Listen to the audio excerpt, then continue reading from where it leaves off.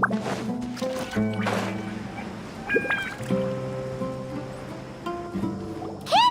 we're here! Has everyone arrived? Everyone is already waiting inside. Well, what are we waiting for? Let's join them! Please, wait a moment.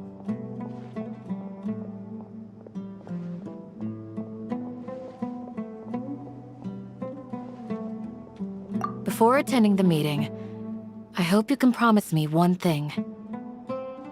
What do you need? Promise me that you won't commit to anything too reckless. What do you think? Okay.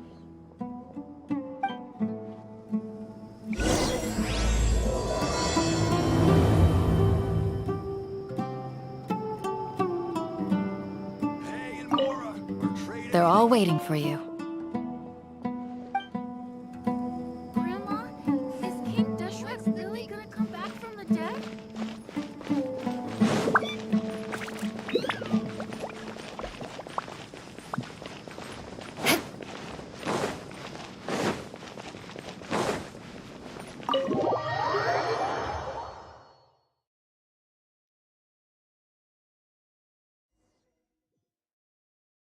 Everyone's here so early!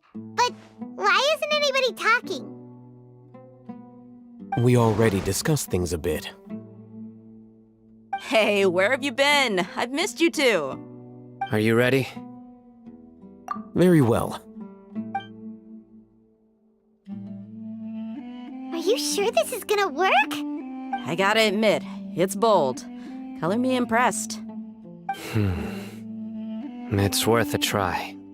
The point of discussion is to arrive at a solution. Let's cut the small talk and move to the next point. You're making Paimon nervous.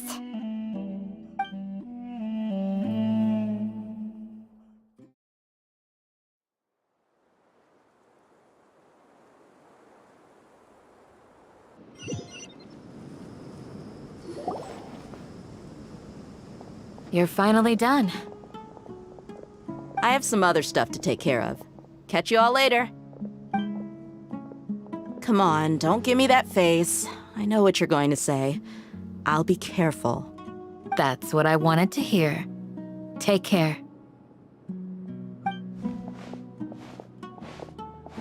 Well, Traveler, Paimon, judging from your expressions, the meeting must have been quite productive. You can tell? I'm not that good at scheming or strategy, but I can sense people's emotions. And based on your reaction, things must have gone quite well.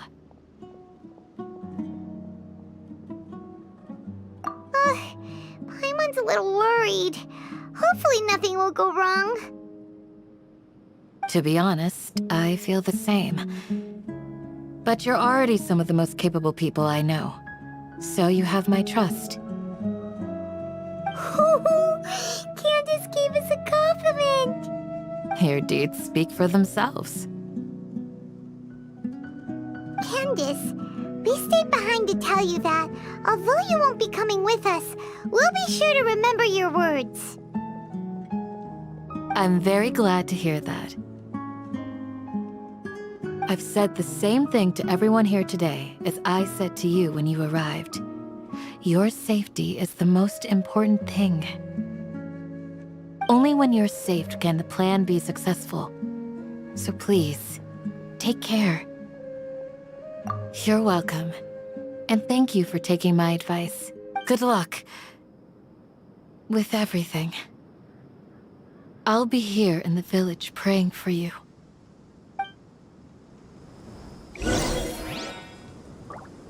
Stay safe, everyone. I'll be here, praying for you. Good luck.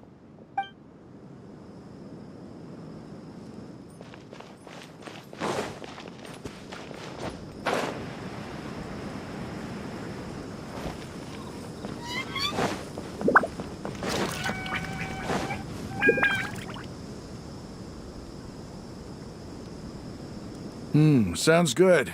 I'll go make some preparations. Okay. I'll Have you finished saying your goodbyes? Yeah! Also, Candace told everyone to be careful. Yes, she did. But I think my point also bears repeating. Our plan is not child's play. We won't be able to achieve anything if we're simply careful. We must go beyond that and fully commit ourselves to it. I hope this is clear to you. Huh? Shouldn't you be saying something more cheerful to boost our morale right now? Didn't we already do that during the meeting? You can never have enough words of encouragement. In that case, Candace can cuddle you to your heart's content while I continue to remind you of the seriousness of our situation.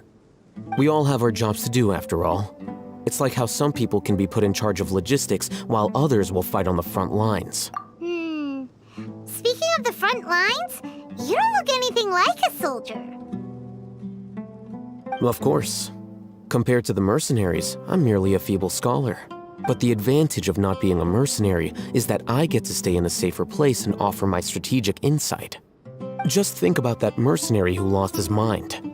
Mercenary groups are facing constant danger every single day. Well, being a scholar is also a high-risk occupation, and you are a scholar. I'm not like the rest of them. Even among members of the same species, some will exhibit far more potential than others. This guy. Paimon still remembers when those mercenaries in Port Ormos called you a lunatic. All intellectuals are lunatics in the eyes of fools. I'll take that as a compliment. That reminds me. Do you remember the record we saw in the King Deshret ruins? It mentioned forbidden knowledge. You have a good memory. Forbidden knowledge has the power to drive people insane, but this fact has never been shared with the public. Even I, who has worked in the academia for some time, was never once informed of this. I think those mad scholars and mercenaries we encountered may have all fallen victim to the corrupting qualities of forbidden knowledge. But the academia has always held a different view. They have always believed that symptoms of madness are a side effect of human contact with divine knowledge as mere mortals. Come to think of it, perhaps the academia has also never understood the true nature of forbidden knowledge, and thus always approached the issue from the wrong direction. The Withering, Elazar, and the sandstorms.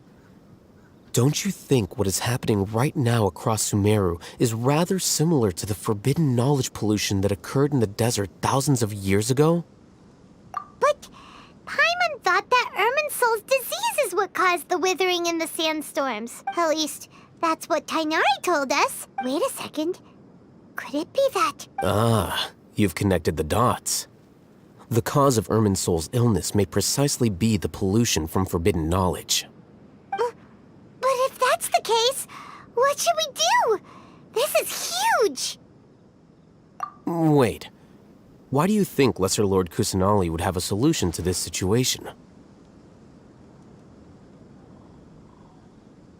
You mean, it's related to the scene you saw when you passed out in the Avidia forest? That whole, the world forget me thing?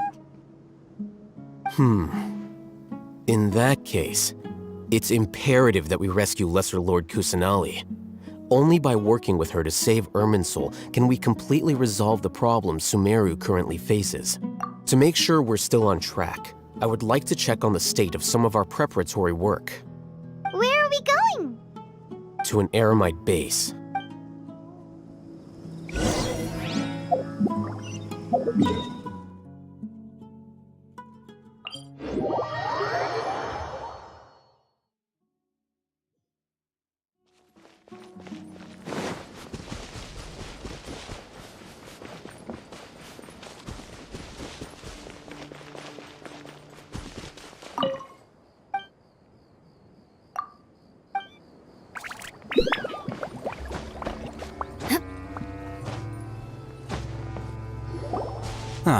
They're here. Huh? What are they doing here? I gave them some technical work to do. Ah, it's the scribe. And is that the traveler I see? How's the work going?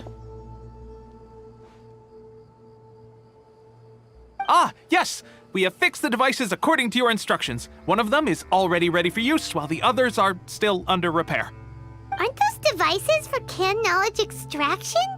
What are you doing with those? Look here. Huh? More canned knowledge?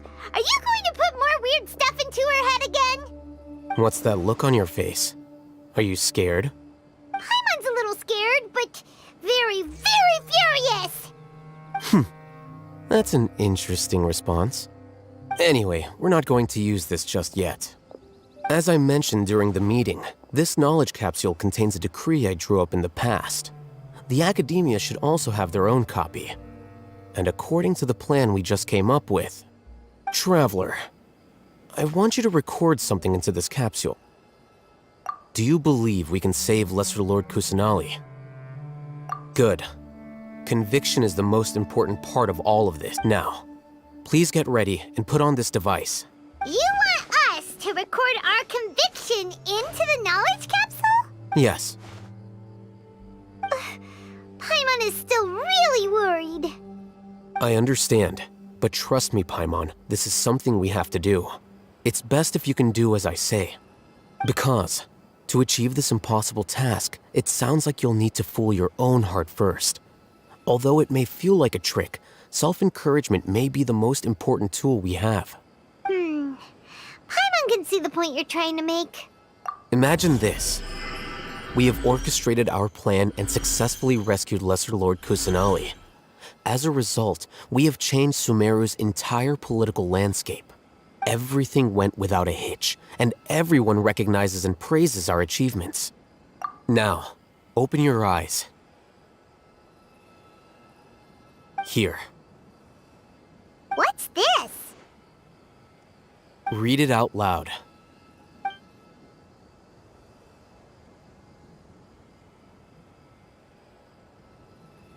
It's done. Is your head okay? Does anything hurt? It's just a recording. There should be no negative effects. But what was the point of doing this? Paimon doesn't get it. And that's perfectly fine. In any case, these capsules aren't meant to be used by you. Huh? What do you mean? Have you forgotten? Our plan needs to account for those who have long relied on the Akasha. You may find it hard to believe, but for those people, everything the Akasha transmits to them is nothing short of absolute truth. Imagine if you've been using a device like the Akasha since the day you were born, and this device has always supported you during times of need. After all that time, what do you think you'd become? A fool? A machine? A slave to orders. And that's why rules are so important.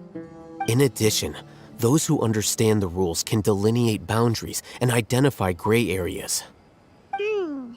But why would you need to identify the gray areas? You could say that those kinds of ambiguous zones can be very interesting. One might even say they're advantageous in the right hands. The things you're interested in are really out there. Are all Sumeru scholars like this? Anyway, that's enough chit-chat. I'm going to take those two to work on some small projects. You can head to Caravan Rebot and start preparing for the next step. Small projects? We're going to tinker with the Akasha terminal and make a few modifications.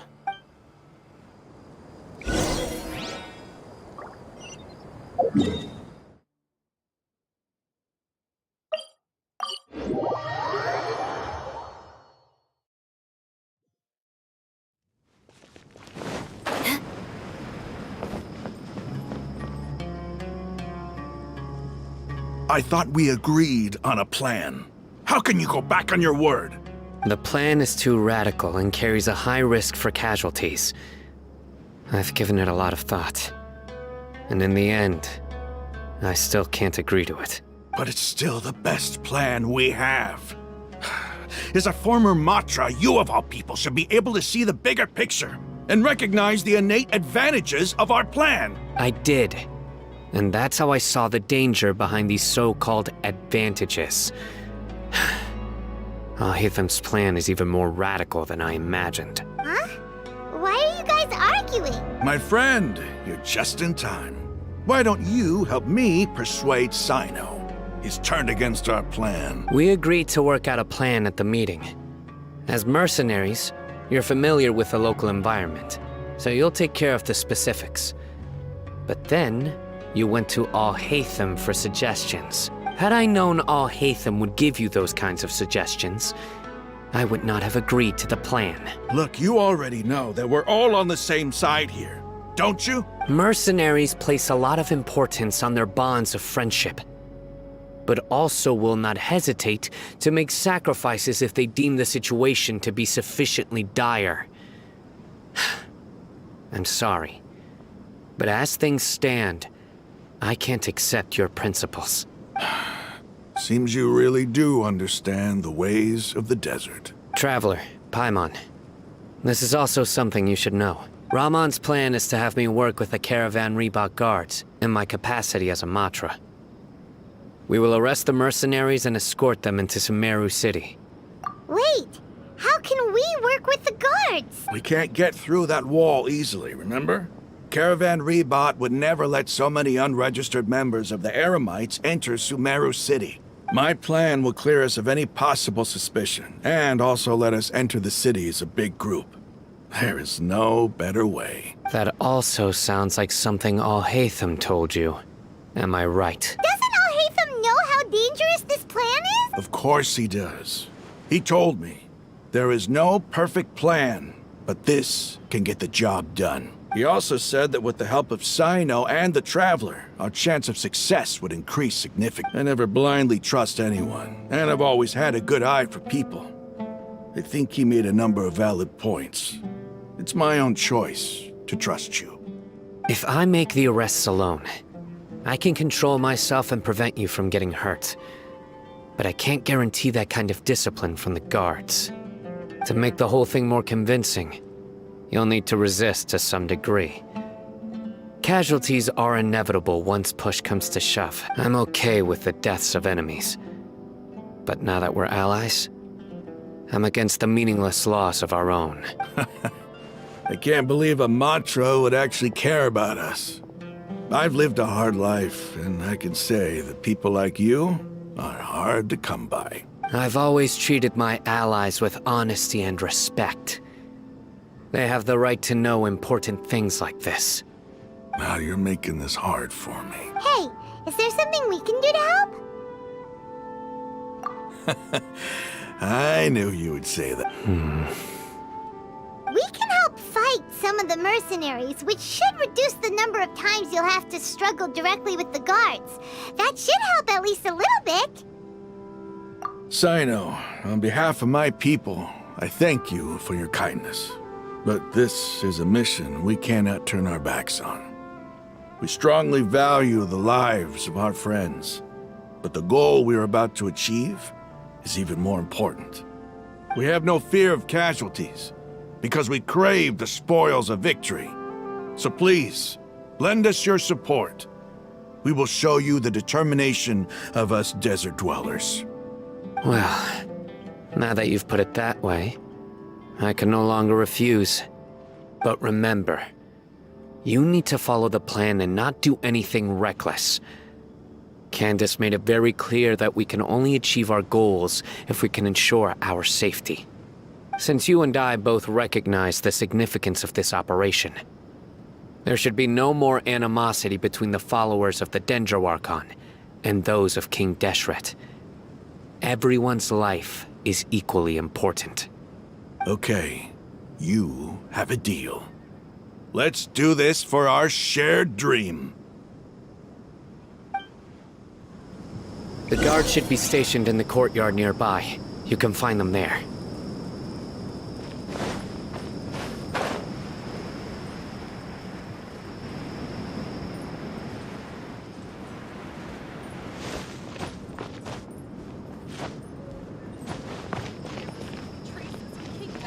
Failures in the desert.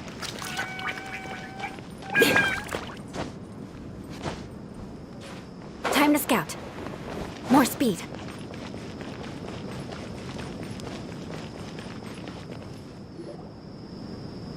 Guards! General Mahamatra! To what do we owe the honor? Keep your voice down. This is a secret operation. I'm going to arrest a large criminal gang near this location. According to the Academia's Guide and Regulations on Secret Operations, I have the right to ask for the cooperation of Caravan Rebot. Ah, of course, of course. Mahamatra Sino's order is the Academia's order. Just let us know what you need. But who exactly are you planning to arrest, and how many people are you expecting? Depending on the scale of this operation, we may need to report it to our superiors. They're a squad of Eremites whose number is comparable to Ain el Akmar in Port Ormos. They're involved in the theft and resale of supplies from the Academia. As many as Ain al Akmar? This should definitely be classified as a joint operation. Then I suggest that you report this to your superiors as soon as possible, and treat it as a top priority desert operation. I will need personnel. Got it. Please wait a moment. I'll contact them immediately. Because this is work. Because I trust you.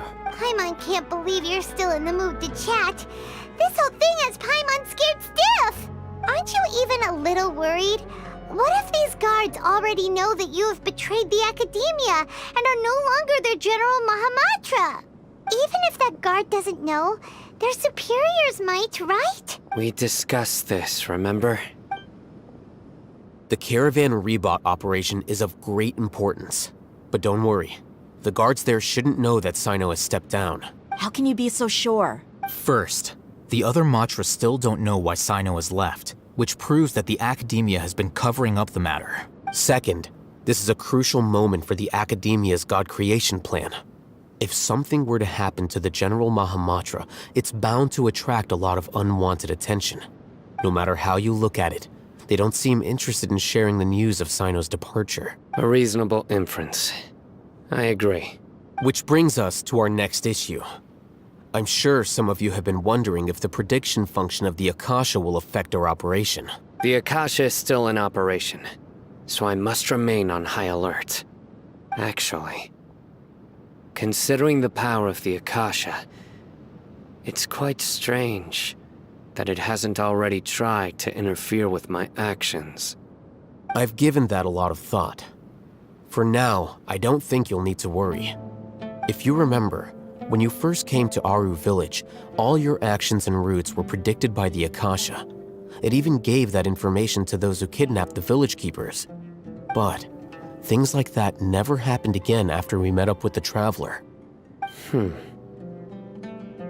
That's true. But why? Look at it from a different angle. Why do you think the Akasha will predict your actions? Because my personal data has been entered into the Akasha. That's true, but the key to this question is, how well can the Akasha make predictions about a person? Haven't you ever thought about it? Just how can it do this in the first place? Because the Akasha controls the entirety of Sumeru. The Academia firmly believes that all human actions can be explained through logic. By sorting and analyzing entered data, the Akasha can derive behavioral logic and predict the actions of those who fit an existing logic model. However, at the risk of sounding like an advocate for fallacies, can everyone truly be considered logical at all times? Emotions are part of our behavioral logic, but can you guarantee that every experience of the same joy or pain would be equally intense? How can our feelings and opinions be predictable down to the letter in every single instance? Sino, in the past, you've always worked alone. In the absence of another person who could sway you or your thoughts, the Akasha could produce predictions that were similar to your real-life behavioral principles. Decisive and principled, you were used to solving problems alone. That's why the Akasha could figure you out. But now, you've joined a team. And I believe the Akasha hasn't yet figured out the full composition of it. Our thoughts and logic have intermingled and weaved themselves together to become a complicated, chaotic mess. Any one of us could potentially disagree with another. The Akasha lacks data on these interactions, and it's impossible for it to predict your actions in the future based on your decisions in the past. After all, there's probably a limit to just how much we can be modeled or controlled by data. So, in my opinion, you're probably safe for now. Makes sense to me. I agree. The Akasha is not alive, and I don't think we can be completely controlled by something without a mind of its own. Is that so? I guess there are things that even the Akasha cannot calculate, and people will not be forever trapped by the past. Whew! Paimon's so glad that this is settled. Next time, pay attention during our meetings. Will do.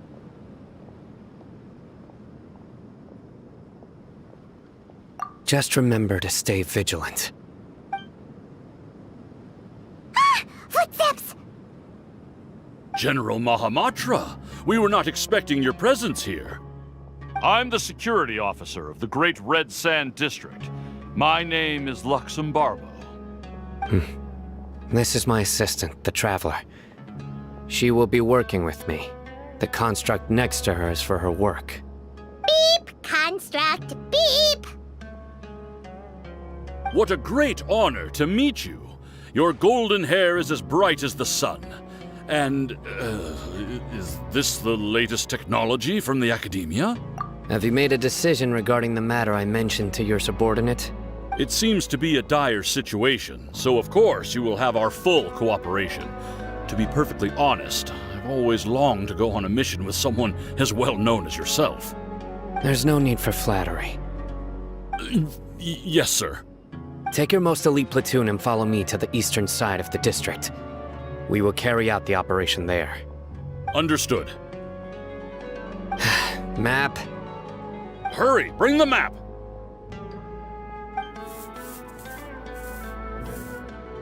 In 2 days, we will engage Rahman's Eremites and capture all of them. Any questions about the time or location? None at all, sir. Good. See you then. Yes, sir.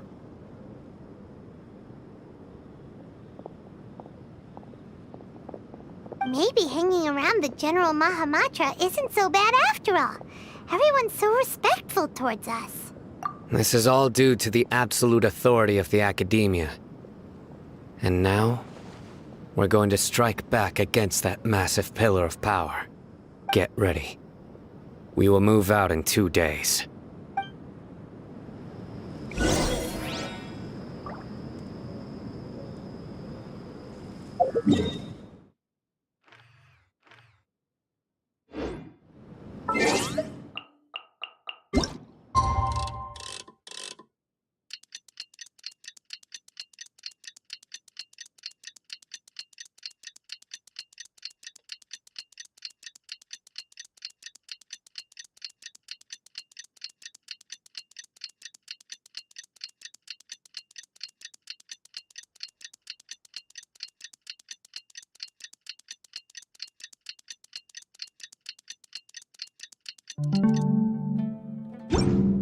Want to learn some Favonia's Blake? Time for the operation! Let's go meet Sino in the desert!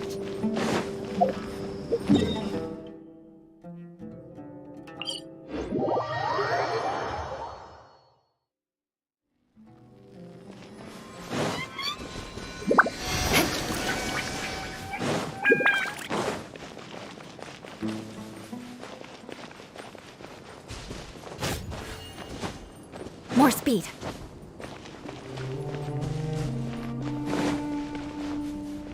Look! Over there! Our helpers have arrived already! Let's hurry over! Wait a moment.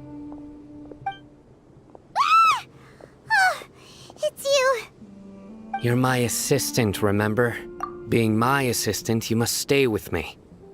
Now let's head over there. It's General Mahamatra and his assistants. We meet again. You're here early. It's to show how important we think the operation is. Since this is a big case for the Academia, we are prepared to give it our best. I'm glad to hear your sense of resolve. Remember, we must capture them alive. They are our only leads for the case. If they die, we will be unable to continue the investigation. Understood. Everyone! The Eremites are approaching from the west! Make preparations and be ready for combat. Halt! Oh? What a warm welcome! What do you want? Judging from those shiny weapons in your hands, it seems like you're not interested in a deal. Rahman, the Academia has caught wind of your smuggling and illicit sales.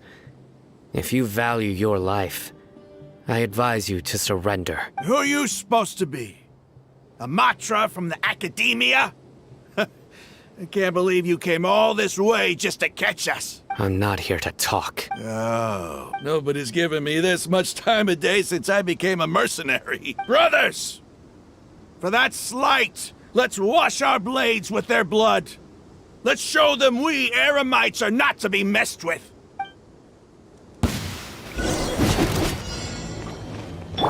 There is no escape. I see everything. Allow me. Beg for mercy.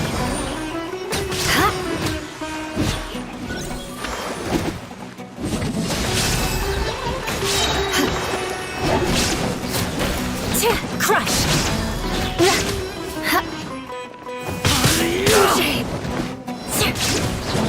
I condemn you.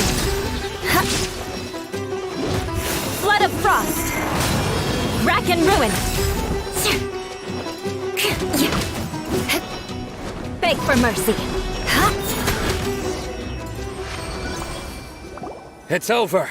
Ah! We have subdued them. The operation is now over. All Eremite mercenaries and related personnel in the area have been arrested. Ah, you pitiful Dendro Archon dogs! You'll regret this! I'm afraid you'll regret it first. King Deshret will curse you, and you will all— Silence! Oh, Restrain them and take them back to Caravan Rebot. Count their numbers and send them to the Academia as instructed by the General Mahamatra. Yes, sir!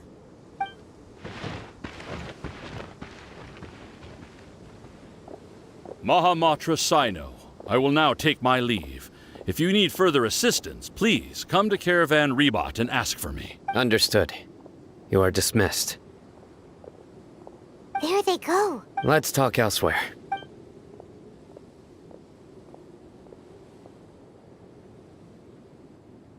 This part of the plan went really well. Yes, things went perfectly. That's fantastic. And that punch you gave Rahman there sure looked convincing enough. Once we're done here, I'll return to Caravan Rebot and oversee the group's transport.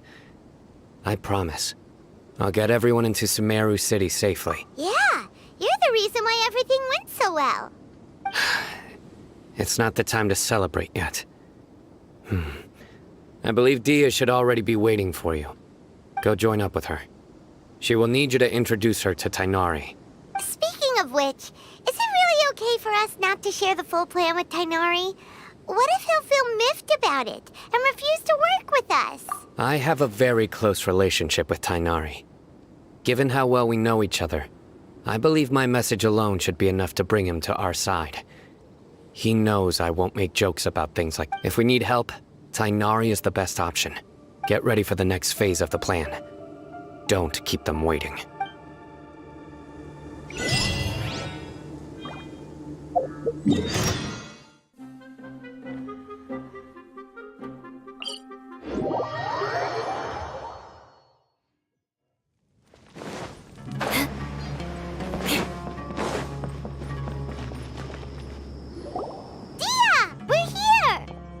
It's about time. Didn't you say our part of the plan is the most important of all? And here you come rolling in late. In the time it took you to get here, I already did 5 laps around the place, downed 7 drinks, and even did some clothes shopping. Sorry. We didn't mean to keep you waiting. I just wanted to fix your attitude and rub it in a little. After all, you took your sweet time getting here, and we've got important stuff to take care of. I just like seeing that serious look on your face. All right, I'll stop. All joking aside, I'm glad you're here. Let's get moving and take care of this as soon as possible. But where should we start? Our responsibility is to get a status update on the Fatui Harbinger known as the Doctor. We need to make sure he won't get in our way when we rescue Lesser Lord Kusanali. Dealing with an institution that controls all of Sumeru is already hard enough. If the Doctor were to crash the party, it would be next to impossible for us to achieve our goals. Yeah, we sure don't want him showing up. Ooh, he really gives Paimon the creeps. Right? Hearing his name just reminds me of those stuffy old geezers in the academia. I'd rather not have to deal with someone like that.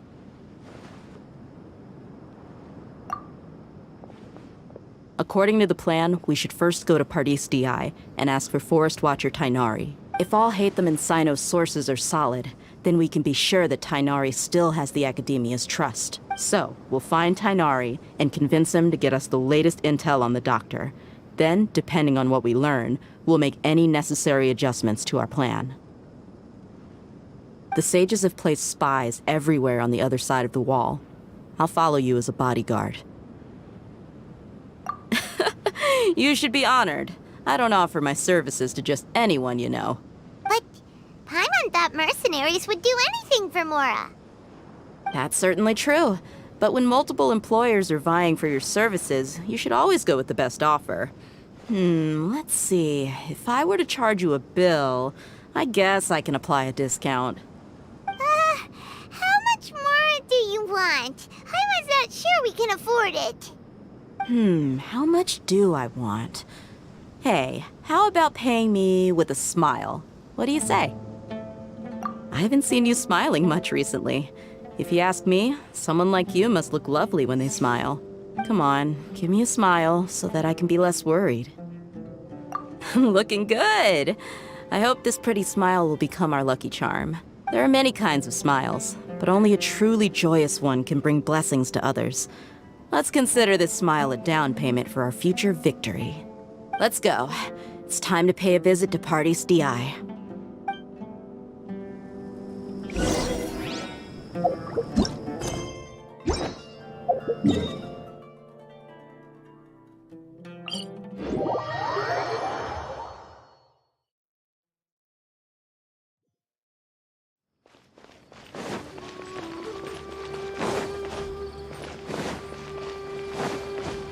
He's over there! Let's go say hi!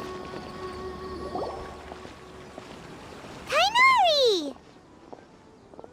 Ah, Traveler, Paimon. And you are? Hey there. This is our friend Dia. She's an Aramite mercenary. A mercenary? You must have some big news for me. It's something really important. Please help us out. All right, then follow me.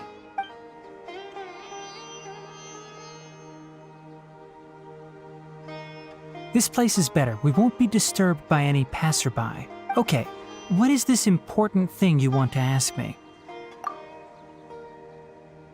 The Doctor, huh? He's that strange-looking Fatui Harbinger with the mask.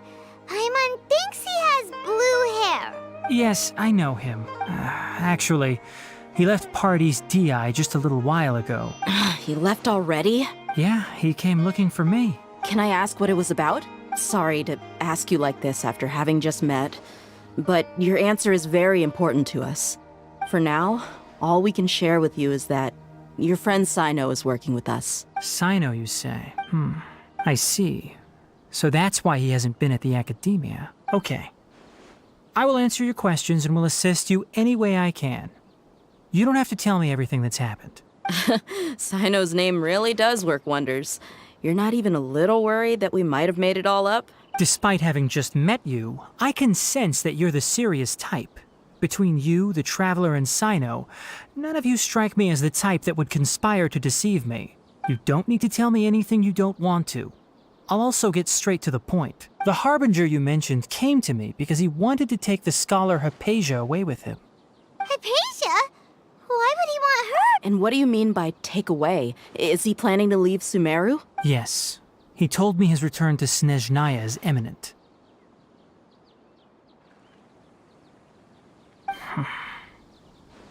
So you mean... you're leaving this place soon? Indeed. Otherwise, we could have perhaps talked a little more. I was just about to set out when I remembered something important. To that end, I made a final trip to Pardis Di. Let me ask, have you been taking care of a scholar by the name of Hypatia? Your sources are accurate. No doubt because you recruited many informants. But you're right. Hypatia has indeed been receiving treatment from me. Forgive me for asking, but how's the treatment coming along? Given the way you're asking, I assume you have something to say. Since you asked, I'll be frank. I would like to take Hypatia to Snezhnaya. It's incredibly difficult to transfer a patient. As a scholar yourself, shouldn't you at least be aware of this? Oh? I can't believe your utter lack of faith in me, to the point of even questioning my general level of knowledge. How unbefitting. Well, you're the only one who's ever made such a request. I have my ways of keeping her safe during the journey. In addition, I can also promise that under my care, Hypatia will receive the most advanced and effective treatment. I will personally supervise her treatment and see to her recovery. Would that be agreeable to you? Hypatia was born in Sumeru and remains a scholar of the Academia. Her situation has not become dire enough to necessitate her transfer to another nation. Transporting her to Snezhnaya is risky, and the potential benefits are unknown. As the person currently responsible for her treatment, I cannot possibly sign off on this transfer. Your suggestion is rude and reckless. I'll pass. I don't know much about the doctor, but after talking with him, I realized that, just like many other scholars, he possesses an aura of arrogance that I've come to detest. It's not so much that he's looking down on others, but more that he's so confident in himself and his abilities, to a point of near insanity. I would never refer a patient to someone like him. I prepared myself for a protracted battle of wits, and was really surprised to see him just give up on the topic. Still, his reaction really concerned me.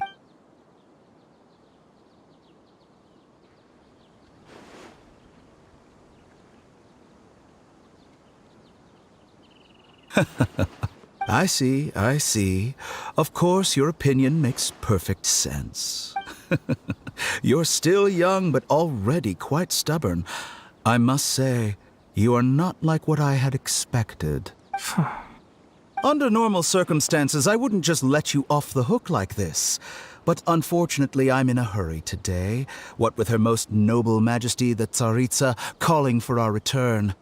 Luckily, there is still some time left for me to take care of everything before I leave. It's just as the Academia said. You're a responsible and gifted scholar. Sadly, even with all of that, you're still lacking a bit of shrewdness. And that's also why people like you can never realize that sooner or later, everyone must pay the price for what they've learned.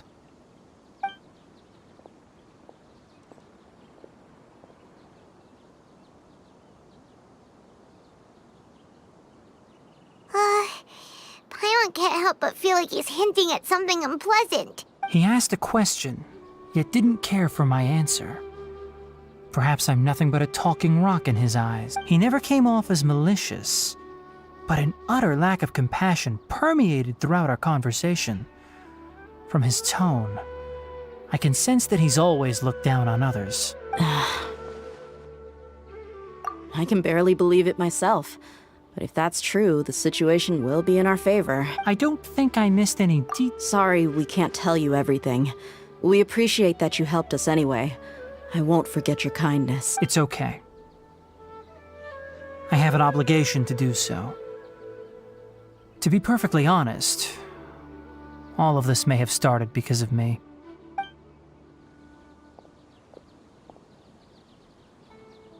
Recently, my master wrote several letters to me, asking me to return to the Academia and assist him with his research. Hasn't he already asked you several times before? Yes, but there's something off about this most recent batch of letters. The handwriting and tone are both familiar, but some details have been omitted. My master will occasionally leave a few dots on the back of the letter. 1 dot means that he wrote the letter on a sunny day, and 3 dots stand for a rainy day. This has been a habit of his for many years, but I didn't find any dots in his recent letters. I believe something may have happened to him. I get it. Since you are always at Gandharvaville, you would like me, someone already working at the Academia, to investigate this matter, right? I'd like to ask you to do that for me. If you can keep yourself safe, please withdraw immediately at the first hint of danger. I can do that, but I have a feeling it won't be that simple. The Academia has been working on a big project. I'm not quite sure what it is, but your master might be involved with it. If the higher-ups really are hiding something, then it will be difficult to remove myself from the situation once the investigation starts.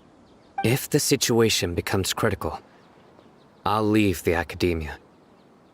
If you don't see me there for an extended period, that's your cue. All right, we've got a plan. I'll stay at Gandharvaville to support you. If that scenario comes to pass, you must be extra vigilant. And be wary of any messages or direct requests from the Academia. I must say, I didn't expect a warning like this from the General Mahamatra. Being loyal to the Academia doesn't mean blindly doing whatever the sages say. I know what I'm doing. On that note, aren't you also being quite distrustful of your alma mater? The Academia, yes, but my master is a man of integrity. Even when I was a student, I was worried he'd get in trouble for sticking to his beliefs. I suppose he's lucky to have lasted so long. But in the end, it still caught up to him.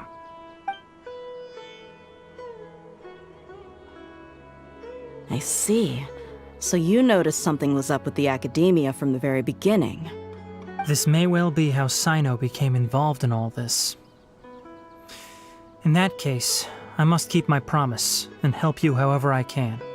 Also, if you run into Sino again, please help me pass on a message to him. Trust your own senses and experiences. I think this may be something he needs to hear right now. Okay, we'll find a chance to tell him. Thanks. Right.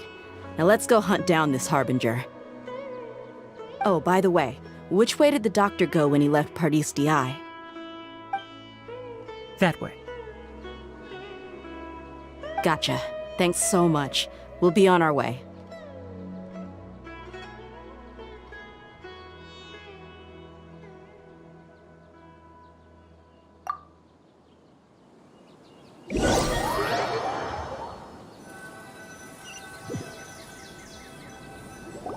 According to Tainari, the doctor is leaving Sumeru soon. I want to check if the doctor was actually telling the truth. He also said that he'll take care of everything before he leaves. What did he mean by that? We need to be extra careful when dealing with a person like him. Just to be safe, let's chase him and see what we find. But we have no idea where he went. How can we start chasing him? We'll do it the mercenary way. I'll find leads as we go. All you have to do is just follow me. That Harbinger may have tried to cover his trail, but he still left some traces. Or perhaps he never even thought about concealing his whereabouts. Maybe that's just how arrogant he really is. Yep, we're headed in the right direction. The traces are still fresh, but there's no sign of his entourage. Clearly they're in a hurry. It's just as I thought.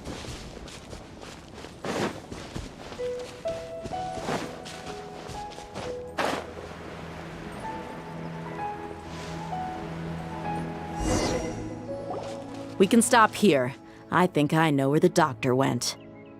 To the south of here is Port Ormos, which seems to be where they're headed.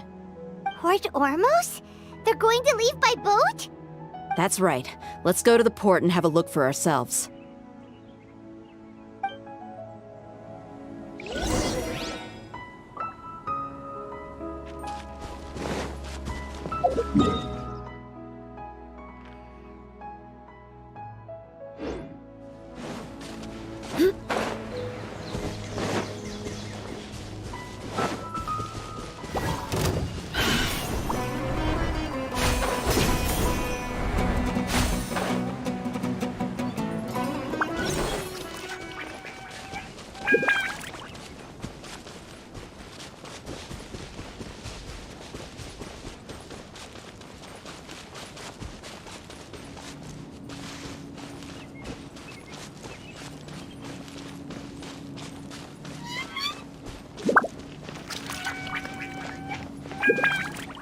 More speed.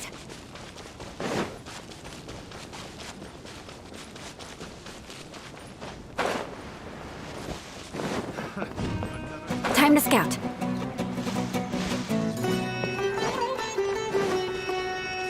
So troublesome.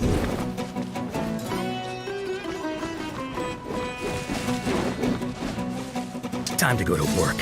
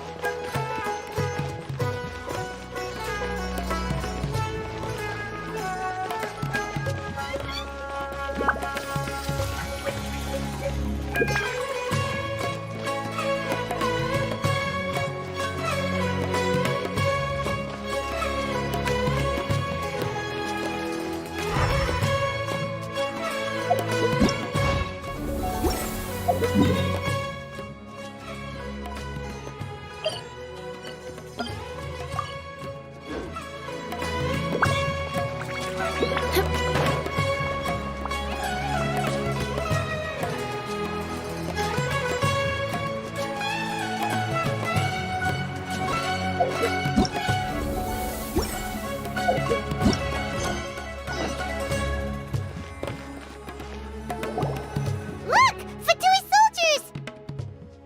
Thanks to Dia's tracking skills, seems we found the right place. Shh! Don't draw their attention. The port is crawling with Fatui soldiers. Let's keep going and see what we can find. Now this is a proper farewell ceremony for a Snezhnayan Harbinger. The Lord Harbinger is leaving. I've still only seen him once or twice. I used to hold a position in our homeland, and back then, the doctor spoke in a very different way from the way he speaks now. Maybe the way people talk in Sumeru has rubbed off on him? It's always like that when you spend too long away from home. When he gets back to Snezhnaya, perhaps it will also take him some time to get used to the life there again. Huh? But, sir, that can't be right. No, I remember it like it was yesterday. Both his expressions and tones are now very different. Also, for some reason, he seems like he's all smiles now. You must be mistaken. Nobody's supposed to look happy when they're on a business trip.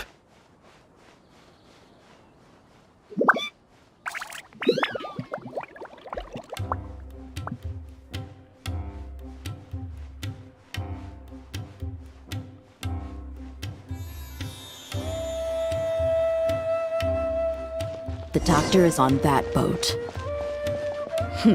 So he told the truth after all. He is actually leaving Sumeru. Let's get closer and find a place to hide so we can observe him.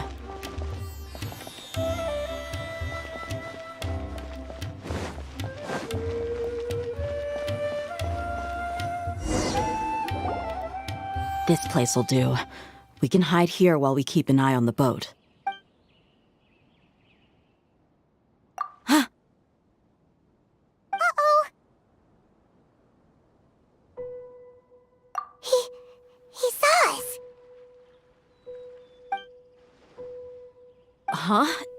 Is he waving at us? It's time to say goodbye. Wait, is he the only person on the boat? You mean there's nobody with him? And where are all the soldiers we saw on the port just now? They were all here just a few minutes ago, but now they vanished. So this was a trap. Wait, don't tell me that. Luckily, there is still some time left for me to take care of everything before I leave. Oh no. They might be after Hypatia. Let's get back to Party's DI. Huh? What do you mean? I'm afraid that she's seen something that she wasn't supposed to see. If I were the Fatui, I would also try to take her away. And if I couldn't... Oh no! Are you saying they're going to kill her? Let's go!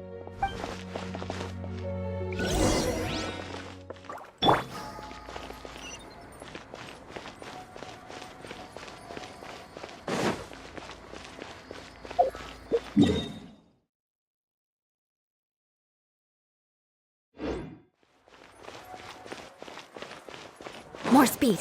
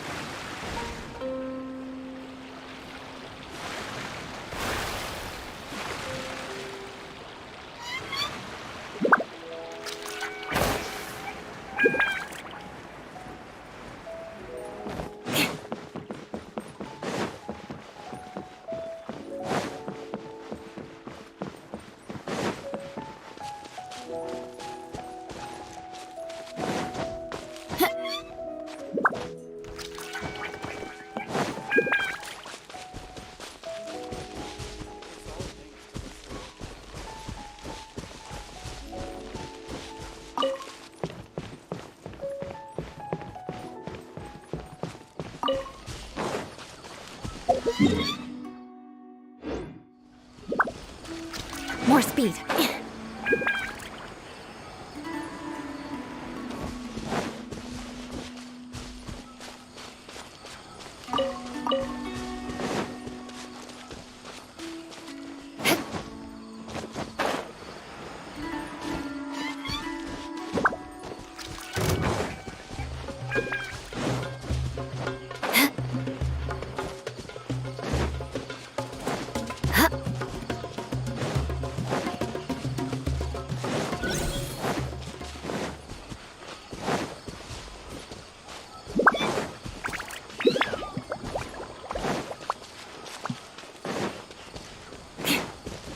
more speed.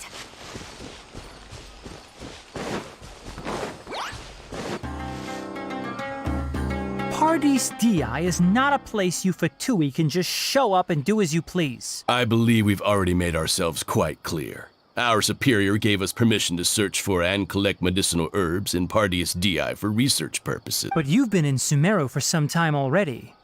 I find it coincidental that you chose to only come here today. Even the Grand Sage himself may not have the right to question our research, much less an ordinary scholar like yourself. I've done my duty to inform you. Don't make things difficult for yourself. It would seem that my words have fallen on deaf ears. You can keep trying to deny it, but coming to Paradis Di now? I'm pretty sure you're not just looking for herbs. With all due respect, your baseless speculations will only lead to unnecessary trouble. Well, you only have your Harbinger to blame. He knows nothing about keeping a low profile. I may be staying at Paradis Di as a scholar, but that doesn't mean I'm no longer a forest watcher. It is still my duty to protect the peace and safety of the scholars who have contributed so much to Sumeru. Then it seems our conversation has hit an impasse. No one will lay a hand on you, Hypatia. Not on my watch. Tighnari! Are you alright? I'm fine. These Fatui have really crossed the line. Time to teach them a lesson. Shut up! There's no use resisting! Give us Hypatia! Keep dreaming! Yeah, Tighnari! Beat him up!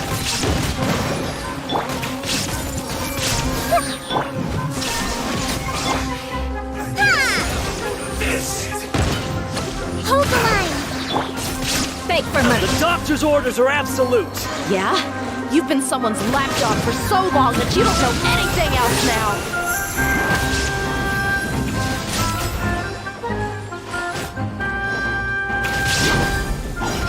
I condemn you! We're not getting anywhere. Traveler, Paimon, please go to Hypatia. We need to make sure they don't try to sneak around and attack from behind. Got it! Hypatia's still here. Doesn't look like anyone's broken in.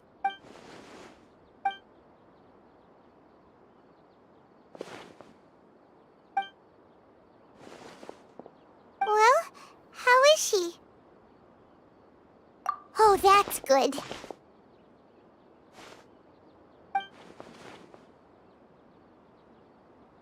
So, you think this is over?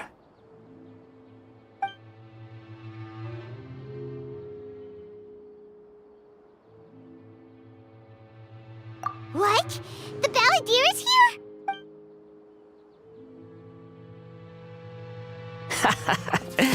I've missed that look of abject horror. You've given me that look every time we meet. But, where is he?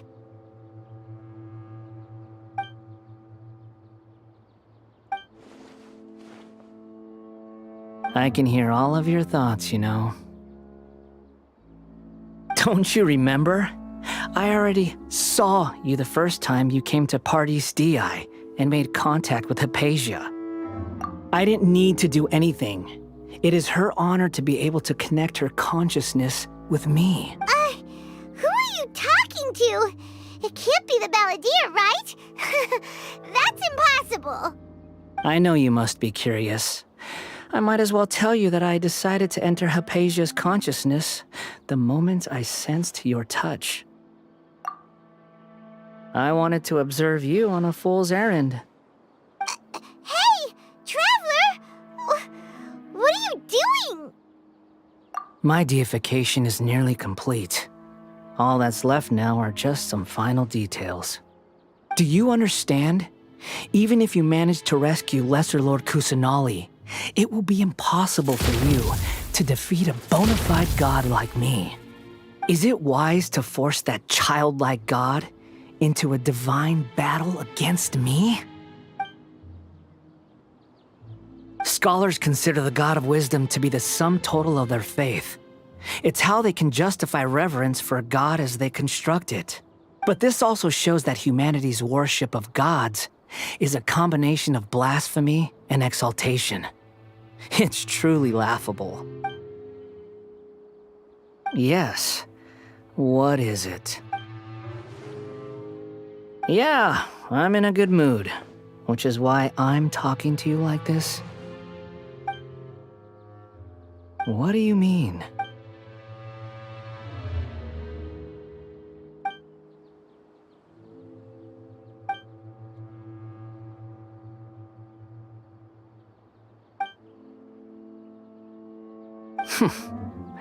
Those words almost make you sound like a friend who actually cares.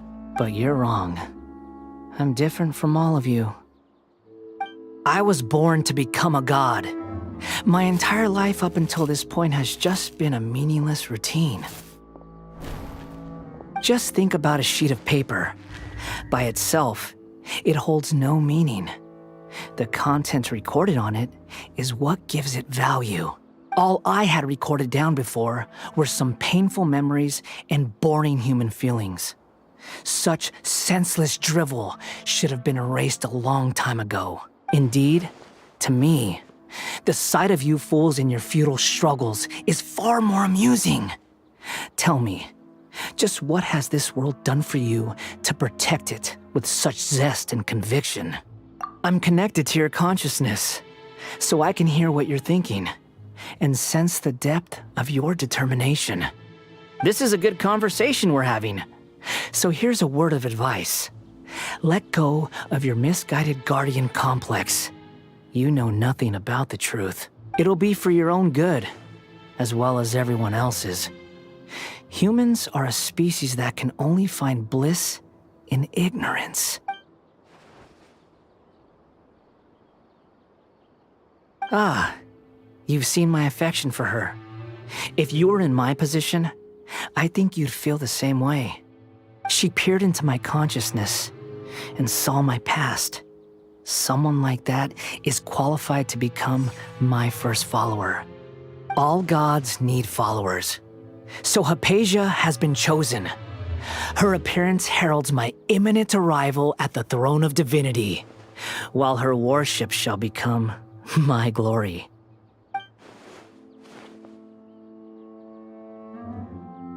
You're doubting me again? No matter.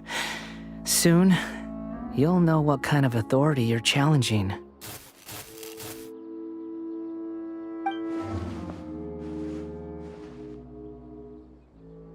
Who wants to hurt my devout follower?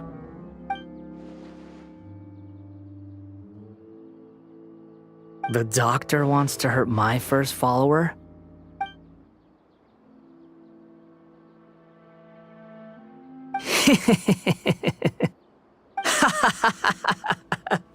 How very amusing.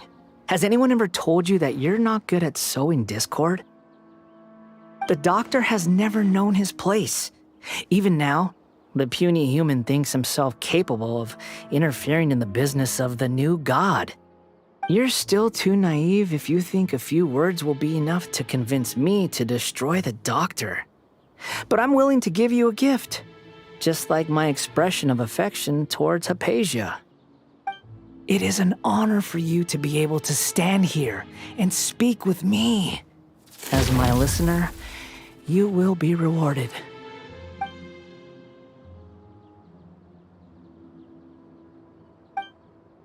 Both good things and bad things can be called gifts. After all, gods have never needed to be reasonable. Paimon hears thunder! That person Paimon couldn't see was the Balladeer? Oh, he sure chatted with you for a while. Where is the storm headed? That means anyone outside is in danger! Let's go! Tainari and Dia still must be fighting!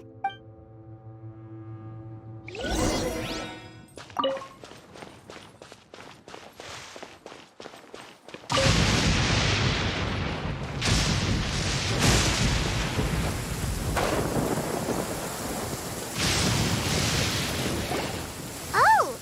Have the Fatui retreated? Hey! What happened to you? He's hurt. I'm fine. Don't move. I've seen eremites get struck by lightning before. You need to rest.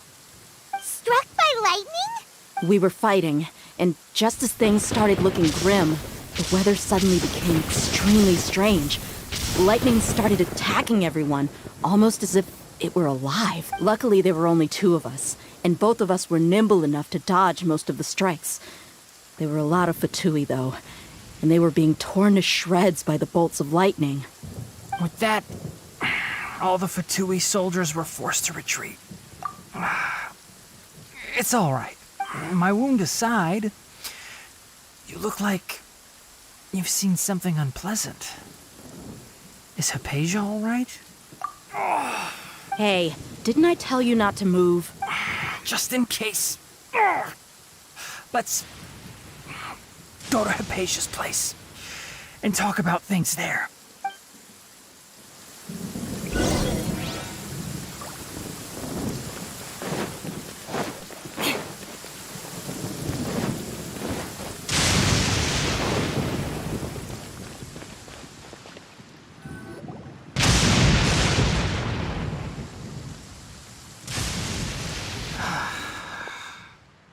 Thank goodness she's fine. Hey, how about taking care of yourself first? I understand my condition. The wound is not fatal. I'll be all right. Ugh. The more you understand medicine, the worse of a patient you become. I know. They always think they can push through the pain. Oh, he sat down. Let me rest for a bit. Sorry, traveler. Now you may start.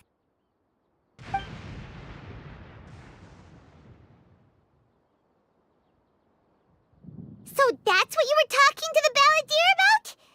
Oh, Paimon can't believe what he's thinking. The Academia's God creation plan. How ridiculous. That sounds, ambitious, I guess? Anyway, this is all way beyond me. As long as I can enjoy every day with a drink in my hand, tasty food in my stomach, and a good night's rest, that's enough. I'll only work when I have to. I must be the least ambitious person who's ever set foot in Party STI. Don't say that. I haven't even thanked you for your help back there. Don't mention it. Well, if nothing else, all this proves that the doctor really did have some urgent matter to attend to and left Sumeru in a hurry.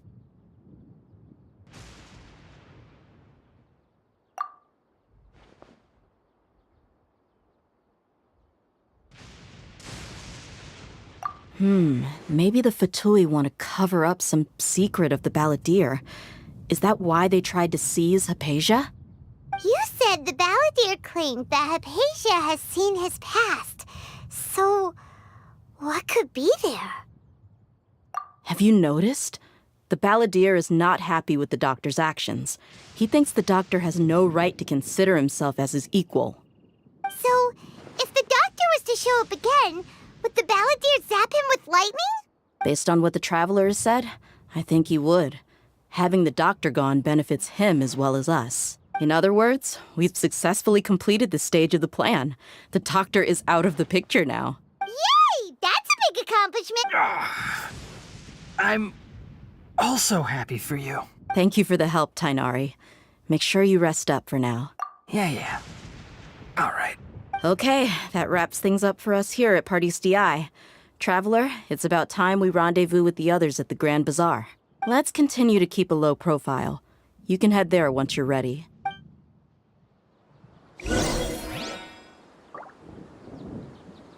You can just focus on your plan. Leave Hypatia to me. My wound isn't going to get in the way. Oh. Okay. Guess I'll sit still for a little while longer.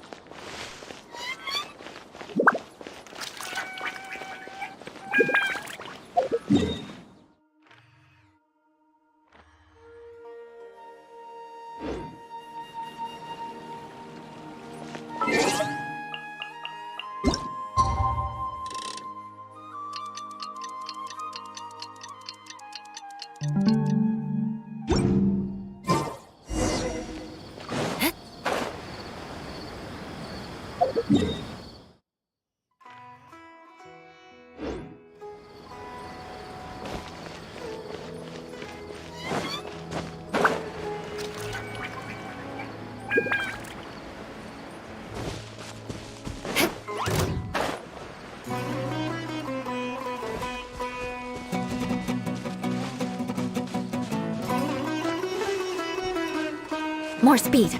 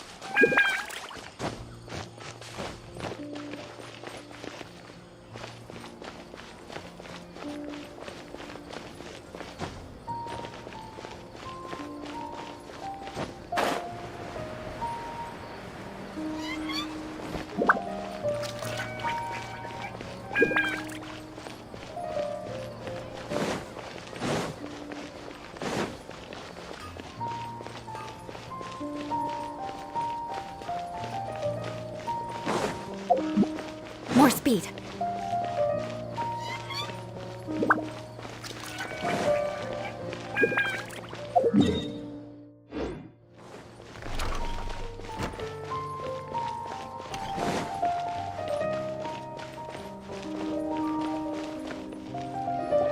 All right, everyone is here. How did everything go? Any luck with your missions? Let's report back one by one. I'll start first. We've made the necessary modifications to the Akasha terminal. In addition, the props required are also ready. I'll go next. The Traveler and I went to Party's DI. The situation was a bit complicated, but we found Tainari. Unfortunately, he was wounded during a fight. Who is behind it? Well, that's the tough part. What should I say, Traveler? The Fatui or the Balladeer?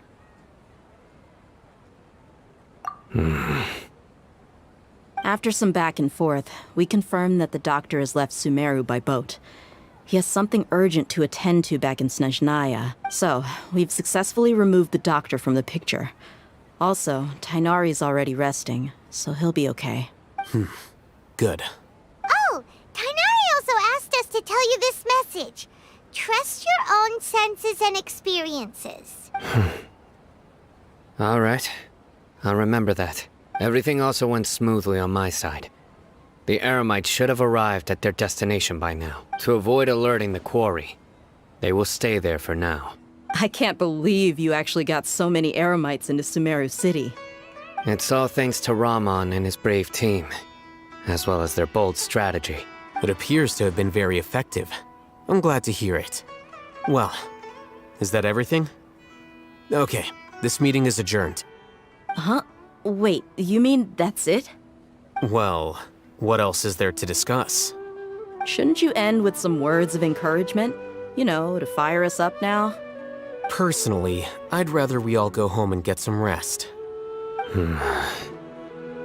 I'll hate them, you... Ugh. Oh, and if you wanted someone to say something to that effect, then I must reiterate that I'm here to strategize and not to lead. So you should find someone more suitable to do that. But I thought all of you Academia big shots were great speakers. Then I should remind you that I'm the scribe. I know that. So what? A scribe is responsible for recording meetings, not speaking. Fine, whatever. Well, Sino doesn't seem to be much of a talker either. I guess that leaves it to my employer. Employer? Yep, the Traveler hired me. That's right. So come on, boss. What do you have to say for the team? Yeah, say something to boost morale. Huh? What are you all doing here? Oh, it's Nilu! Hey, everyone. I'm not disturbing you, am I? Not at all. I was actually just about to go find you. Judging from the group and all your serious faces, you were discussing something important, weren't you? But you also look like you're up to no good. Seems pretty interesting. Welcome, Nilu. Would you like to join us? Huh? Join you? You mean you also want to discuss something important with me? Yes. Something very important. Nilu, are there any breaks in your performance schedule in the upcoming days? Huh? Wait, you're seriously inviting me?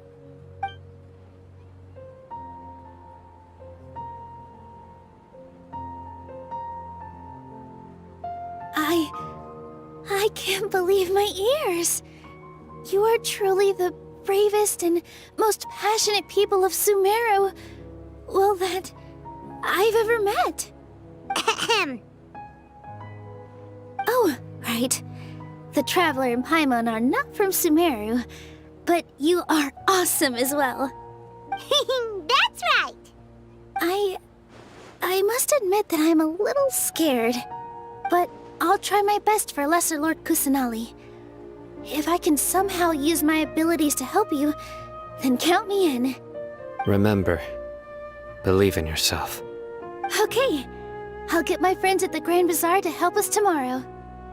Just remember not to say too much. Be discreet. Yep, you got it. All the preparations are done. Now, can we finally conclude this meeting? So, have you thought up what you'd like to say, boss? Yep, it's a grand plan and we're all super awesome!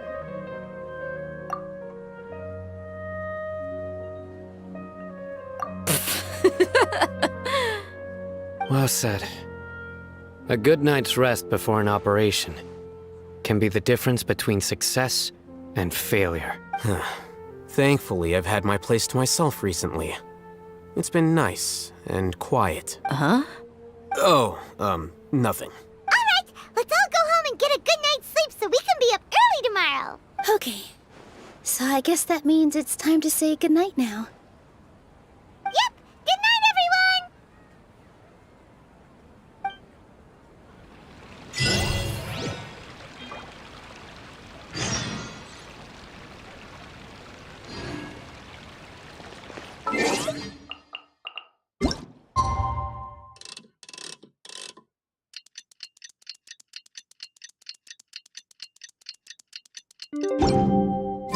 Today is the Academia's Nia Garbaha Day. We can finally put our plan into action. Alhaitham should be waiting for us. Let's go to the Academia and find him.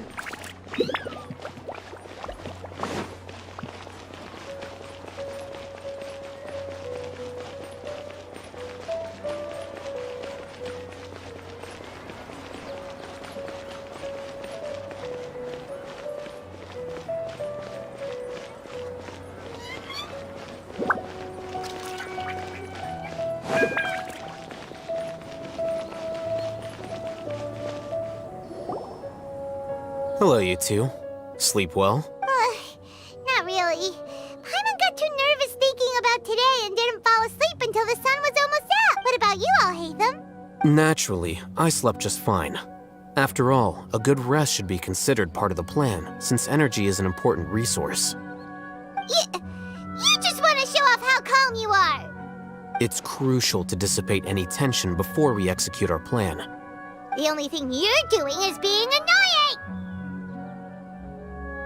Anyway, do you need me to go over the game plan again? Our target is Grand Sage Azar's office. Everyone in the Academia knows that's where the Grand Sage's console is. Only they can operate it. Many restricted commands and operations are executed via that console. I'm sure that console has a way to free Lesser Lord Kusanali. You know, Paimon's been thinking, what kind of technology could let the sages imprison even a god? That isn't something they could have accomplished with their scholarly talents alone. In the Sanctuary of Suristhana, there's a device of Greater Lord Rukadevata's that she once used to isolate herself while meditating. 500 years ago, the Grand Sage at the time modified the device so that it can no longer be controlled from the inside. They were effectively trapping one god with the power of another. So, how are we gonna get to the Grand Sage's office? Don't forget, today is Nyagarbaha Day, arguably the most important day to the Academia.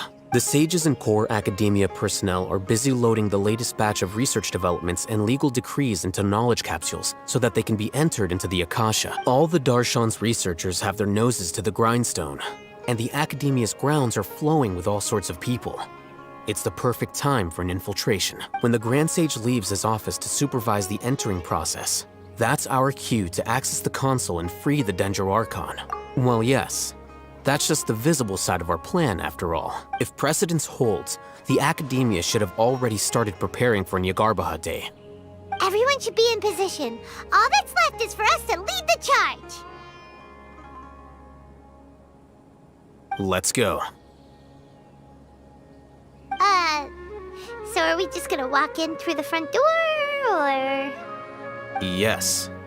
Were you expecting a stealthier approach?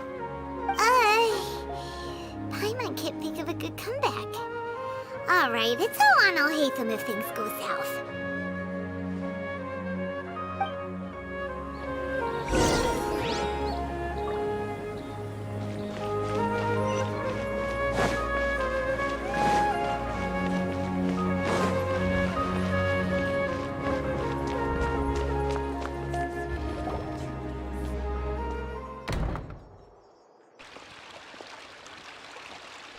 Scribe?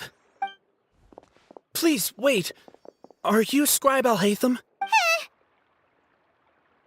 That's me. Is something the matter? I'm in a hurry. No. I was just surprised to see you here. I had heard that the sages were looking for you not long ago, but I didn't know what for. And, also, please don't bring outside guests into the Academia. Outside guests? How did you arrive at such a conclusion? Your groundless inference shames the Haravatat Darshan. What did you say?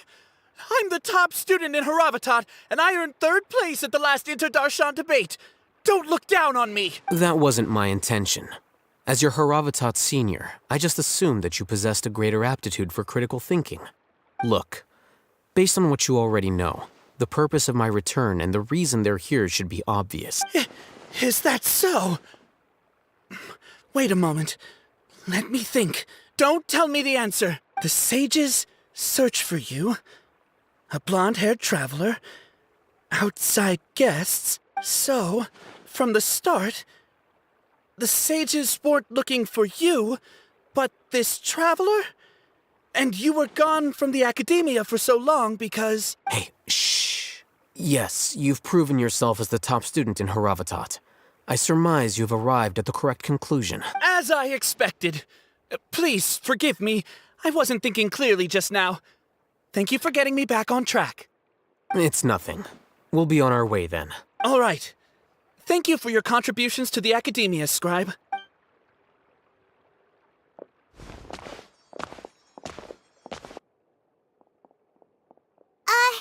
What the heck just happened now? What did he just guess? I'm afraid I don't know either. You have no idea? Mm-hmm. He convinced himself of whatever truth he came up with. That is the so-called pride of a scholar. If someone questions their academic facility, they will instantly feign understanding to keep up appearances. Nowadays, the Academia is rampant with this type of scholar. Their obvious farces of intellect only serve to highlight themselves as fools. Wow. So there are special ways to deal with smart people. We don't even need to make up our own excuses. We shouldn't waste any more time. It would be problematic if we missed our window of opportunity. Let's go.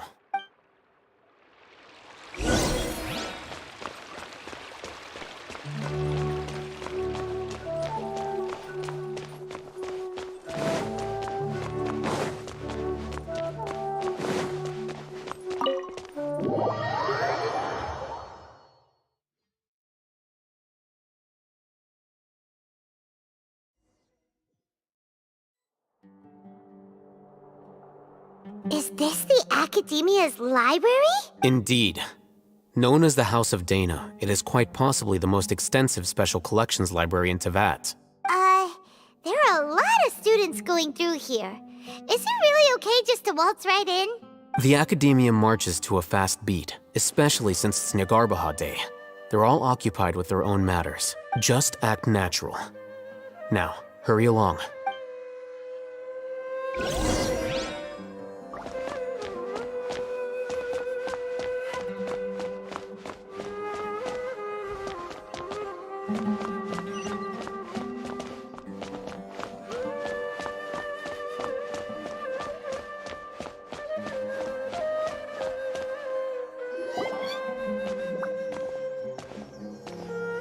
What's this platform for?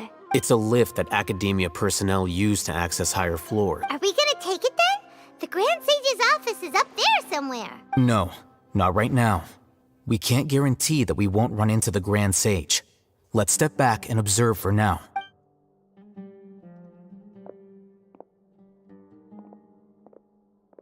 You think the Grand Sage will exit from there? And after he does, we'd sneak past him? Oh, Paimon thinks that's really dangerous. Who knows? However, if we can confirm Azar's current location, our operation will be much safer if we... Allow me to offer you a hint. If you wish to know his location, look behind you. What's Grand Sage Azar doing here?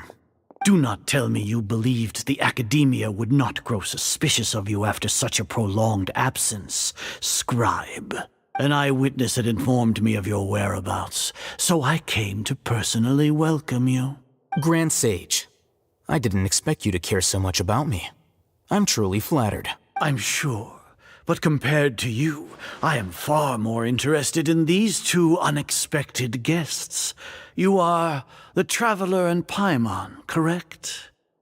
It's a pity that only now have I been afforded the opportunity to formally meet two of Sumeru's most esteemed guests. I do apologize for my lack of decorum. Excellent. You immediately initiated discussion instead of attempting to prepare some perfunctory excuse. You clearly understand the situation at hand, and have no intention of making a reckless stand. The foot traffic here renders this place unsuitable for discussion. Please, follow me to my office.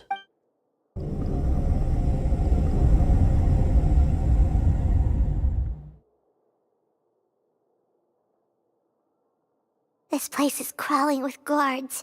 There's no way out for us. All right then, Traveler. What did you wish to do? Today is Nyargarbaha Day, so I still have many responsibilities to attend to.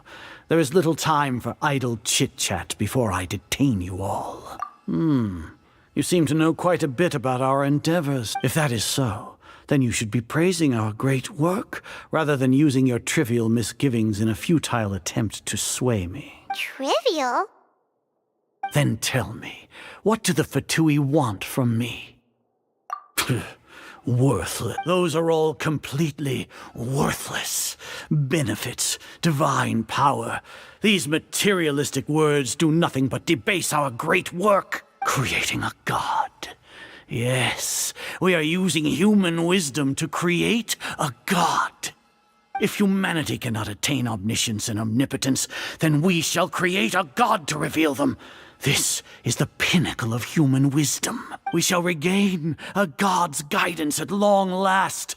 No longer will we flounder in the interminable void of consciousness and knowledge. Even Irminsul will be freed from its plight. For our nation of scholars, this is the ultimate aspiration. No cost is too great to realize it.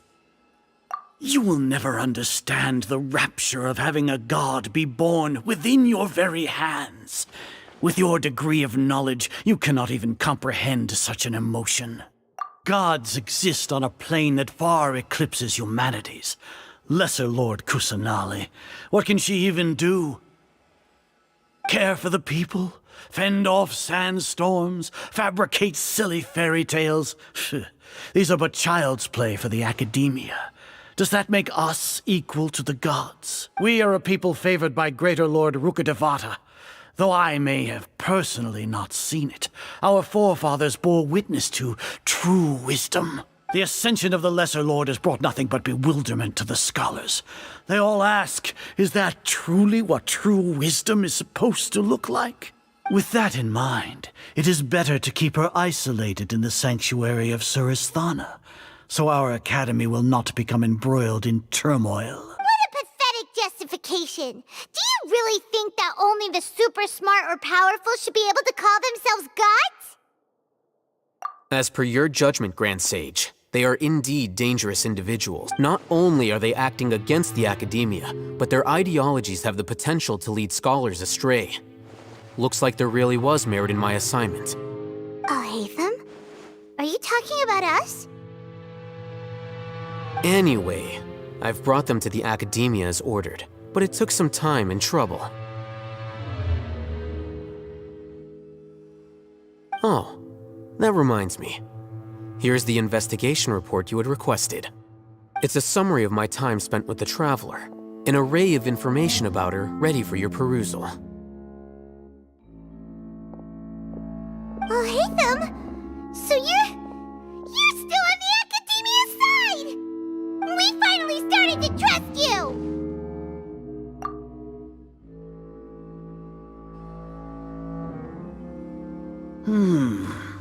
Excellent. Detailed contents with no errors. I would expect nothing less than an immaculate report from the scribe. As it is Niagarbha Day, I'll enter the information on you into the Akasha. Surely you know what that means. We'll be monitored, just like Sino. With the Akasha's calculation prowess, all of your actions will be predicted with an accuracy of at least 98%. Furthermore, your data will be updated in real time whenever new information presents itself. To put it into words you can understand, wherever you go, you will be walking under an invisible leash. This is Sumeru's greatest penalty for dishonest persons. Are you not familiar with the concept that great responsibility begets an equally great suspicion? In any case, you are Sumeru's most concerning external variable. Locking you down will greatly decrease the chance of any undesirable outcomes coming to pass. You're despicable! Despicable? Perhaps from your perspective, but I suppose you had mentally prepared yourselves for this, no? Your ploy was to sacrifice the Traveler here, was it not? Lord Azar, I know what you're trying to say, but I've been following your plan this entire time. Why are you doubting me at this juncture? Must I delineate your entire plan? Very well. I will spell things out. First off, I received an eyewitness report that you were spotted with the Traveler at Caravan Ribat. However, you immediately departed for the desert and escaped surveillance range. Judging by the time, you all likely encountered the truant General Mahamatra in the desert. Am I correct? Maybe Paimon shouldn't have mentioned Sino just now. The Academia had not received correspondence from its scribe for a prolonged time. You were also in the company of the Traveler, a close associate of Lesser Lord Kusanali and General Mahamatra Sino, who had defected from the Academia. With their instigation, what was the probability that you would betray the Academia? Rationally speaking, 50%? 70%? What do you think? Regardless, that's only a guess. The facts are that I've brought the Traveler right before you, and I gave you my report. Indeed, your boldness deserves praise. To think that despite status as an outlander, the Traveler is still willing to sacrifice for the sake of your plan. If I'm correct, you have a contingency plan to save Lesser Lord Kusanali and ruin our great work. Sneak into the Academia on Nia Garbaha Day, using Alhaitham's status as the scribe. For there is a good chance that an opportunity to save the Lesser Lord will arise. Should your intentions be discovered, Alhaitham will turn traitor and sacrifice the Traveler, thus proving his innocence.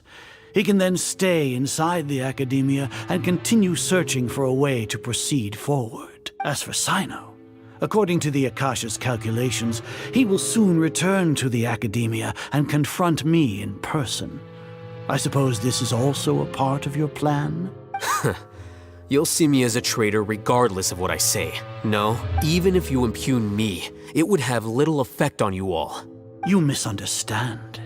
Losing our scribe would irreparably damage the Academia's regular operations and the development of Sumeru's future academic systems. However, under the current circumstances, even that is trivial compared to what we stand to gain from our great work.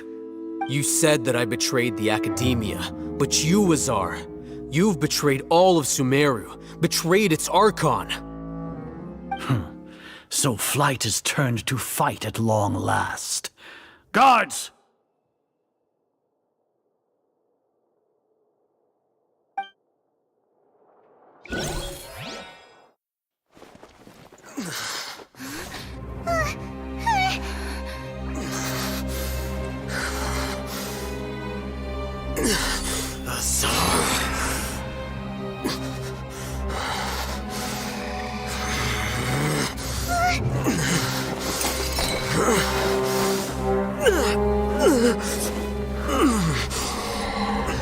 Well, what do we have here? So you stole that divine knowledge capsule. Traitor! You traitor! Even the most rational scholar will yearn for the power of a god in a moment of desperation. Aren't you doing the exact same thing as me, Alhaitham? Unfortunately for you, no god will lend you their power. Azar!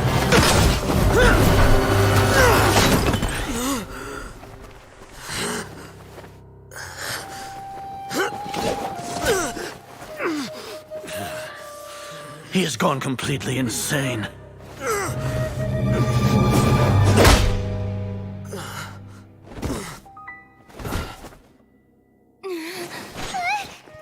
Take him to the Matra and exile him to Aru village. Then find someone to take these two to the confinement room. I'll deal with them later. Grand Sage, we've finished all required preparations for Nyagarbha Day. We may begin to enter the capsules now. Excellent. You may begin.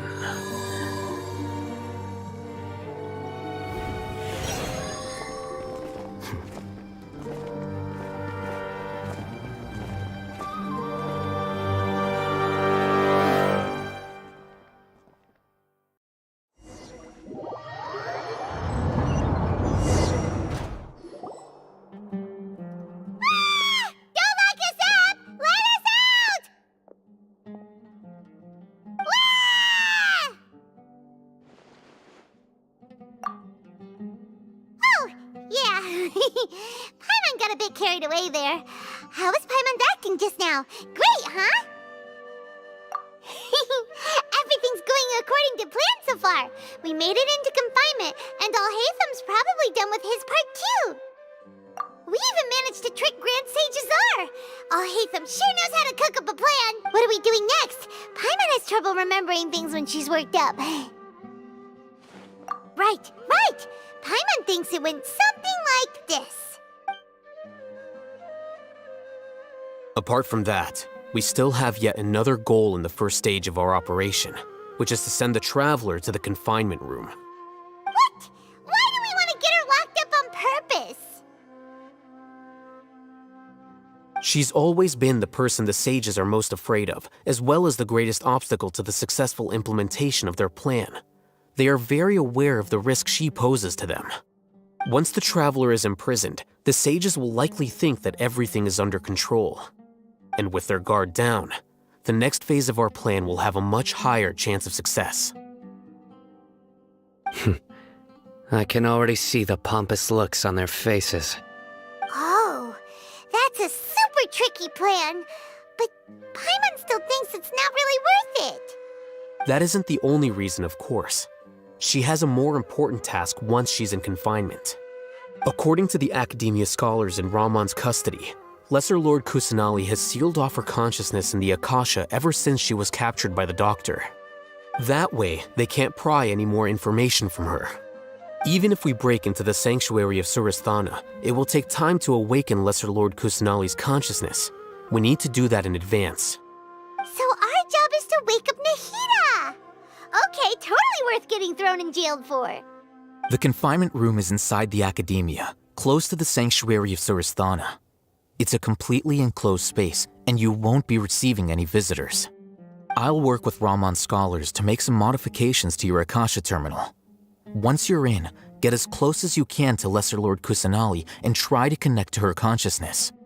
However, as for whether she'll actually wake up, that will depend on our luck.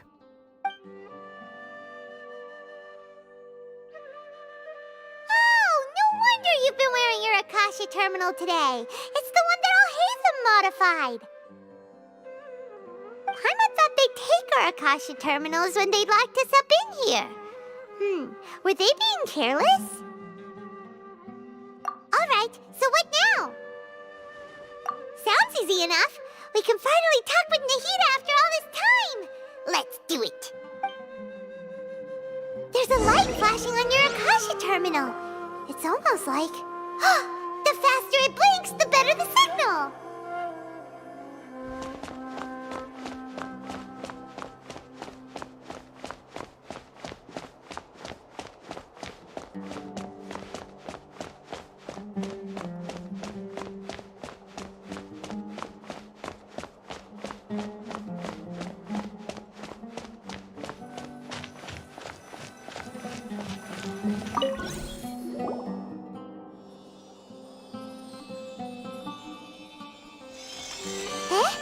Is this the right spot?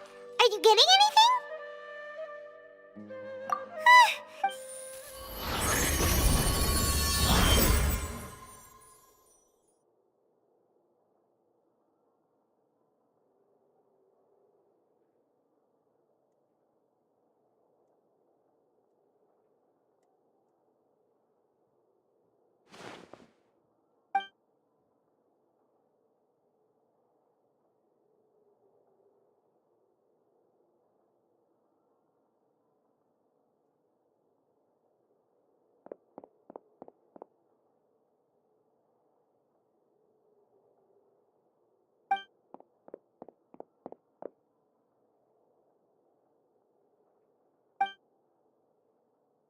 Nahida! Hey, Nahida!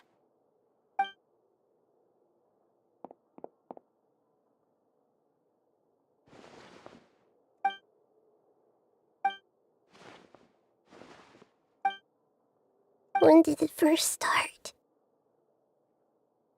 Oh, right. It started from the moment I was born. I want to become a worthy Archon. So I've kept studying. Kept listening to my people and their hearts. Kept looking for a way to save Irminsul. So I can catch up.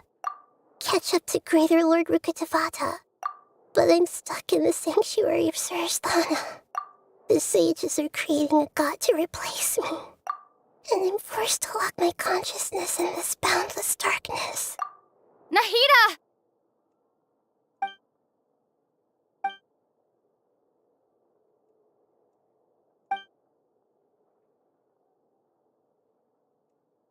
Nahida!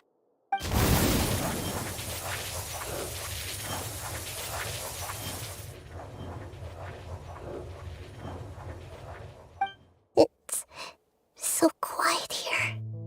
Now that I think of it, I don't think I've ever actually listened to my own inner voice. Do Archons have them? Should Archons have them? Have I been doing the right thing? Am I really not needed? How do I really feel about all of this? It's so quiet here. Since you're the god of wisdom, you've known the answers to all these questions since the very beginning, haven't you? Who are you? Whose voice is that? It sounds familiar. You're right, though. I won't ignore my own voice anymore.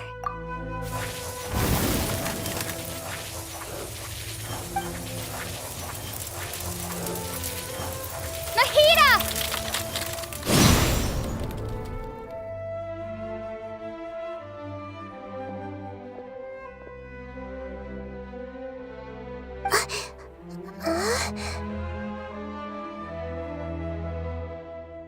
Nahida?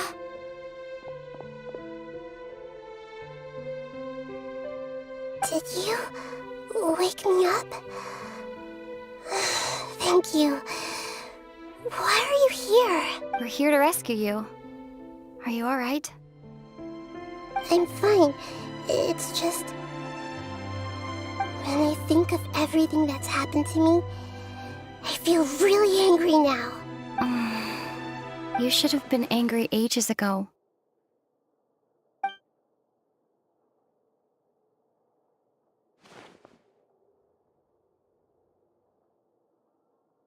Huh? Oh, you're back! How's everything? That's wonderful news! Great! We weren't locked up for nothing. When you went to wake up Nahida, Paimon was listening for... You were out for a long time. There are fewer and fewer scholars going about now. You think everyone's done with their Nyargarba day stuff? Yep, so that means our next act is Nilu's performance!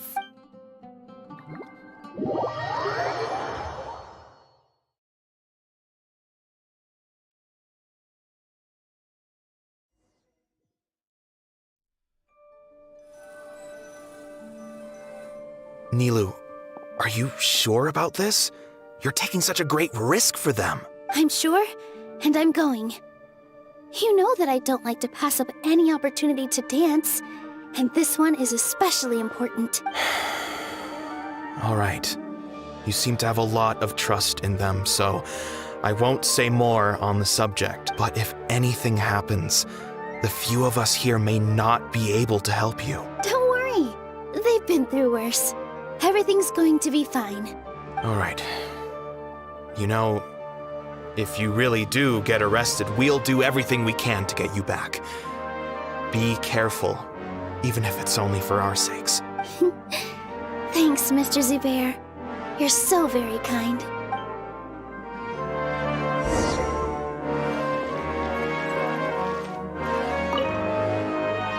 Always remember that your safety comes first. And don't forget that you're the star of Zubair Theater!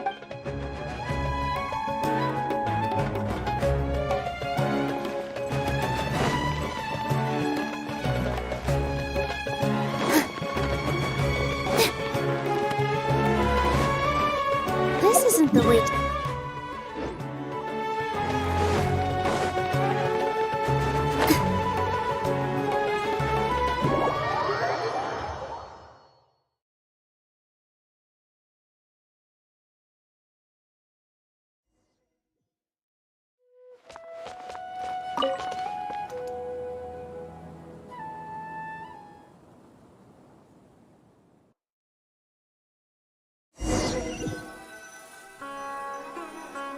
Nilu, are you sure about this?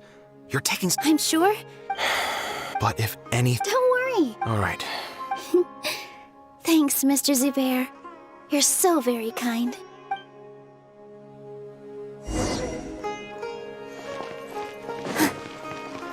This isn't the way to the academia. Better stick to the plan.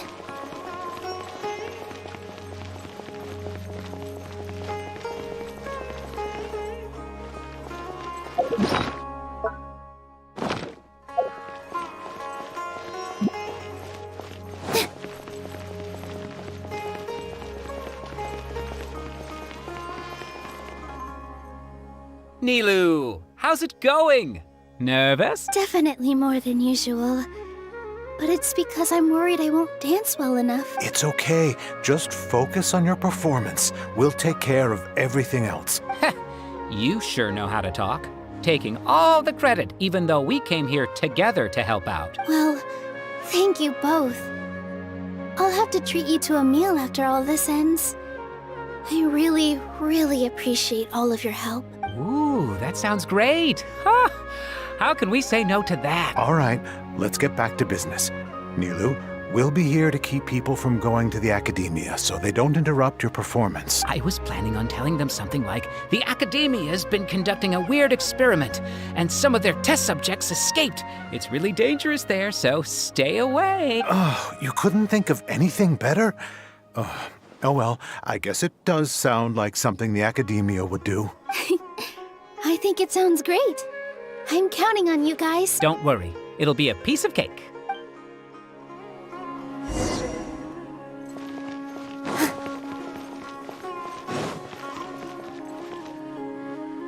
Hey, Nilu! Sorry, it's great to see you, but I'm really busy right now. Our Bait People Away with Yalda Candy's plan is working beautifully. Do you want some candy? We have more than we can give out. Vihar, thank you so much for doing all of this. And even dressed up as the Knight of Flowers, no less. I'll pass on the candy, though. I cut back on sweets in the period leading up to a performance, and I'm about to start one. You have a point. The stage is cleared and everything's ready, so you can start your performance at any time. Yeah, thanks to you. I'm really grateful. All right, time to hit the stage. You're welcome. The honor's all mine, since I'll have such a great view of the show.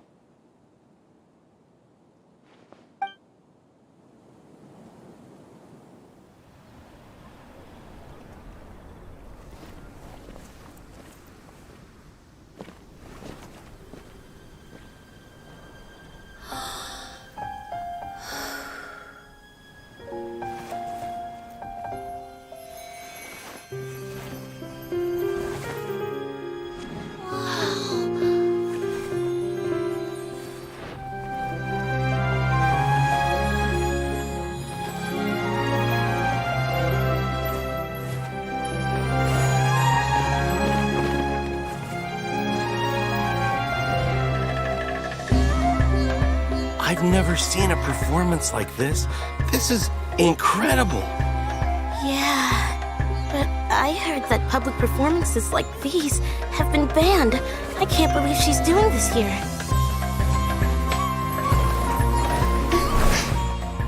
Grand Sage, there's some commotion outside. How uninteresting. Issue the new Prohibition Act from the Akasha to the guards. They'll know what to do. Do you think we should, stop her? Let's just watch for a little bit longer.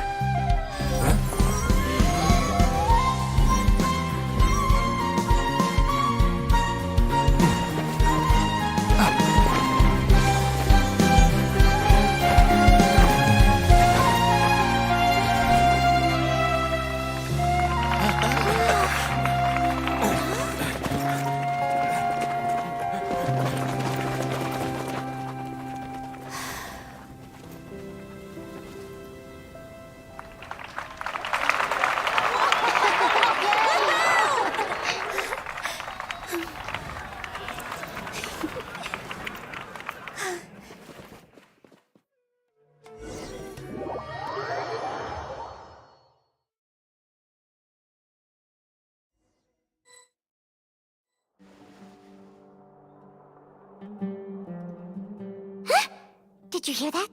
It sounds like a lot of guards just ran by. Does this mean the plan has moved on to the next stage?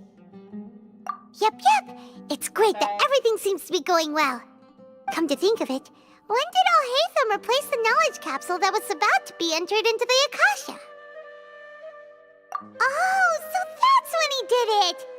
Paimon was too nervous to notice. Speaking of, didn't Alhaitham also yoink the divine knowledge capsule from that mercenary leader in Port Ormos when everyone else was distracted?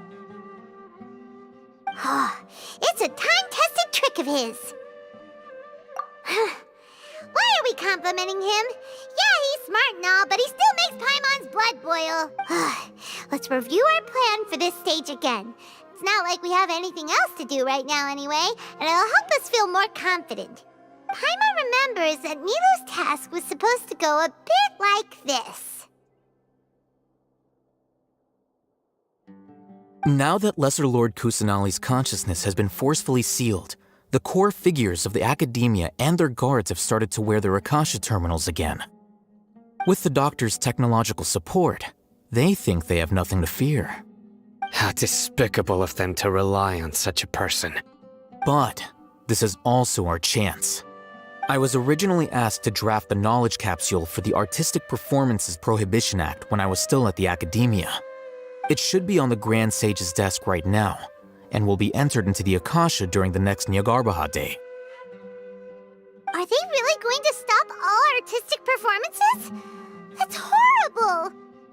I'll make an identical knowledge capsule, but this time, I'll smuggle some misleading information into it.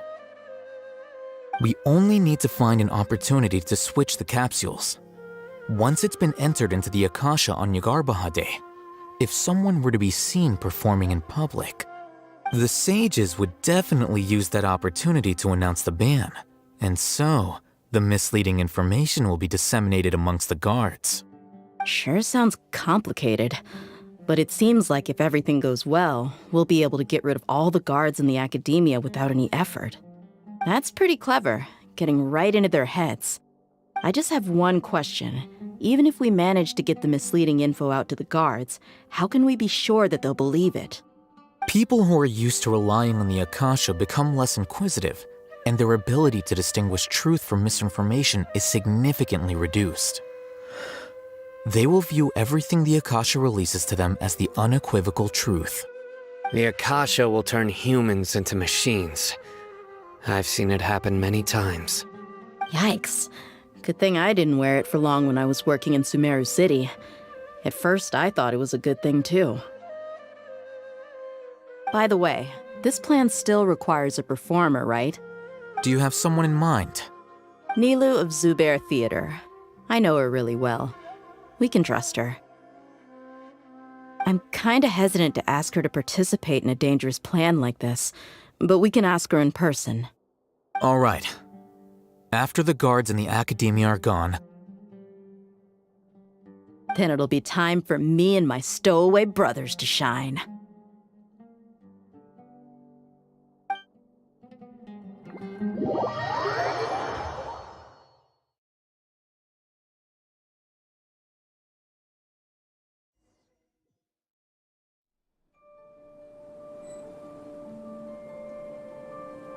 Here they come. Did you see that, Raman? They came out from the Academia in droves.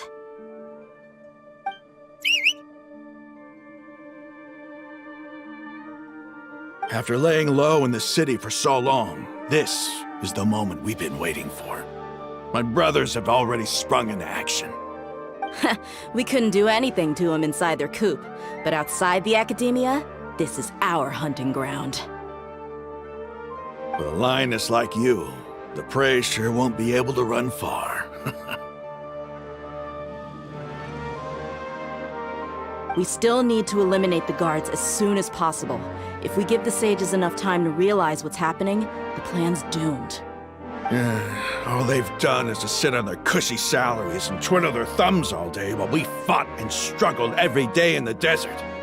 The only advantage they might have is their numbers. Speaking of which, most of the guards who report directly to the 6 sages belong to the Corps of 30, but they have a completely different reputation. Following those blasted sages every whim, throwing away all the principles of being a mercenary. As someone in the same profession, I'm obligated to teach them a good lesson today. Indeed, the trap has been set. All we need to do is lead them there. All right, let's each take a road and herd those scattered guards back into one place. Make sure to attract their attention. Isak will be the key. You gave such an important task to that child. Will he be okay? It'll be fine. Isak was so determined to help, so let's put our faith in him. Besides, even if he's caught, the guards would be too scared to do anything to him. They've never seen Lesser Lord Kusanali in person, after all. You've got a point. Anyway, I think I see them coming. Let's head out. Good luck.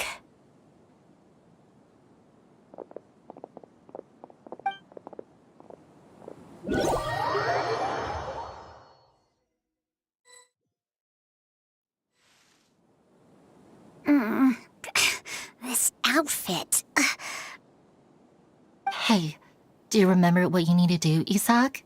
When the guards get here, you'll pretend to be Lesser Lord Kusanali and run away from them. Oh, yeah, I remember. Of course I do. I'm just a little nervous. Relax. Don't think about getting caught. Even if that happens, we won't leave you behind. You only need to think about getting the guards' attention and leading them to the Grand Bazaar. Leave the rest to us. Okay, got it. I'm here to pay back Lesser Lord Kusanali for helping Grandpa. I won't get cold feet. Hey, they're here. I can see the Academia guards. All right, it's time, Isaac. Take a deep breath and go. You can do that.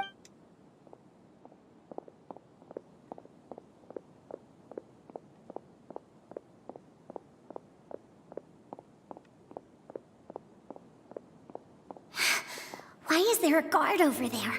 Did he already run ahead of me? This is different from our plan. But there's no time. I need to make a choice. Did I just see something dart by? I'd better go have a look.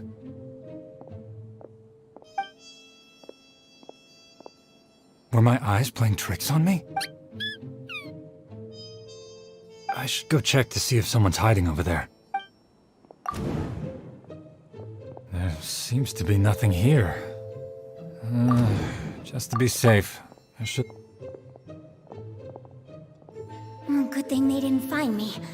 I was close. I'd better hurry and keep going.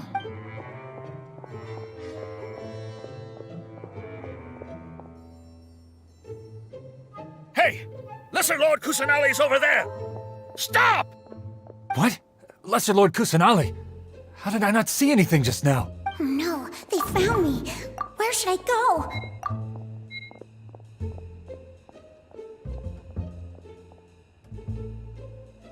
Hey! Lesser Lord Kusanali's over there! Stop! What? Lesser... Oh no, they found me. Where should I... The target suspected to be Lesser Lord Kusanali has escaped into the Grand Bazaar. Assemble and arrest her!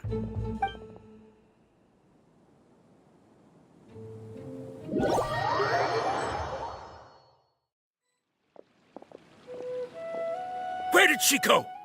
How did she disappear? Did we lose her? Hurry up and find her! Hey, why is your team here? Didn't we say to split up our search? Hurry! Hurry! This place is... Why are you all here? Yeah, isn't it one heck of a coincidence? Everybody's here. What on earth is going on?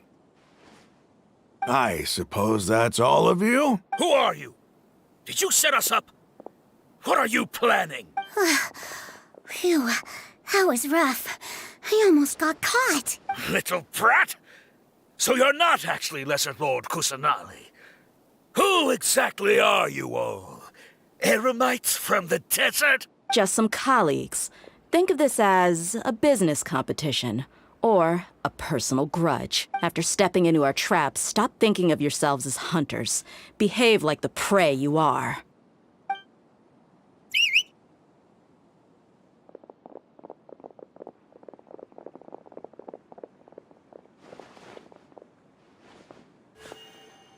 An ambush? How's that possible? This is Sumeru City, but mercenaries from the desert somehow ambushed us! You've spent all your time hiding away in the Academia. This place has long since become our hunting ground. Brace yourselves!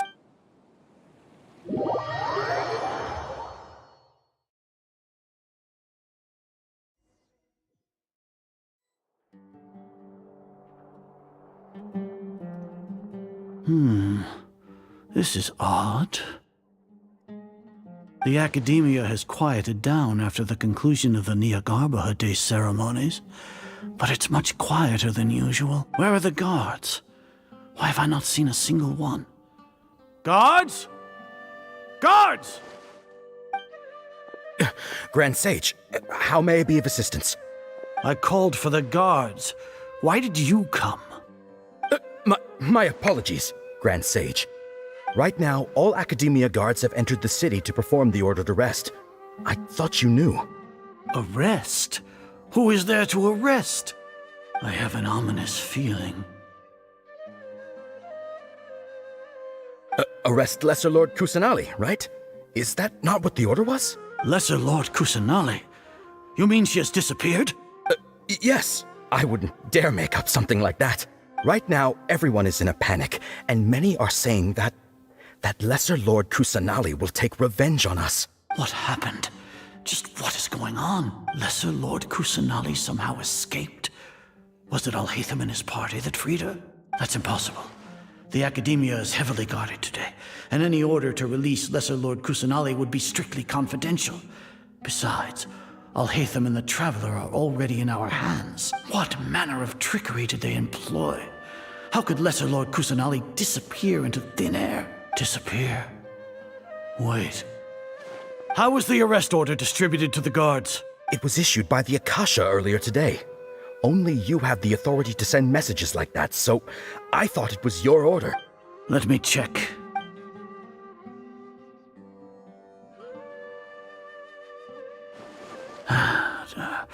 Here. Lesser Lord Kusanali has escaped from the sanctuary of Surasthana. Go to the city and arrest the escapee immediately. The Akasha indeed contains this information, and it clearly appeared in my mind. How did they bypass my permissions to issue this kind of message? Was it the report about the Traveler that Alhaitham submitted? No. I specifically checked that knowledge capsule before entering it into the Akasha. Could that have been a red herring? Well, even if I figure it out now, it won't make any difference. The important thing now is to confirm Lesser Lord Kusanali's status. Have you been to the sanctuary of Surasthana to confirm that Lesser Lord Kusanali has indeed escaped? Confirm? No, I haven't. It may be a bit offensive to say this, but Grand Sage, what you're saying doesn't make any sense. How can the information in the Akasha be inaccurate? What the Akasha decrees is fact. That is common knowledge to all of us. If we have to confirm the information and knowledge from the Akasha ourselves, then how is that any different from us learning that information ourselves? Wouldn't Greater Lord Rukkhadevata's legacy lose its meaning that way? In the beginning, it was I who asked you to believe in the Akasha, to believe in the legacy left by Greater Lord Rukkhadevata. Are you trying to use my words against me? No, Grand Sage. I'm merely confused because I believe in you. I never meant to refute you. Stay here and see if there are any suspicious people around. I'll go to the sanctuary of Surasthana on my own. Yes, Grand Sage.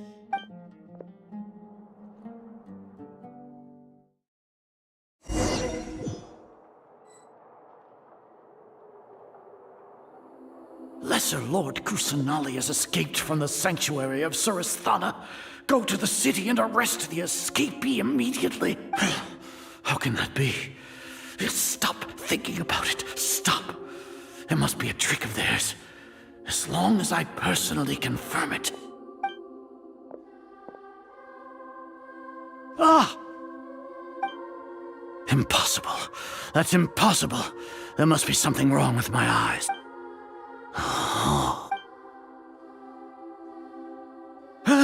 She really appeared again? What is the meaning of this? What a comical sight as are. Once the Akasha has put certain thoughts into your head, even the Grand Sage can no longer see what's right in front of him. You all can only see the world in your mind, the one you think you know. And precisely because of this, you disregarded Lesser Lord Kusanali's existence. She has been a wise and worthy Archon. Sino, have you been waiting for a chance like this? The Akasha predicted that you would return to the Academia to confront me, but I didn't expect it to turn out like this. I was careless. No, you were blinded. Your faults stem from your reliance on the Akasha. You're still the same as always.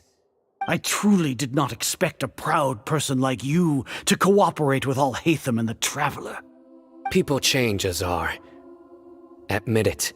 The Akasha can't predict my actions anymore. Then tell me, what have you found during your investigation? You want to buy time? This is the sanctuary of Suristhana. Under your own regulations, even Academia staff are forbidden to come here. No one will come to save you. As for the investigation, I've at least confirmed that you are guilty of insurgency against the Archon. A serious crime. So what? Did you do all of this so I would plead guilty in front of you, General Mahamatra? No. I want you to plead guilty in front of the Archon herself. You once said that I had no standing to judge you. So now, how about judgment in the name of a god?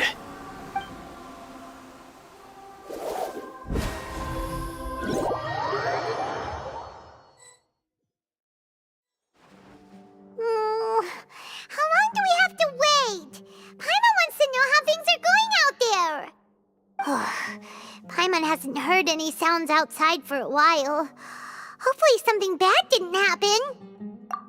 Yeah, but aren't you scared that we might be locked up in here for the rest of our lives? Thinking about it, at least Paimon has you. We could still chat like this. When Paimon thinks of Nahida being imprisoned alone in the sanctuary of Suristhana, Paimon can't help but feel sorry for her.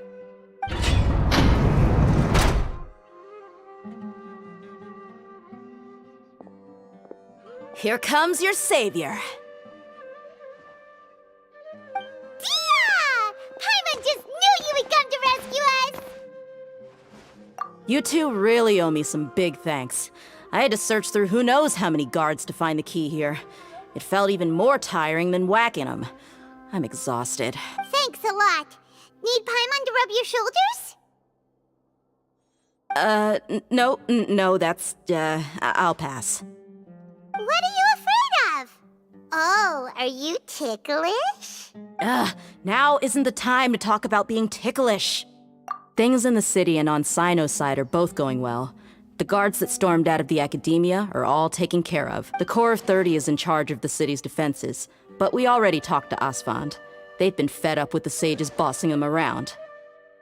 As long as it doesn't break their employment contracts, they'll turn a blind eye. That's probably because you've been super great friends with them for a long time. So, how's Sino doing? The Grand Sage is in his custody. Even I know how terrible it is to fall into Sino's hands, so he probably does too. Sino forced him to release Lesser Lord Kusanali. He has no choice but to obey. So, hurry to the sanctuary of Suristhana. Assuming nothing weird happened, we should have already rescued our Archon. Honestly, I didn't expect our ragtag bunch to do this well. We just came together last minute to save the Archon, you know? Alright, you two better go. I still have to clean up some messes in the city. See you around.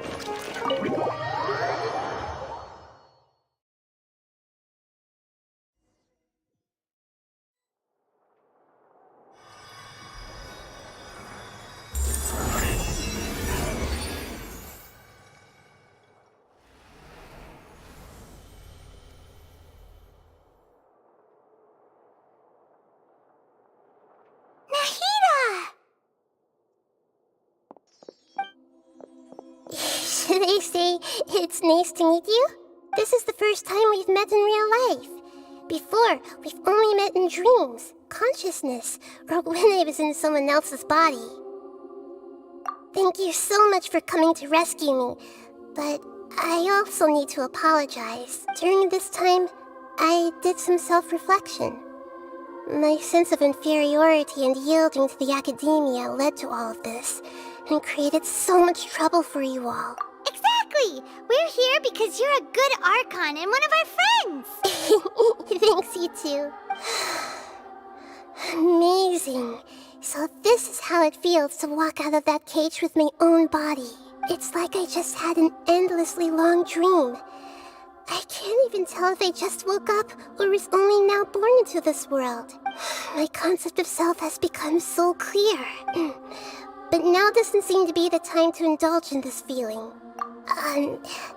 This is really embarrassing. You all just rescued an Archon, and now she needs your help to save her country, and even the entire world. It's okay. With you here, Paimon's sure that everything will work out. There's one more thing. What is it? For all the things the academia did to me, and for all the folly it committed in the name of wisdom, as their Archon, I will make them pay. Ah! Wow! That's the spirit! You're finally standing up for yourself and not letting people walk all over you! I understand now. To be a better Archon, I first need to better myself. If you haven't even figured out how to be a caterpillar, how can you be a butterfly? Yes, true.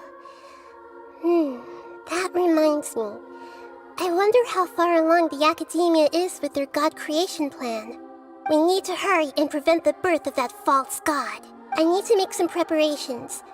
Since I'm now free, I can establish a direct link to the Akasha and control it. First things first, I need to remove the restrictions that the doctor put on me in the Akasha. After that, I'll make some adjustments and revoke the sage's permissions. The Akasha will then be like how it originally was, only operable by the Archon. After all, the academia betrayed Greater Lord Rukkhadevata's trust. This might take some time. In the meantime, you should also work on your own preparation. If we don't stop the god creation plan in time, we'll be in for a tough fight.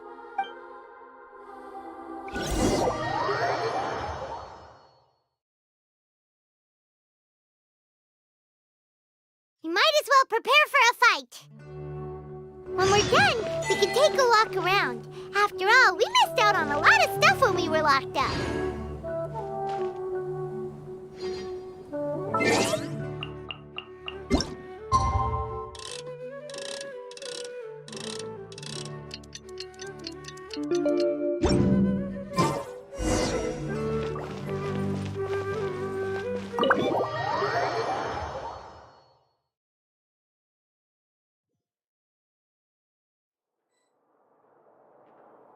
How's it going, Nahida? I'm done with the parts that needed my involvement to complete.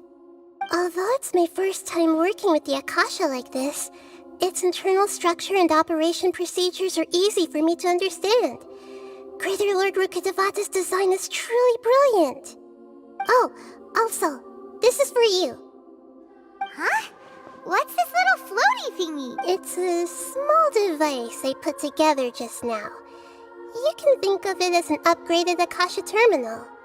You may not need it right now, but it should be helpful in certain situations. Wait! This thing has the same characteristics as Paimon! We're both small things that float! Oh, all the things that make Paimon special got copied! When Paimon appears with the Traveler from now on, people won't remember Paimon because she isn't unique anymore! It's alright, Paimon. It can't replace you. It's only a flying device, but you're the Traveler's irreplaceable friend. You're so good at comforting people, Nahida. If only the Traveler was as smart as you. I was simply telling you what I feel to be the truth. I wasn't trying to comfort you. Nahida, you're natural at this. What you just said made Paimon even happier. By the way, there's something I need to confess. Even though I'm the Archon and in control of myself again, I'm not very good at fighting. You may have heard that an Archon's power is derived from their people's faith. However, I'm not as well loved as Greater Lord Rukkhadevata. If we get into a situation where combat is our only option, I'll have to count on you, and I'll do my best to provide support. I'm glad I can rely on you. So the God of Wisdom isn't good at fighting? That actually sounds about right. I've located where the false god is. Time is of the essence, so let's get to it.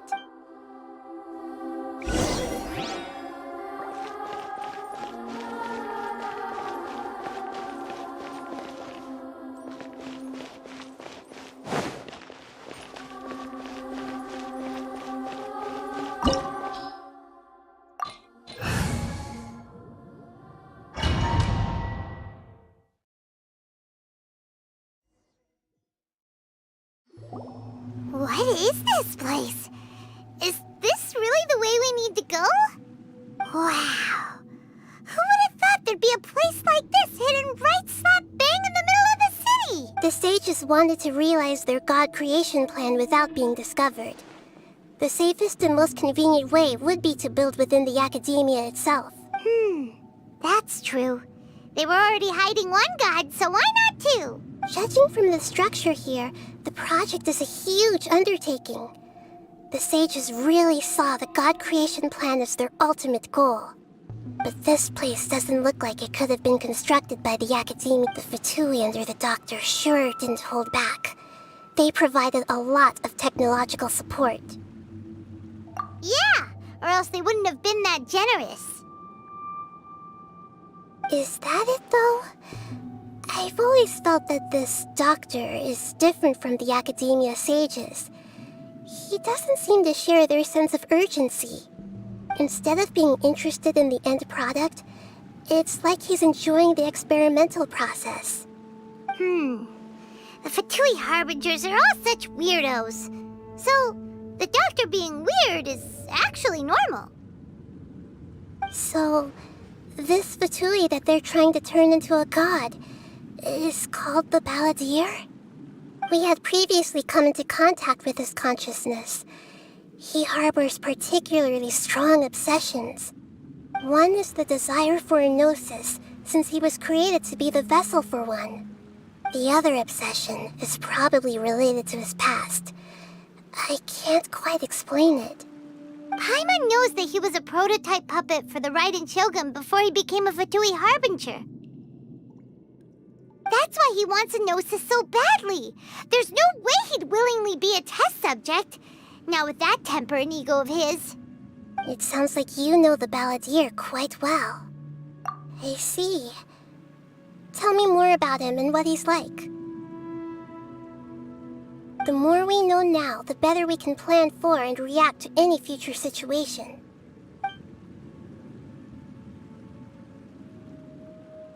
Ah, I see. How fascinating. All right, time to go. Let's get through here and meet him in person.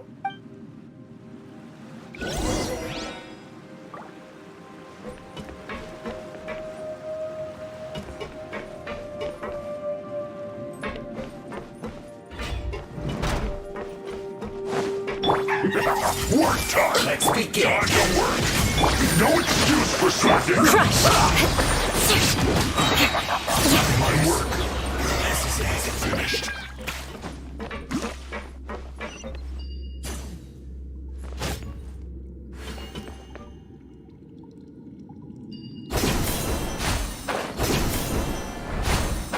It looks like we can climb up these pipes.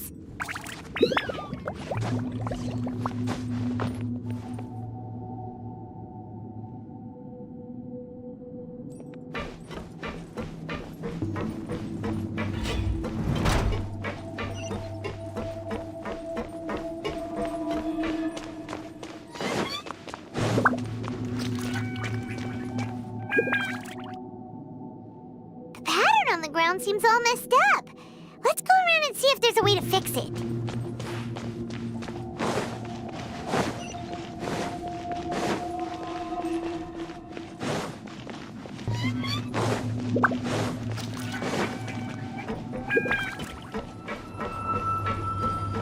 It seems to have stopped. Let's continue.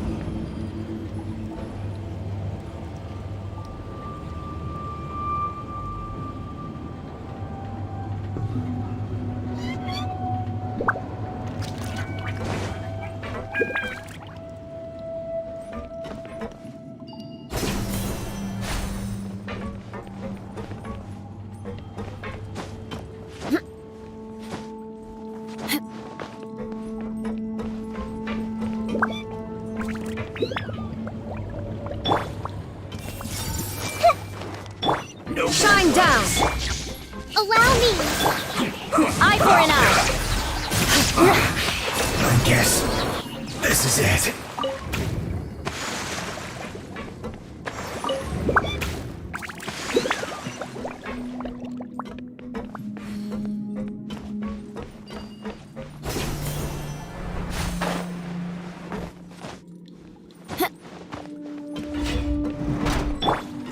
You'll get frostbite. There is no escape! Torn to oblivion!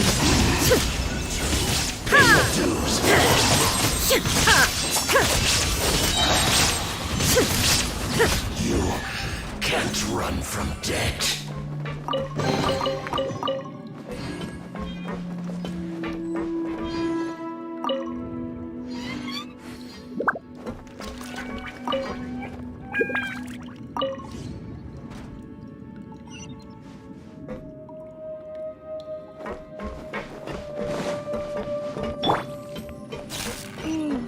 The cart is stuck. Maybe there's something wrong with the tracks. Let's try adjusting the direction of the device to clear the tracks.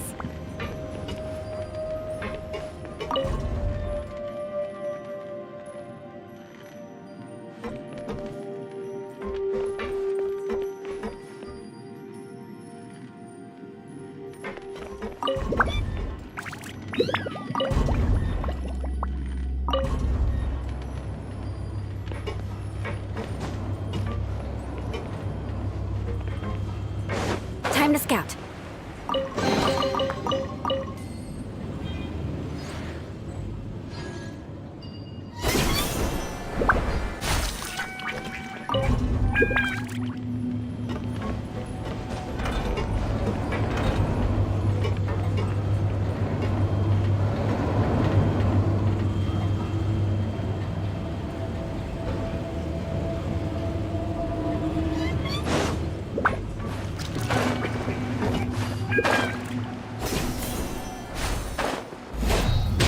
I condemn you!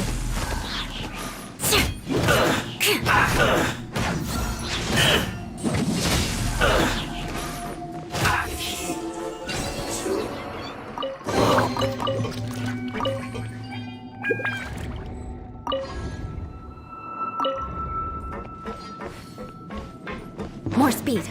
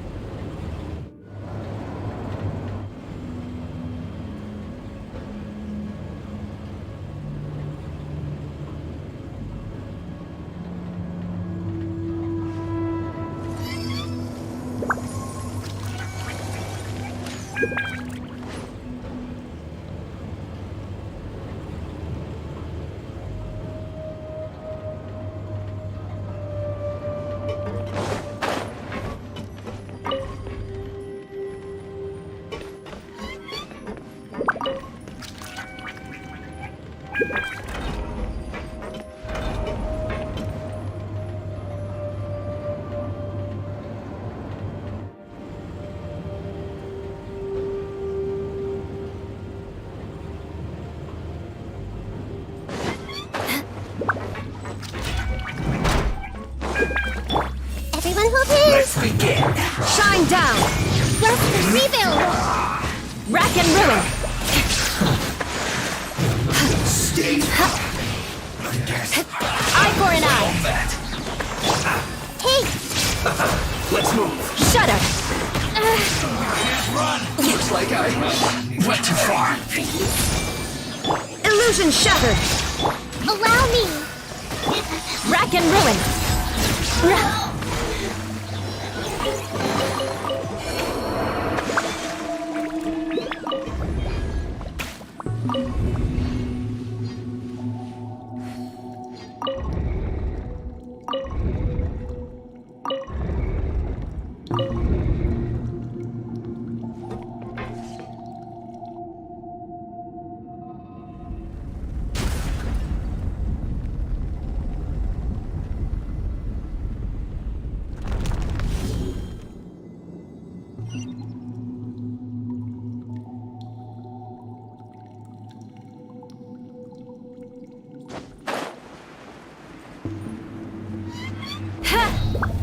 More speed.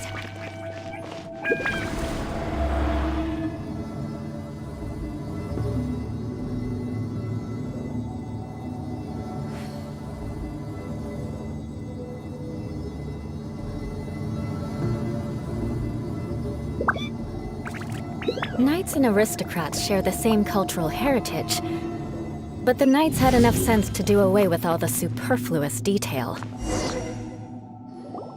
Looking at its operational status, we must prepare for the worst. The god they wanted to create is likely close to completion or already completed. Oh no! What should we do? Paimon can't imagine how hard it would be to fight against a Fatui Harbinger with a gnosis! Are you nervous, Paimon? If you really want to know... Of course Paimon's nervous! Aren't you too, Nahida? Yes, I am. This is probably the first time I faced with a calamity of this degree since my birth. I feel not just nervous, but curious as well. Curious? Curious about what? Curious about our fate. To me, everything we perceive in this world, everything we learn, and everything that happens to us is considered knowledge. And if it's a form of knowledge, then it can be understood.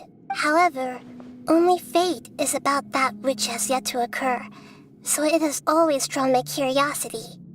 So to me, fate is the ultimate knowledge.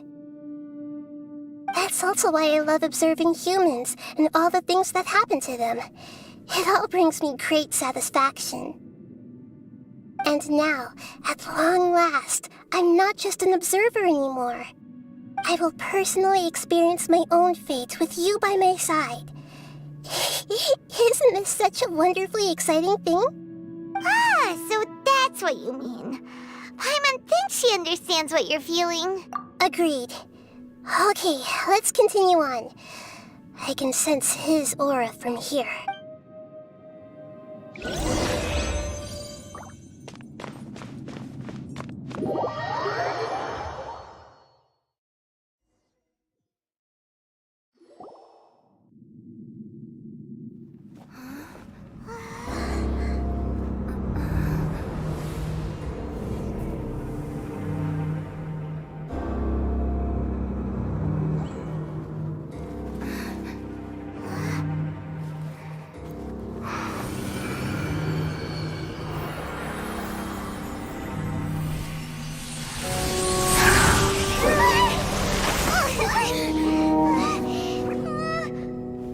Who would have thought the world would be so eager for my birth? I remember you, Booer, the god of wisdom, and standing beside you, the traveler. Is he all-knowing and powerful now like Greater Lord Rukkhadevata? No, I can't feel the same kind of divinity I felt from the Greater Lord. It seems that the sages didn't get the chance to infuse the divine knowledge capsules into him. But even still, he has undoubtedly become a true god now. So we're too late? The Balladeer has already become a god? The Balladeer. A long bygone title. When my spirit ascended to divinity, I felt as if I had existed for the same number of epochs as heaven and earth. Looking back, the existence of what once called itself Kunikazushi appears infinitely small and ugly.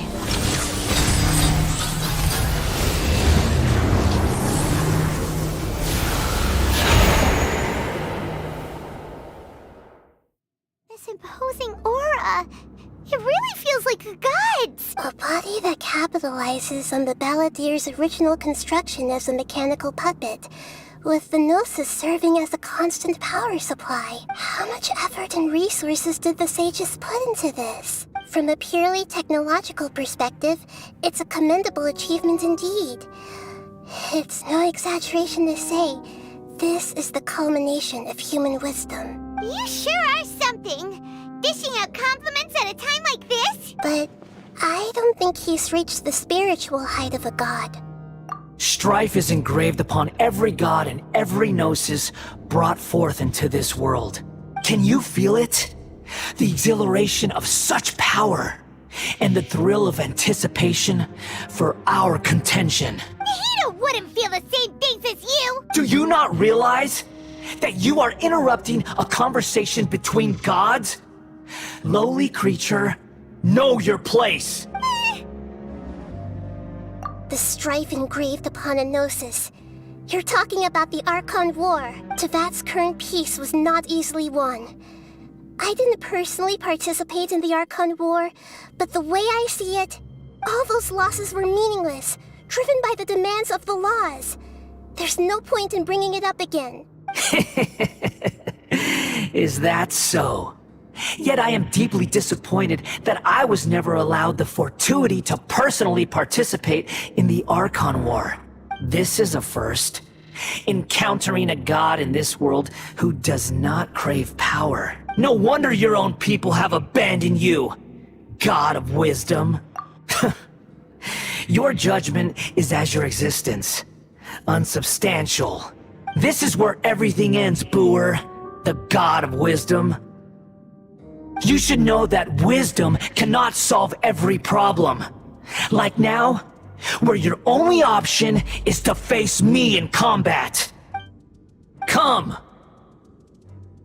Let us reenact a scene of the Archon War. Come and inaugurate my birth as a god. Shine down! I see everything! Sure! Rest and rebuild! Eye for an eye! Freeze to the core!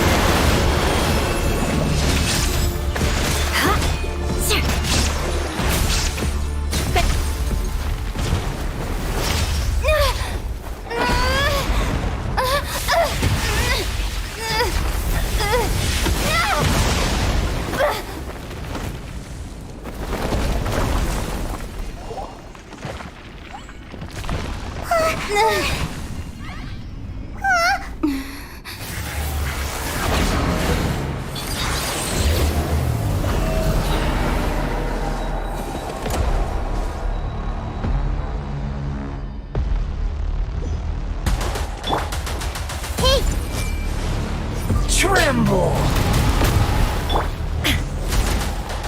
Illusion shattered! Burn to oblivion! Rack and ruin!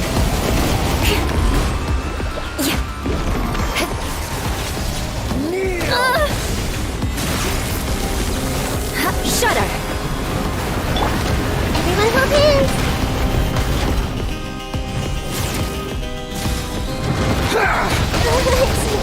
I see everything!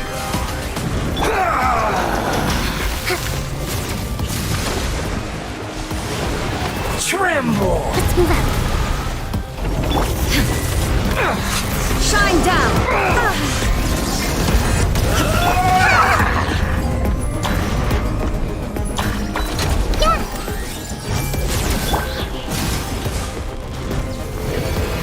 Reality? Allow me! Pain!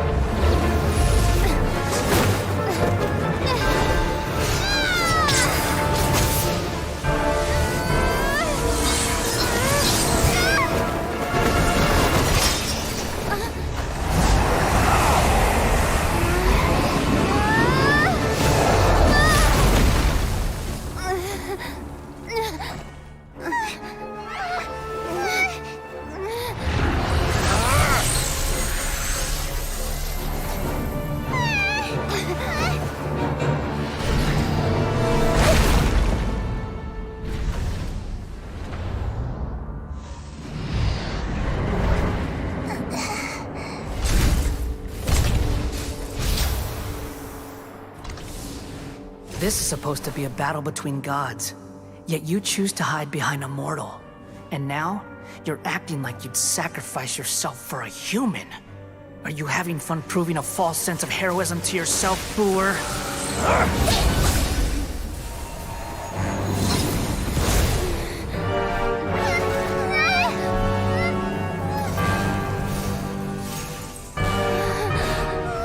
The data collection is almost complete. Do you even know how many times you've tried to take my gnosis from me?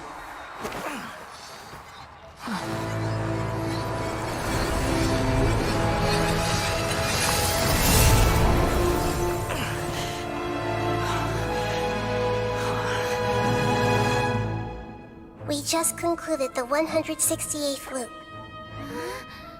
Did you know that in the effort to create you, the people of Sumeru were forced to live through the exact same number of Sub-Zerus festivals and Samsara cycles?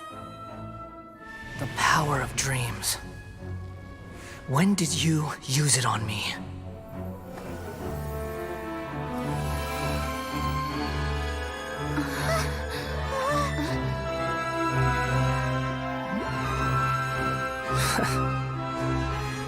You can't even defeat me in a dream. What do you hope to achieve with this little trick? Come, Traveler. Just like before. Allow me to awaken the memories in your dreams. All that battle experience! It's more than that. Compile everyone's wisdom in the name of the Archon. That is the original function of the Akasha. I've sent everything that happened just now to the people of Sumeru in the form of knowledge. I've asked them to help you find a way to defeat the false god.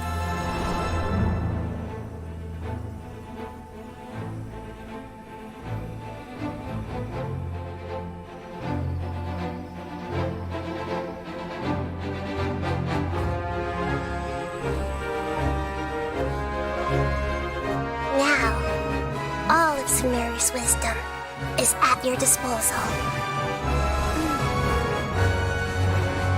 Meaningless tricks won't save you!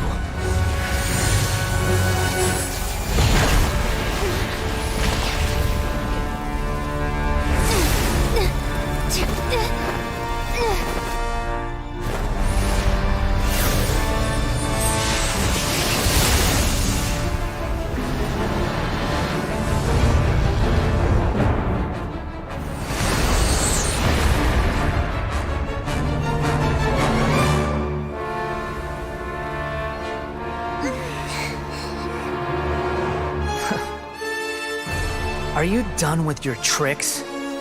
Can I finally take this as a real battle between gods? I'll leave this to you, the first sage of Booer. I am the all-knowing God!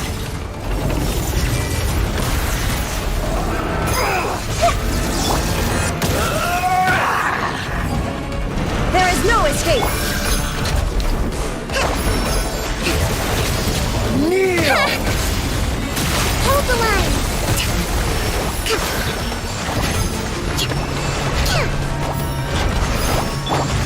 Shine down!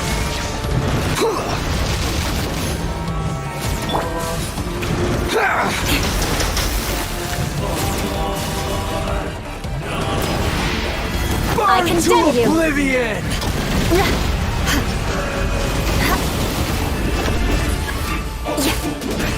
Eye for an eye! Kneel!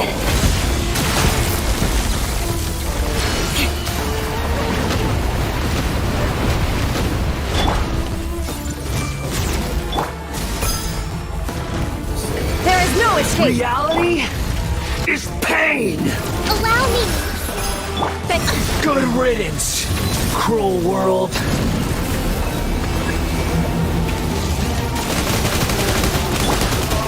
I see everything! Illusion shattered! Now you shall perish!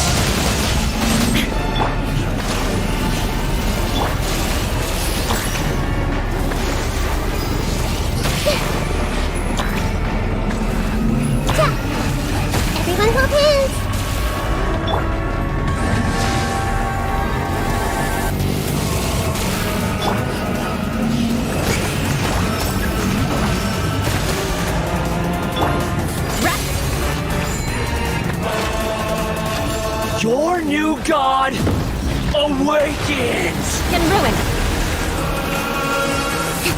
Now, your eyes have been opened.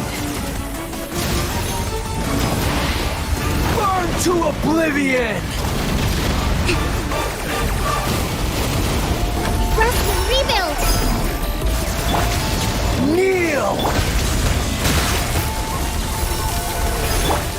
Shine down!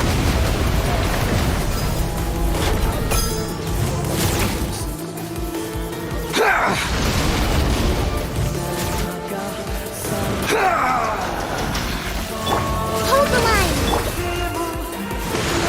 Tremble! Good grief!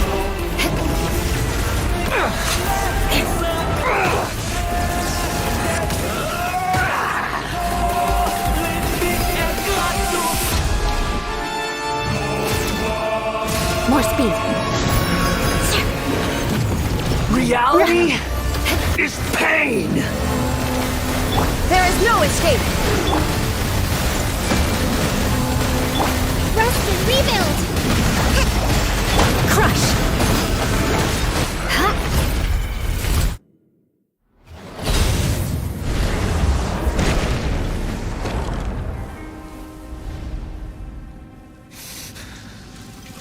Humans. Filthy humans.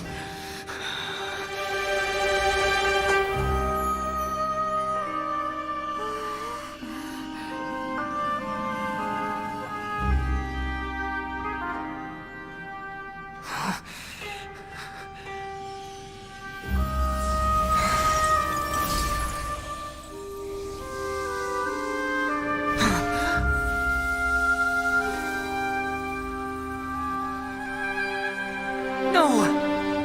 Wait! Please! Anything but the Gnosis!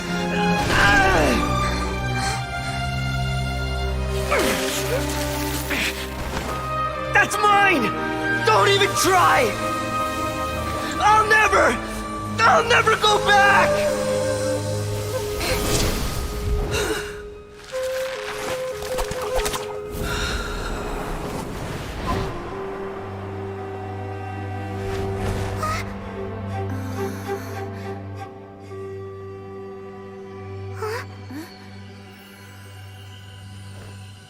We haven't yet found the answer to the most important mystery.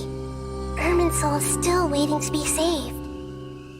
With the power of another Gnosis, we may now finally understand the last memory of Greater Lord Rukkhadevata.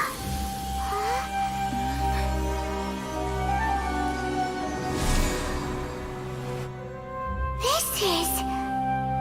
That's right. This is the last memory of my predecessor.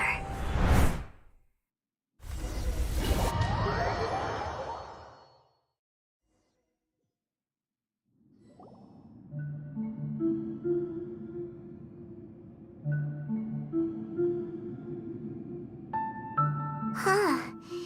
This sure seems very different from what Paimon imagined.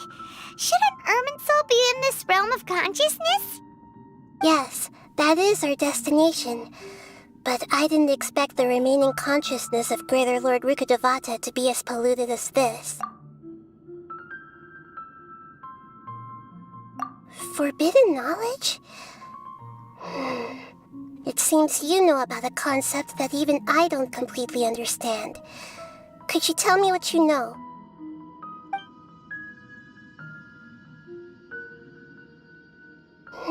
Your inference seems logical enough. Forbidden knowledge once polluted the desert thousands of years ago, but was successfully repelled thanks to King Deshret's self-sacrifice, and Greater Lord Rukkhadevata nearly exhausting her power. Then, a second instance of forbidden knowledge pollution occurred during the Conria Cataclysm 500 years ago. But I'm afraid it is much more serious this time, with Irminsul itself already in danger. So, if we're in the remaining consciousness of Greater Lord Rukkhadevata, and it's also been affected by forbidden knowledge pollution, then does that mean, in order to save us, Greater Lord Rukkhadevata? Yes. It's very possible that she sacrificed her life in the fight against forbidden knowledge. She didn't completely eradicate forbidden knowledge, But if it weren't for her actions, the pollution would have been far more rampant over these past 500 years. The way that everyone, including me, has forgotten everything about forbidden knowledge may very well be due to her restoration of Irminsul. Aw.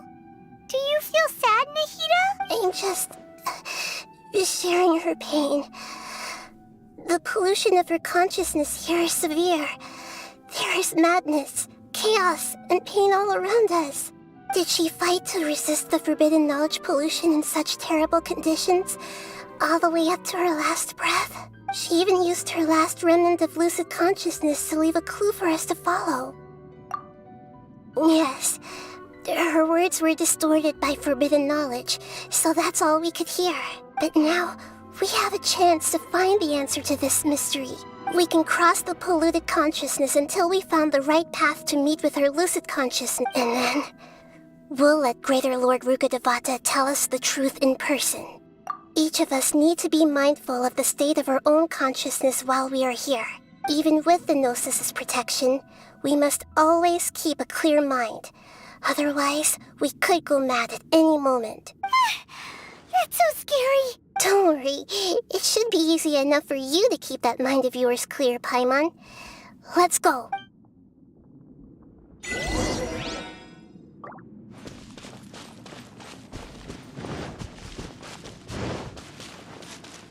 Are we in the air?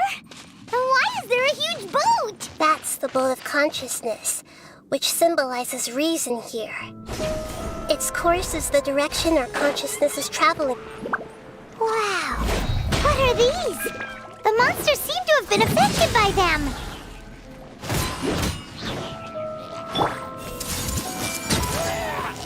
Shine down! Shudder!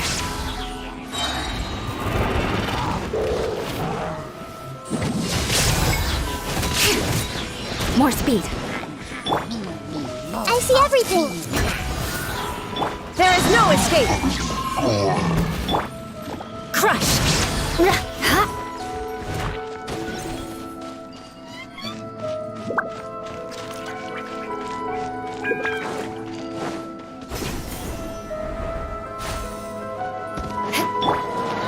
Hey! Shine down! Hold the line! I condemn you! Beg for mercy.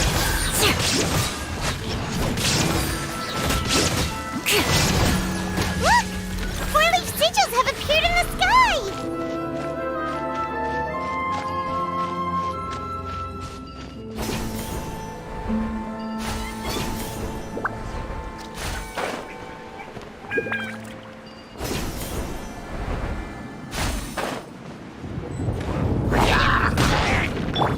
I see everything! Illusion shattered! Eye for an eye!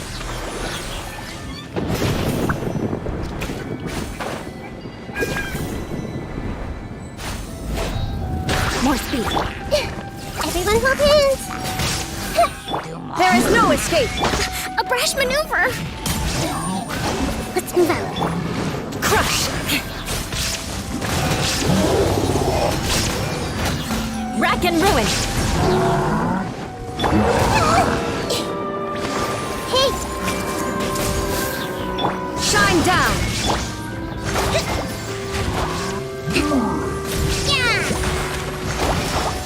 I condemn you! To control the boat of consciousness, we need to find the helm first.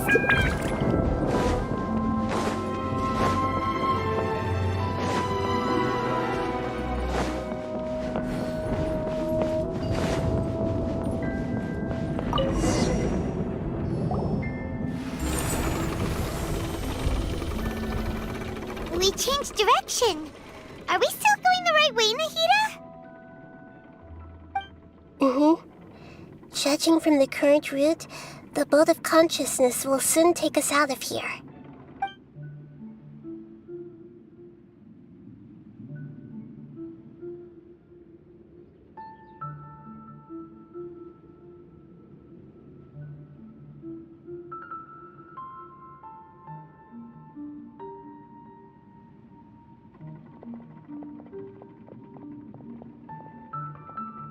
We'll be arriving at our destination soon. How are you feeling? Are your minds still intact? Huh? But everything's been completely normal for Paimon. Hopefully there won't be any more interruptions. This time, we should be able to meet Greater Lord Rukkhadevata. Are you saying you've never met Greater Lord Rukkhadevata before? No. It seems that my birth and her death took place at the same time. Otherwise, I think she would have given me a little more guidance, and I could have done a better job. Hey, you've done a great job, Nahida. Let's get out of this creepy place and go meet her.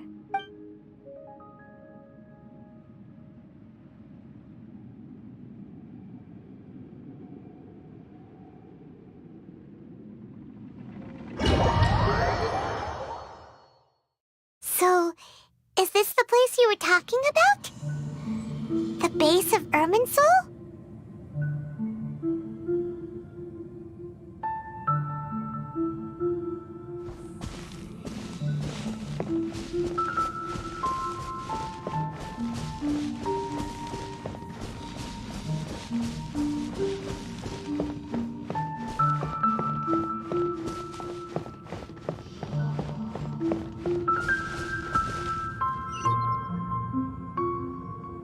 Well, this is the place.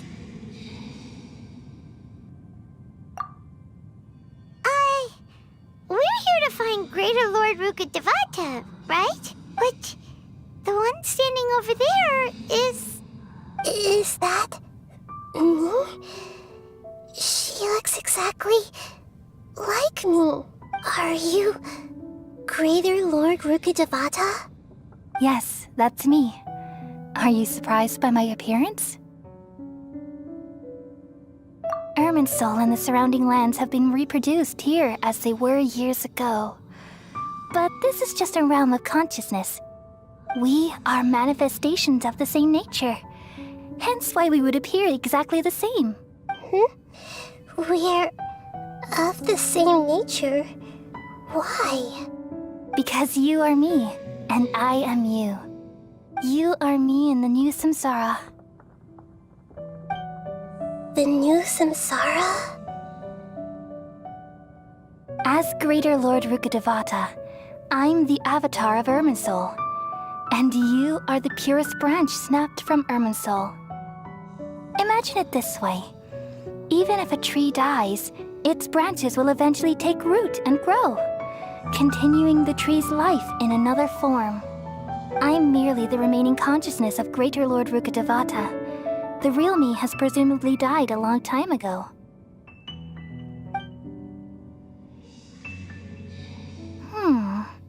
Judging from your appearance, I've probably been dead for 500 years.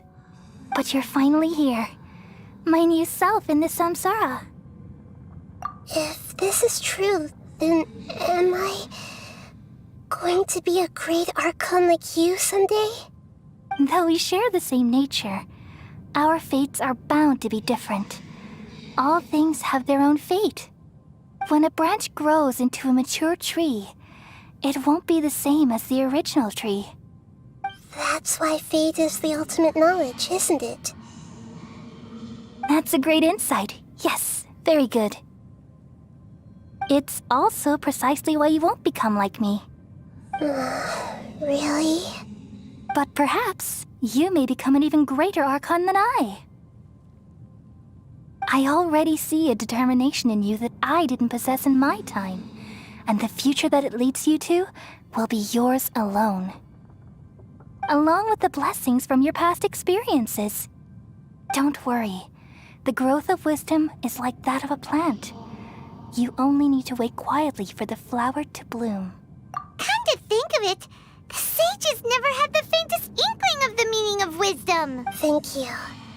Nothing makes me happier than discovering that the Archon I always admired was in fact myself in another fate. It's so nice to speak with you, Greater Lord Rukkhadevata. I've always wanted to meet you. The feeling is mutual. From the moment I snapped the branch off Irminsul and created you, I've also looked forward to talking with you. Could you tell me why you wanted to create me? And what exactly happened when you died? Ah, I see. You're here seeking answers, right? Everything that day, even the sky itself, changed into a color like this. At that time, the 7 were all summoned to the nation of Conria. Except for me.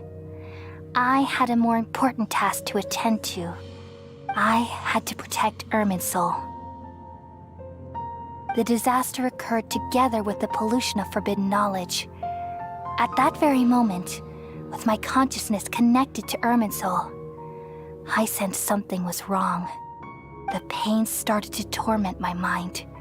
By the time I reached Irminsul, it was already displaying signs of corruption.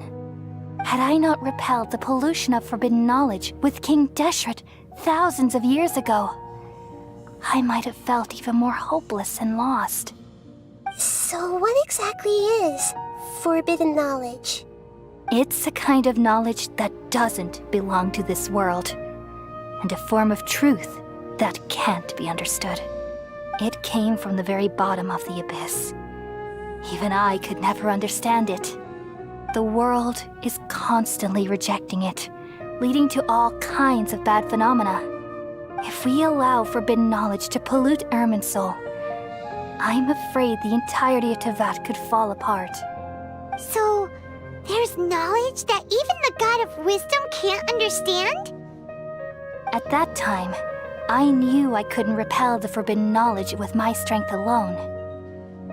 Which is why I created a device that compiled human wisdom and named it the Akasha. It's truly the world's most amazing invention. Thank you. For a long time, I thought dreams were the fruit of human wisdom. Though it was selfish to do so, I borrowed people's dreams using the Akasha. Then I compiled their wisdom and all of my own power. Well, did it work? Thanks to the wisdom of the people of Sumeru, almost all the forbidden knowledge was cleared from Irminsul. But things didn't go as smoothly as I thought. I had a terrible headache, which gave me an uneasy feeling. And then I remembered that my consciousness was also connected with Irminsul. It brought me knowledge and wisdom, but vile corruption as well. From the very beginning, my existence had been polluted by the forbidden knowledge. Oh no! How could that happen? I've experienced that pain in your consciousness. It must have been a horrible experience. Yes, but my feelings weren't important. The important thing was that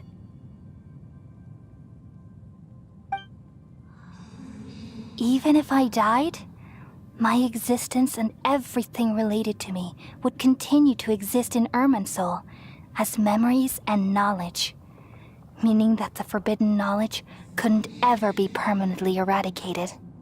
And there's no way for me to eliminate myself. It would be a sort of paradox. So, I took the purest branch of Irminsul as my incarnation in the next samsara, and left a trail of clues, all in hopes that you would come here and remove me and my pollution from Irminsul forever. Wait, no, I can't. So you realize what that implies. You are very smart indeed. Irminsul has all the knowledge and memories of this world. And as you've realized just now, removing me from Irminsul means I essentially will never have existed in this world. But this is the only way to save Irminsul. People love you so much, and they've missed you so much over the past 500 years. I am exactly the same. So how can we just forget you like this? Is there really no other way? There must be something else I can do. You're the god of wisdom, Booer. You should know that there is no other way. But this is so cruel. I don't want to forget you. No need to feel so sad, Booer.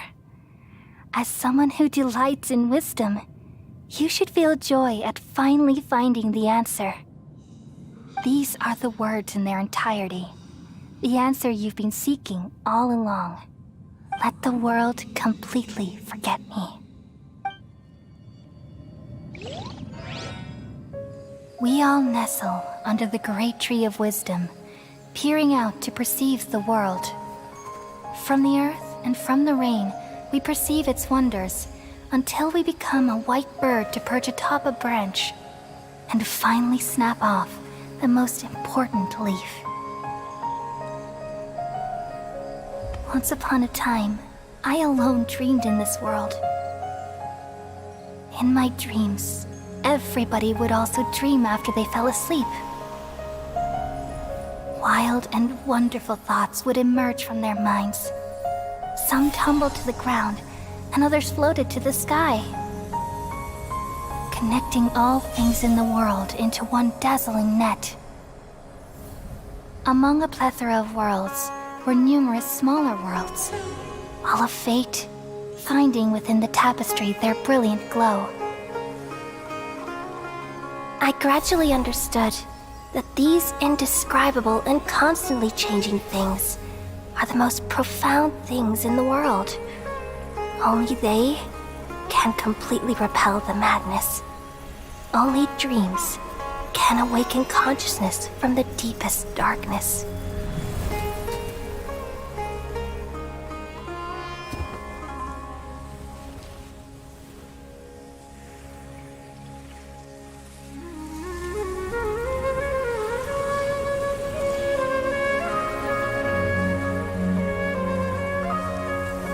I'm the one who posed this question, yet also the one who sought a solution. Saving the world with the dreams of the people used to be my answer. And now, you've also found your own answer, and I shall return all the dreams to the people.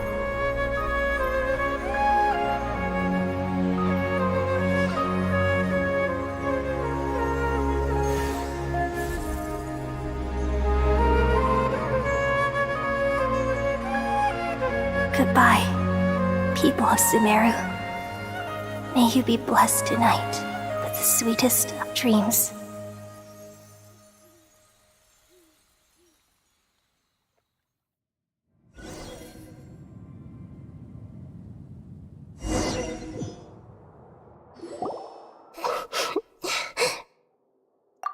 I'm alright. I'm just a little confused. We've just saved the world, right? So why am I crying? I don't know where this feeling inside of me is coming from.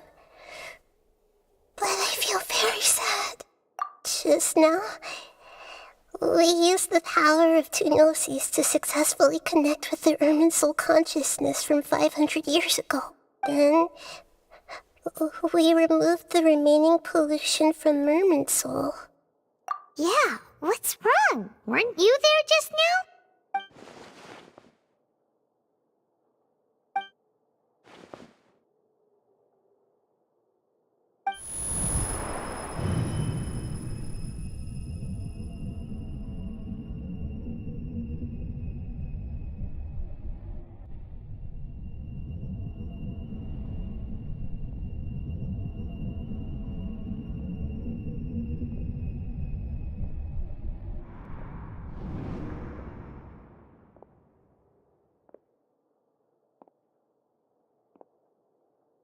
Huh? That sound. Traveler! Paimon! I've been waiting here far too long. But finally I have the chance to be alone with you. All the precious time I wasted has finally paid off. The doctor! What have you done? Just a type of sound wave that can quickly put defenseless people into a dream. As I expected, It doesn't have any effect on gods. This is the only thing of interest I found among the sage's research. I thought I'd take it for a little spin. Don't worry. I know you would never forgive me if I actually killed them. I'm here to negotiate with you. Naturally, I won't do anything dangerous that could potentially damage our relationship. Negotiate with me? I heard you had already left Sumeru. Why are you here again now? I left Sumeru, but I also stayed in Sumeru. Even the God of Wisdom is restricted by the habits of cognition. How disappointing. You mean there are many different versions of you in this world? An astute guess. Even the same individual will have different cognitions at different ages. A long time ago, I made a major decision in hopes of preserving all my perspectives of how I observed the world. Observation is the first step of any experiment, but observing the current world doesn't satisfy me. It lacks an important dimension, that of time. So I saved segments of all my ages and made them into independent individuals. That's all there is to it. Indulge me. How does the God of Wisdom find my method of seeking knowledge? It's an insult to the very concept of life. Life inherently has many rules and restrictions, each with its own significance and reason to exist. They can't be broken on a whim.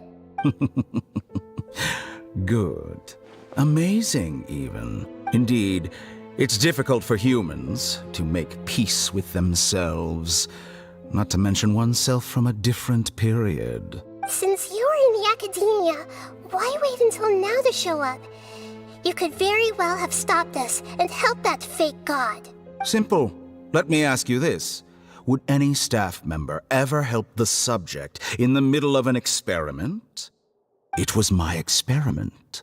So why should I interfere with the results? The academia saw the plan to create a god as their ultimate goal, yet you only saw it as an ordinary experiment. You really are crazy. If the experiment succeeded, you would have had a new god on your hands. How would you have faced your own god then? Would you still take the same stance? Would you still hold the same view of yourself? I'm first and foremost a scholar. These results should be left to the judgment of the hypothetical me confronted with that outcome. But you're right. And that's exactly why I'm disappointed with the conclusion of this experiment. As an individual, you don't have any sense of belonging. You seem to have even fewer convictions than a typical scholar. Oh no, I certainly have my own convictions. They just don't fit your standards, that's all. All right, that's enough conversation for today. The experiment is over, and it's time to tidy up the equipment and reclaim any useful materials.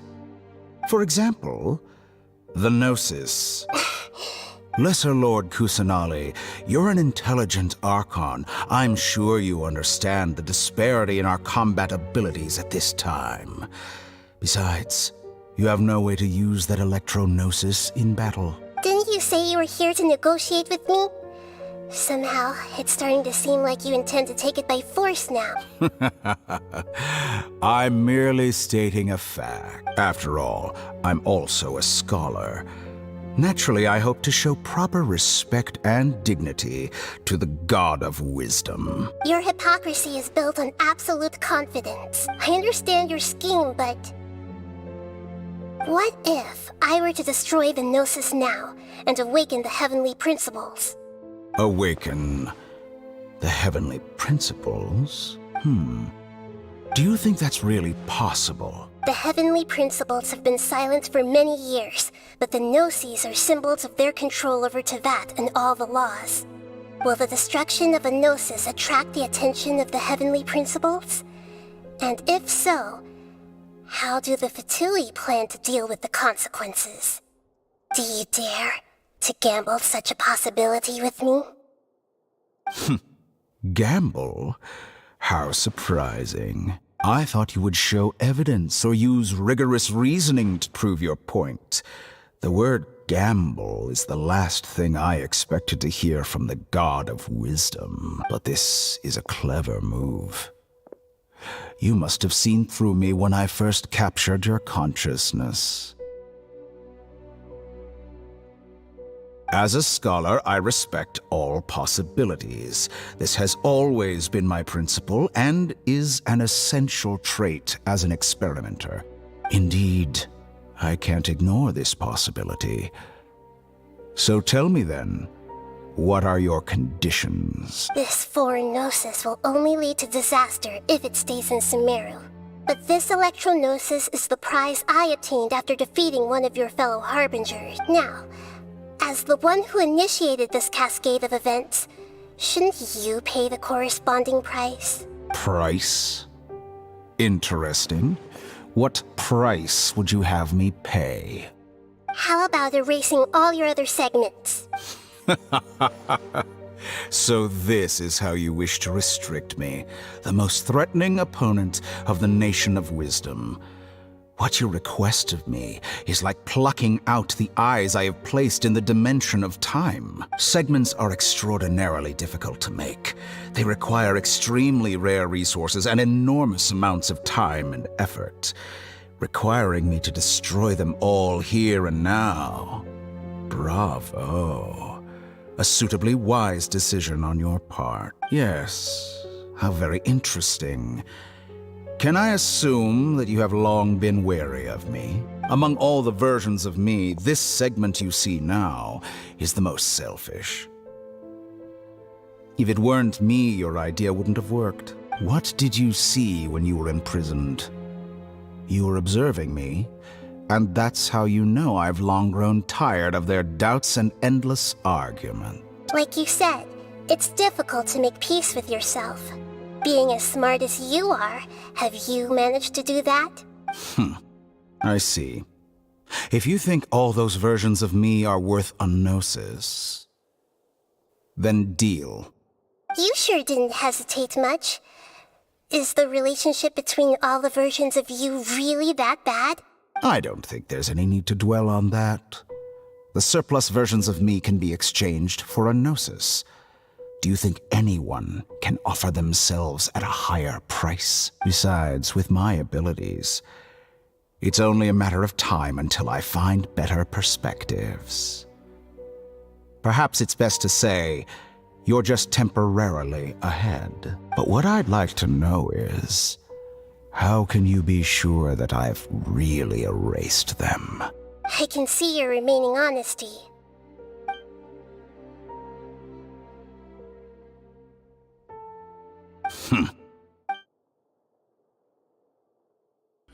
What a ridiculous decision! You can't be serious! How could I have been so short-sighted? You think this is the end? Wait, I'll have revenge! You'll make Good this riddance. moment count. You will regret this! Well, have you confirmed that it's complete? Here, take it.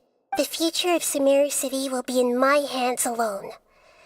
I will shut down the Akasha and let curiosity and the thirst for knowledge drive the realm of academics once again. There won't be any further gaps for you to exploit. It truly pains me that my academic achievements have never been appreciated in my homeland.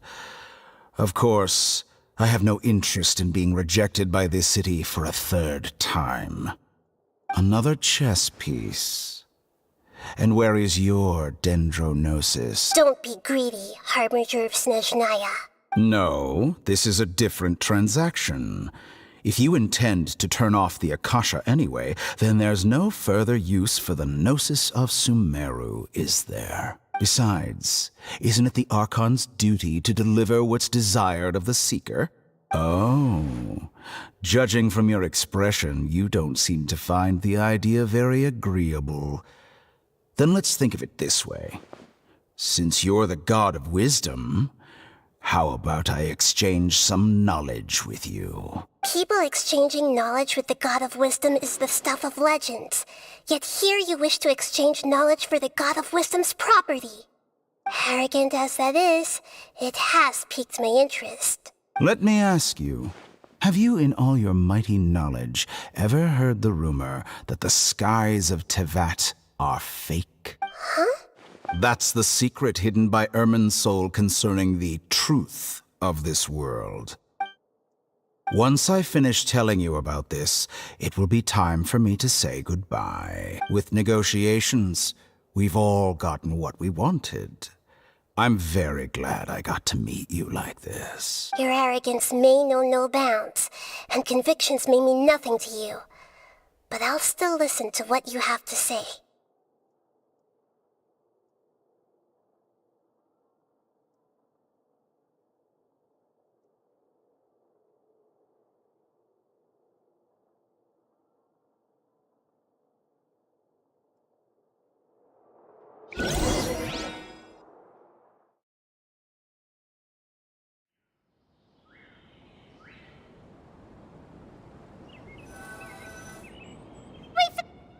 Together!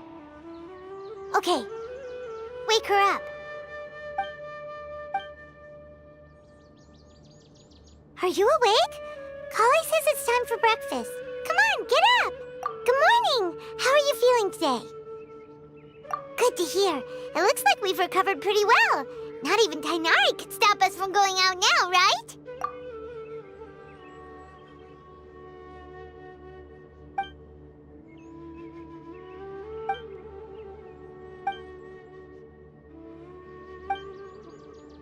Come on, Traveler, let's go!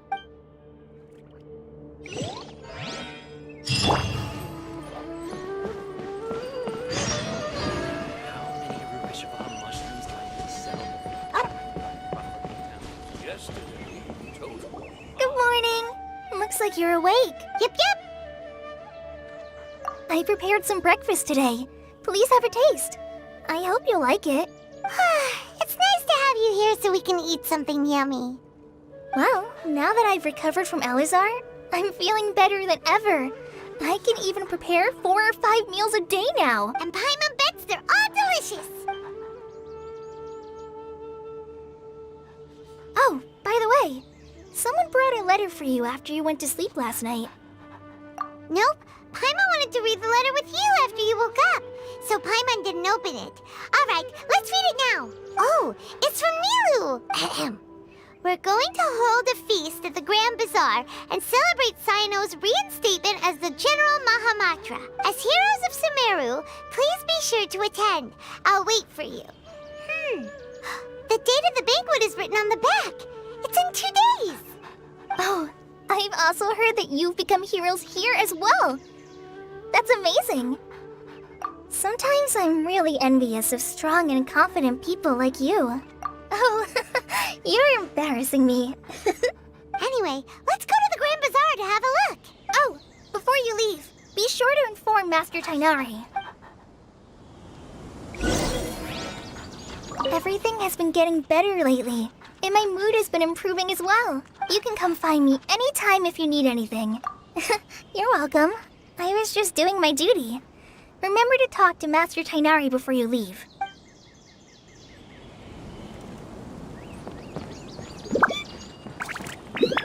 More speed. Tainari!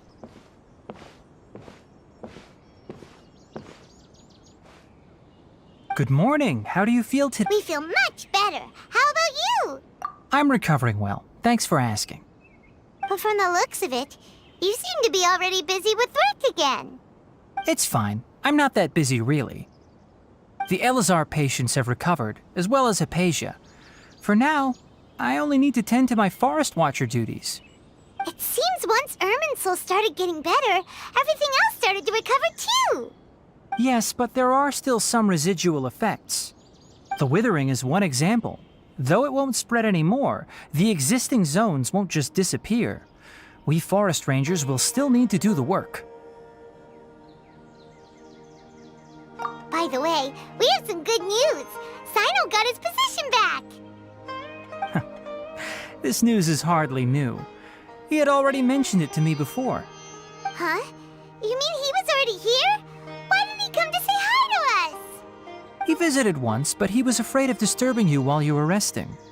He just asked me a few questions and left. Then you probably already know all about the celebration feast. Celebration feast? No, I haven't heard anything about that. Huh? But didn't Nilu say in her letter that they would celebrate Sino? He didn't tell you? Perhaps, or alternatively, he doesn't know about it either. Come to think of it, Sino doesn't seem like the type who'd enjoy a celebration feast. You and Kale are both Sino's close friends. Why don't you come to the feast with us? Kale has taken over some of my tasks these days. I don't think she'll have time for it. Not to mention me.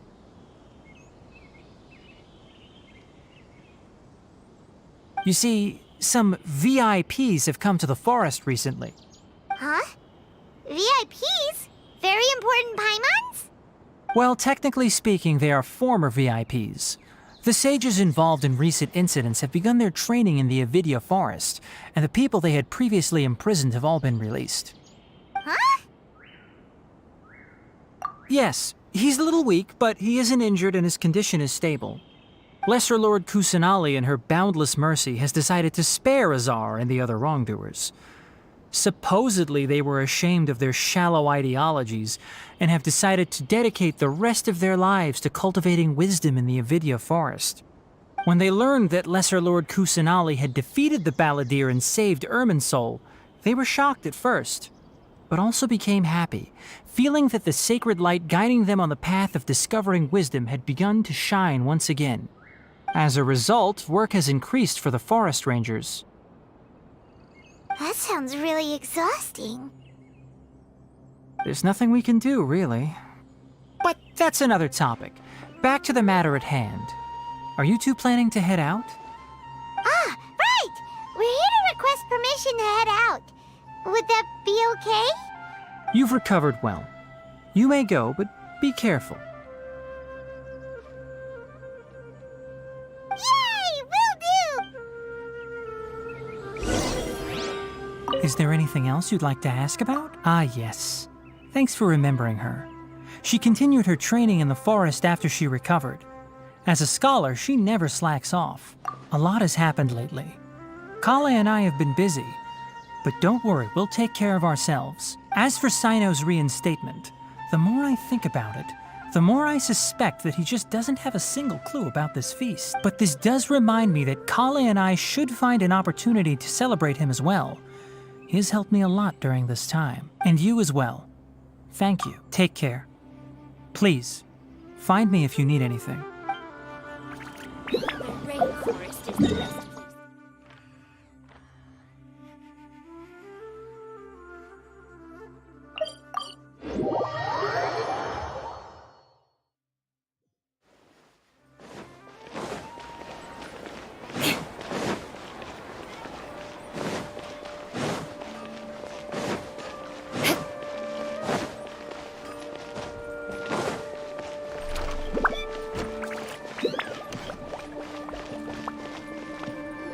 Well, there won't be any problems if the feast starts at that time. Everything has already been prepared. Mr. Zubair, I finished telling things up here. Well, except for the guests. Is a simple reply really that much to ask of our guests? It's affecting our arrangements. Oh, it'll be fine. Besides, it never hurts to get things ready in advance. I was thinking the same thing. The feast will be held sooner or later, right? Hey, Nilu! Traveler, Paimon! We got your letter, so here we are! You're the best! The other guests haven't even replied yet. Huh? Are we the only ones that have arrived? Yeah.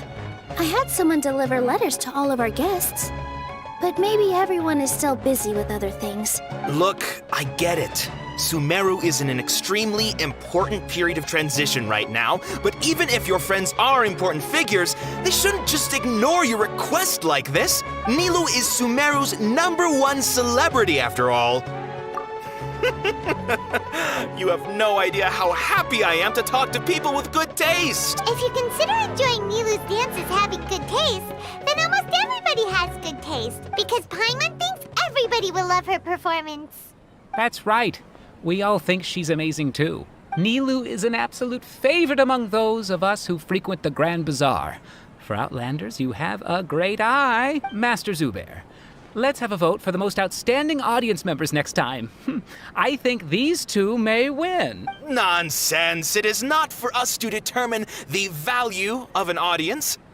But indeed, we could try giving gifts to people with particularly good taste. I heard there's a device in Fontaine called a camera that can record people's appearances as pictures. Such pictures would make superb gifts. Ooh, good idea. I wonder where we can find one. I don't want you giving pictures of me to everyone. I'm satisfied just being able to perform here. There's always a lot going on at the Grand Bazaar. Yeah, and that's why I love it here. Traveler and Paimon, could you help confirm if the letters were actually delivered? If for some reason they didn't receive the letters, then please tell everyone that there will be a feast here. Yeah, we can also check out how everything in Sumeru is going now. When I wrote the letters, I heard that Dia was in Port Ormos, and Alhaitham was at the Academia. As for Sino, we've only heard that he appears at the Academia from time to time. I'm not too sure about Rahman's whereabouts. My guess is that he's with Dia. As for Dunyarzad, I just hope she's feeling better. I sent her a letter, but I was afraid of disturbing her. If you have time, please ask about her for me. Okay, got it. Let's go, Traveler.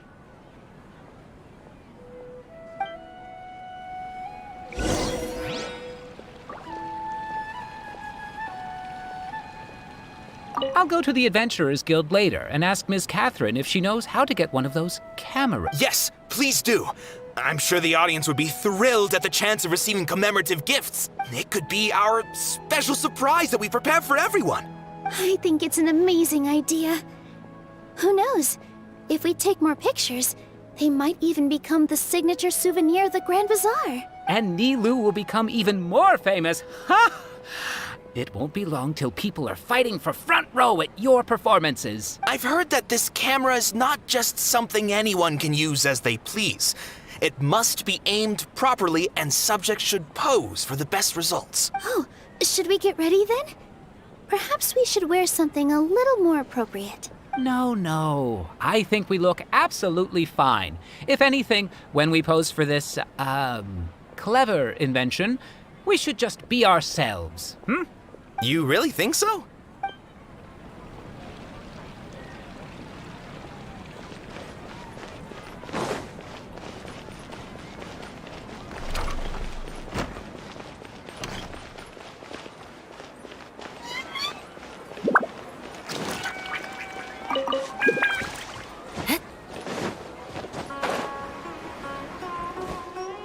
More speed.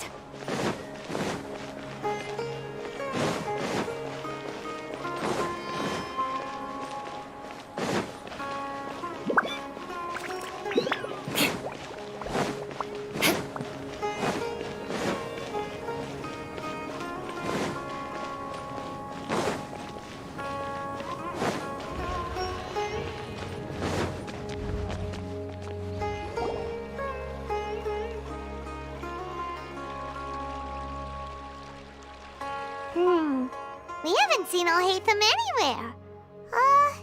Let's ask that person over there.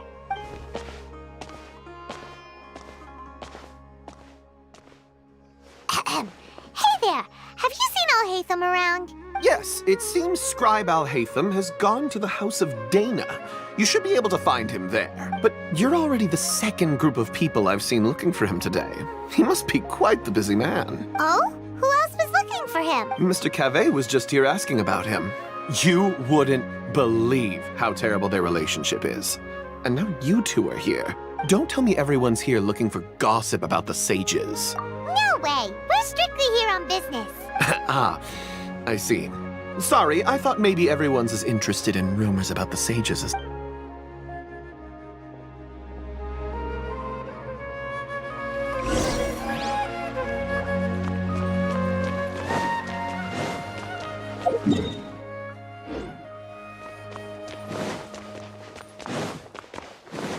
More speed.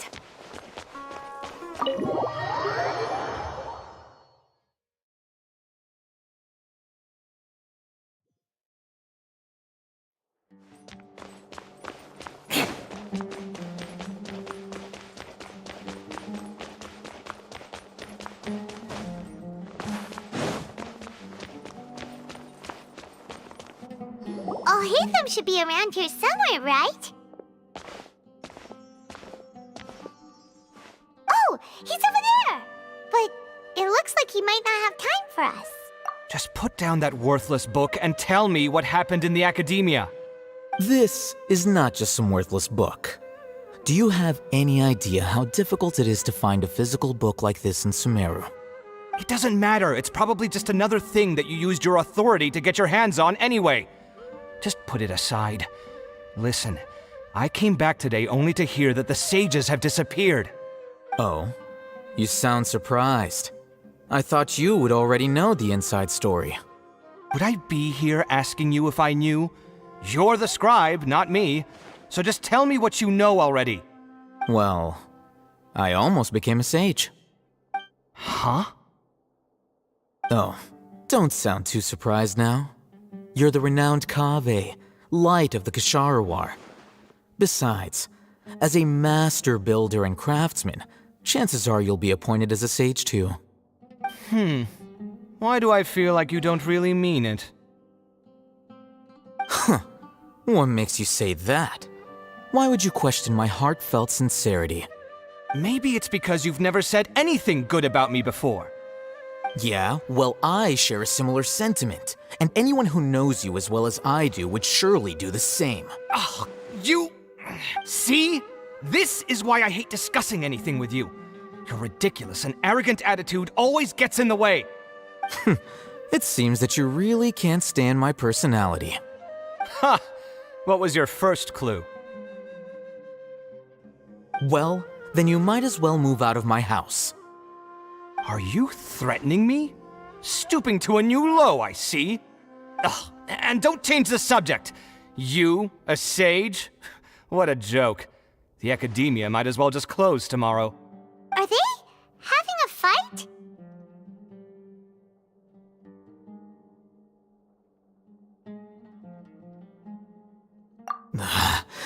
Forget what's going on with the academia.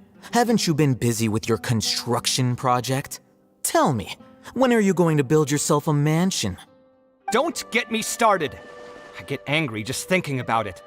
So, what great building did our master architect work on this time?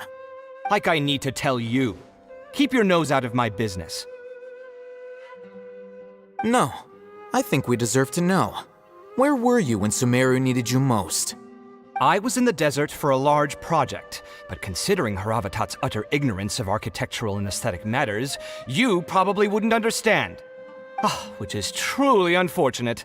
I can only pity the man who doesn't understand the first thing about beauty and romance. Unlike a true... Hold on, wait a second. What do you mean by when Sumeru needed me most? Well, while you were out fiddling around in the desert, many people came together to save Sumeru from a crisis. Ha! And you think I'd believe that? Look, all you really need to know is that Azar and all his accomplices have all been overthrown. Huh? What nonsense are you talking about? It's no skin off my nose if you don't believe me. It's not like my Darshan was the one trying to apply for funding from the Grand Sage. Yours, though, on the other hand... You know what? I'll ask around. I'm sure someone knows what's going on here. You're dead if I find out you're lying to me.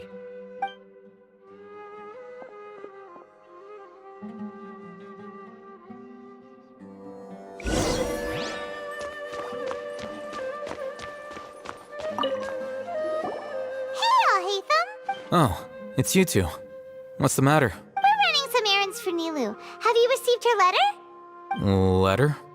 Nilu said she sent out a letter inviting everyone to a celebration feast in 2 days at the Grand Bazaar. We'll also be celebrating Zaino's reinstatement as General Mahamatra.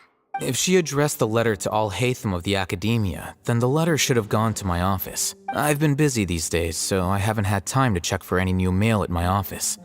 I only now have some free time to attend to personal matters. Have you always been so busy with your work? Of course not. I'm only busy these days because several sages have been dismissed recently and the whole academia was practically turned upside down. Tainari told us they all went to train in the Avidia Forest. Apparently they will spend the rest of their lives there. That is already the best possible ending for the likes of them. 4 of the 6 great sages were possessed by their desire for power and attempted to create a new god. In order to pull it off, they even imprisoned the other 2 rational sages. To imagine such things could take place in the academia. I don't know where to begin. Yeah, you're right. Huh. Feels kind of strange to hear them called that after all this time.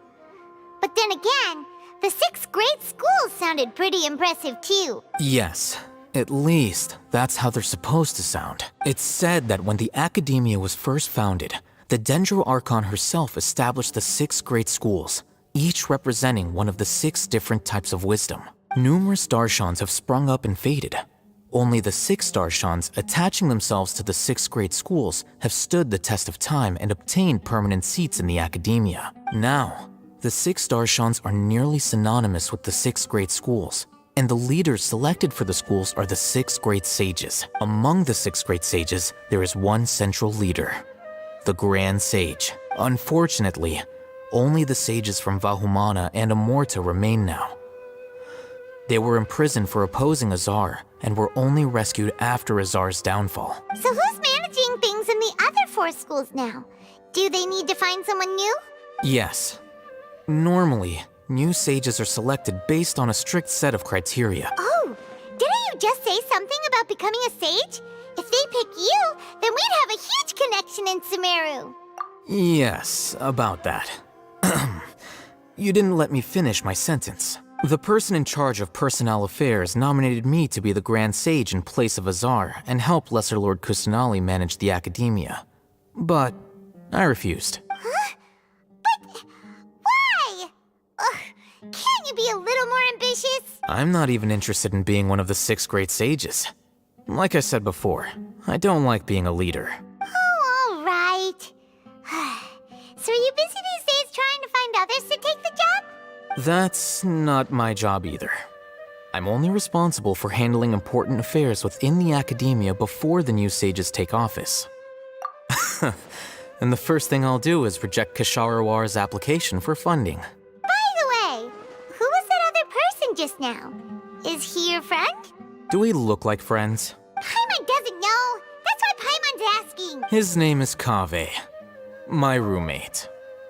You could say he's the representative for Ksharawar scholars, which is exactly why he always has so many problems. So everything that's happened recently must be a huge change for the people of Sumeru. Such is the work of the Academia Scribe. Well, anyway, no matter how busy you are, since you are our planner, remember to attend the celebration feast in 2 days. All right, I'll see you there.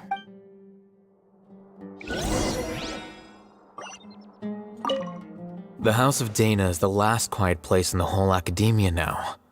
I was originally planning to stay here a little longer, but there's a chance that Kaveh might show up again. Tuh, what a nuisance. I'd better go somewhere else.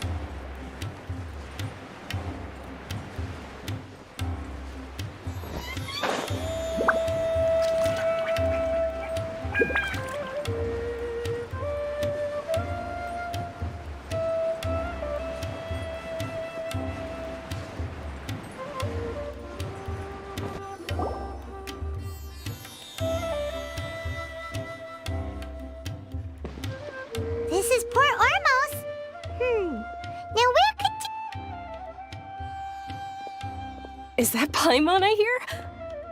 Huh? Oh, it's been a while. How are you doing? Dunyarzad! It's been so long since we've seen you! I'm doing well. I can go as far as saying I have never been happier in my entire life. I don't know if you've heard, but Alazar has completely disappeared, and all the patients have recovered. You kidding? Knowing them and the connections they've got, I'm sure they've heard about it. Yeah! That's right. My lady is feeling better now, so I'm accompanying her for a walk. Why do you still call me that, Dia? You've already informed my father of your resignation. I guess I'm just used to calling you my lady. Old habits die hard. Resignation? You mean you're quitting? Yeah, I might start losing my edge if I keep being a bodyguard for the Homayanis. You know that my parents and I are fond of you, and that we appreciate you very much. It wouldn't be a problem if you wish to continue to be our bodyguard. I'm not a woman that's easily persuaded. You should know that by now, my lady. When I took this job, I had already decided that I'd quit as soon as you recovered. It's time for me to get back out there and chase that horizon. So what are you gonna do now if you're not gonna be a bodyguard anymore? I want to take a risky job and put my body to the test again. Huh? But we literally just finished one of the most dangerous jobs ever! Are you getting bored already? I know. If I hadn't joined in that plan with you, I wouldn't have come up with this idea. I guess I still get fired up by that feeling of going all out in a fight. It made me realize that I'm still a mercenary through and through. Life is short, and I'm happy that I got to be a part of that operation. But the whole thing also made me realize that there are still many problems in Sumeru. And as a desert dweller, I'm still not completely ready to settle down on this side of the wall. Well, I remember a friend had someone bring you a message. You mean I'll hate them? I didn't expect him to still remember that. I thought he was joking. We just came from talking with Alhaitham at the Academia. Did he tell you that he suggested that I come work at the Academia? What? I heard that Azar and his cronies fell from power, and Alhaitham told me that now was a good time to find a job in the Academia, but only if I wanted to. Whoa. Paimon can't see you being anything other than a mercenary. Me neither. But I think Dia would look great dressed up as a scholar. Ugh, forget about it. I wouldn't last 10 seconds in there. Alhaitham probably just liked the way I worked and knew I'm good in a fight, so he suggested I find some work in the Academia. But you know, if you take him up on the offer, Sino might actually agree and let you become a Matra, because you're super amazing! The Matra have all the talent they need as long as they have Sino. I prefer to be free to live however I choose. In fact, I chose this job from the very start because I knew it'd be right up my alley. Even if being a mercenary means facing all kinds of danger. A lion has to return to the wild sooner or later. If anything, being your bodyguard has been unfamiliar territory for me. I don't want to see you go, but I'll respect your decision. I'm glad to hear you say that. Come on, no need for the sad face. It's not like we'll never meet again. Once the whole Dendro Archon thing is settled, everything in Sumeru will take a turn for the better. That makes me happy too. But a peaceful society will probably mean less demand for mercenaries like me. Before long, we'll be a dying breed. So I'd better get to work while I still can. Huh? But wait a second! You make it sound like you're leaving now! Well, no, not yet at least. I promised my lady I'd stick around until next week. So, have you been in Port Ormos this entire time? We were wondering if you had received a letter from Nilu. Oh, did Nilu write to us? She heard that you were seen in Port Ormos, so she sent the letter here. Huh. It was probably sent to the inn that we're staying at. My lady has been very energetic lately and keeps taking me on hikes, staying out even into the night. By the time we get back, the receptionist is usually off napping on the job. Right, and we tend to leave quite early in the morning, so the old man on duty is also usually dozing off. So what it really sounds like is that the person on duty is always asleep. I bet the letter's at the reception desk. I'll go check later. No wonder there wasn't a reply. You never received the letter. Good thing Nilu asked us to come and check on that. Sorry to make you two come all the way out here. It must be something important for Nilou to specifically write to us like that. Yes, she said they were preparing a victory feast in the Grand Bazaar, and will also be celebrating Sino's reinstatement as General Mahamatra. She was hoping you could come. Great! I'll be sure to attend. Count me in too. But is there some sort of dress code or anything for the feast? Can I just show up looking like this?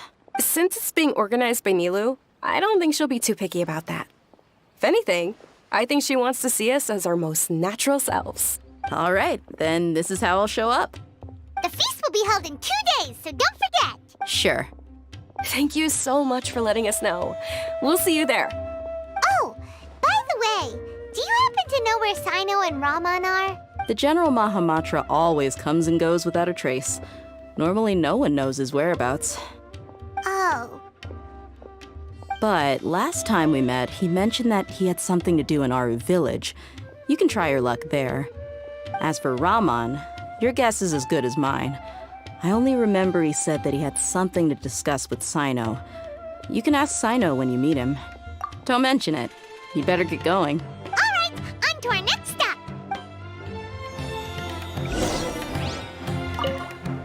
After recovering from Elazar, everything seems so different to me.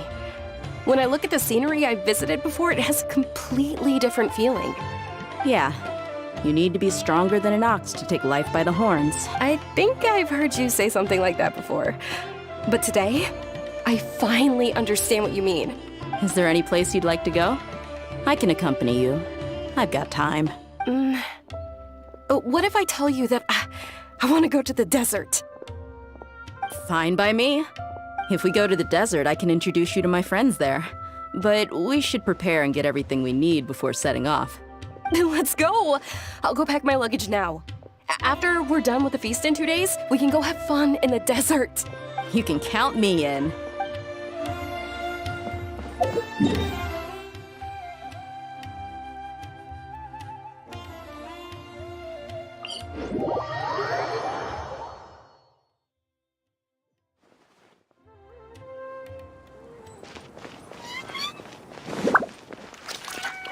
More speed.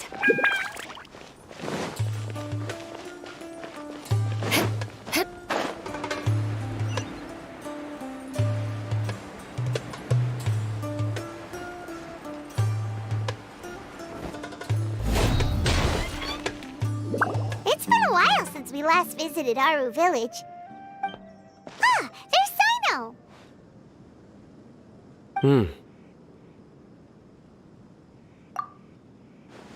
What brings you here? We recovered well, and Tainari agreed to let us leave, so now we're out and about again. It seems Gandharvaville's medical treatment is still as good as ever. And Tainari is recovering well, too. That's good to hear. Yeah, you're the one who brought us to him when we lost consciousness, right? Thanks for that. You're welcome. Tainari has excellent medical skills, and Kale is quite attentive. It was the best place for you. But why are you just standing here like a dead tree? I'm meeting some people. Oh, you mean Candace? I've already talked with Candace and the village chief. They're still at the usual place. You can go there if you'd like to see them, but you know one of the people I'm meeting as well. Oh, by King Deshret's blessing, my friend suddenly appears in the desert. Don't tell me you've run into trouble and need us to help. Raman! And, Sataria? Oh, you know me? Oh, well, you're pretty famous in the academia. Don't worry, these are our friends. No need to be so guarded. I see. I'm doing well. Many good things have happened recently. Same here. Really, I feel that my whole life has started to shine after suddenly finding a new direction. Oh, tell us everything. Yeah, you go ahead. Alright, well, I suppose I should start by saying I've decided to leave the academia. What? It's not that I've given up on being a scholar. Instead, you could say I've found a new identity. I will no longer pursue research like a typical scholar, but I have not completely given up on my relationship to knowledge either. I can see what you're saying now. What do you mean? I plan to leave the academia and return to teach here in the desert. Wow, so you want to become a teacher? Sataria will return to support education here and teach people from the desert. She can't teach everyone on her own, but there are many of us Eremites all over Sumeru. She came to discuss a collaboration with me and hoped that I could bring her ideas to the Eremites. Yes, it's my hope that the Eremites can help me select a group of smart people with the best aptitude for teaching. I'll teach them, and after they've finished learning from me, they can go educate more people. That is the true meaning of education and the spreading of knowledge. The people of King Deshret suffer from sandstorms, exile, and ignorance. Miss Sataria is more than welcome to come teach here. Her arrival is like a star shining in the desert night. The stars have always guided caravans, thieves, soldiers, and travelers who get lost in the night. They lead those in the dark out of trouble and back to safety. Oh, please. Where's all of this coming from? I'm starting to feel a little embarrassed. You deserve these compliments. Mercenaries are accustomed to danger and don't fear death, which is why we recognize extraordinary actions that common people would easily overlook. Sataria's idea will bring much good to many people. At first, I feared it was destined to fail. Everyone knows that the academia doesn't allow scholars to teach in the desert without permission. As you know, all knowledge is under their surveillance and control, and very few desert dwellers are as lucky as me. But what I heard at that time has been haunting my heart, as if there were lightning bolts constantly bombarding my soul. Sataria, you tread a treacherous path, and the longer you ignore it, the tighter the academia's grasp on you will become. Sataria, why haven't you gone home? Never forget that the desert that belongs to you lies elsewhere. Miss. These words sparked something in me, and I knew that I had to bring something back to my people after going home. I gathered up the courage to approach the Grand Sage, only to find that he was no longer at the Academia. Lord Sino told me that Azar didn't belong there anymore. Azar has received much-needed punishment. Though, if you ask me, it may have been too light. You probably have already heard. Lord Sino helped me obtain permission to leave the Academia for the desert, and accompanied me here to discuss collaboration with members of the Eremites. My plan was able to go smoothly thanks to him and Rahman. You're all doing so much for the desert. Aside from that, I also have some other business to discuss with Sino. Lesser Lord Kusanali has allocated many resources to support and develop the desert. I've done some business for her, and part of it required the assistance of the Eremites. I applied for a few batches of educational materials from the Academia, and sent them to several groups in the desert, as instructed by Lesser Lord Kusanali. I believe that's exactly what the people here need. Physical books and other related items. If it weren't for Sino and Lesser Lord Kusanali, I'm afraid we'd never be able to get our hands on them. Apart from this, the Academia is also recruiting scholars that are willing to teach in the desert. I'll let you and Sataria know as soon as I have any more news. We must be persistent about this, and maintain these resources to ensure long-term effectiveness.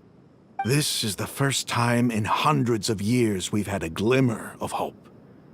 I think this may be the turning point for the desert. Remember these words.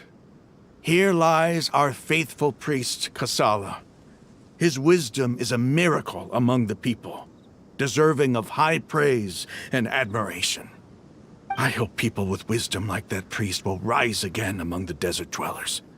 Then we'll once again see the wisdom and glory that once shook the world. Enough about us. Are you here to discuss some business too? No, not at all. We're actually here on behalf of Nilu. Nilu wanted to write to everyone, but she wasn't sure where the letters should be sent, so she asked us to come find everyone personally. A celebration feast will be held in 2 days at the Grand Bazaar. She hopes that all of you will be able to attend. At the feast, we'll also be celebrating Sino's reinstatement as General Mahamatra. Although, judging from your appearance, it seems you've already been reinstated. Paimon thought you would only start working for the Academia after the feast. Celebration? Feast? It's the first I've heard of it. Tainari was right. He really didn't know. This feast is for you, Sino. Sounds to me like you'll have to be there. It's rare to see that kind of expression from Lord Sino. You must not like feasts very much. No, not really. But I'll go. Well, I still have a lot to handle here. Besides, I need to look after Miss Sataria in the desert, so I'll have to pass. I'm afraid I won't be able to join you. Although, if you'd be so kind, please give a message to Miss Nilu for me. The message is, I'm sorry for how I treated you before, but now I understand the beauty of your dance.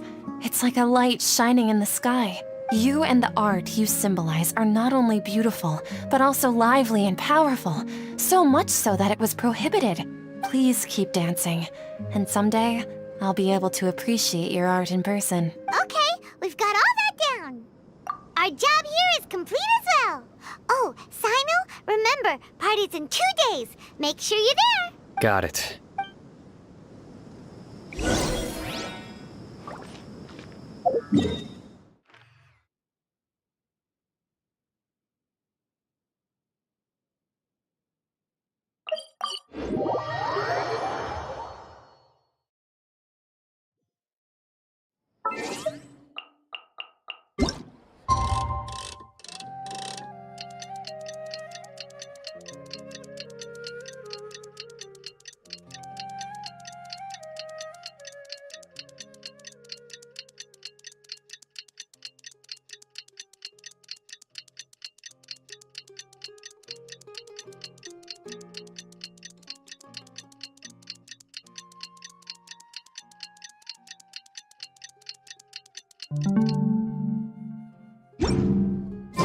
Today's the big day! Let's go to the Grand Bazaar and see how the celebration's coming along.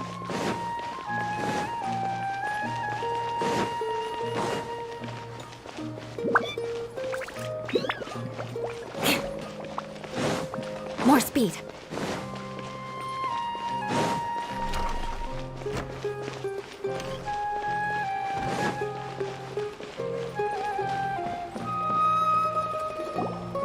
Everybody's already here. Looks like we're the last ones to arrive. You're here. Ah, there you are. Well, look who finally decided to show up. You look like you came here immediately after finishing up some work. I'm very happy to see you here. But we're not late, are we? It's just that everyone else arrived ahead of time. I propose that the last one who arrived be put in charge of today's speeches. Nah, there won't be any speeches today. Oh, really? Well, even better. Come join us over here. Let's share some great food and drinks, and chat about all sorts of fun things. Everything looks quite good. Wow! Paimon can't wait! Traveler, just look at all the delicious food here!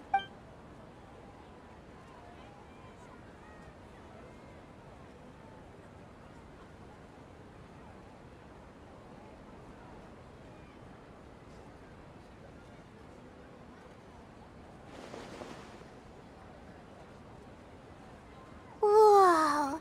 It's so delicious! Oh, this grilled meat tastes amazing! The food was specially prepared for you by everyone in the Grand Bazaar. And we have gifts that were sent by the residents of Sumeru City when they heard we were holding a feast. Everyone that came said that you saved Sumeru, and wanted me to thank you all on their behalf. Ah, feels kinda nice to be seen as a hero. I could get used to this. Being a bodyguard is also a hero's job. You've always been amazing, Dia. My lady sure has a way with words. Thanks. I'm glad. And I'm happy to meet everyone that participated in the great plan. Don't mention it. Come to think of it, we've really done something impressive together. It's unbelievable. We owe it to our abilities. And luck. Really?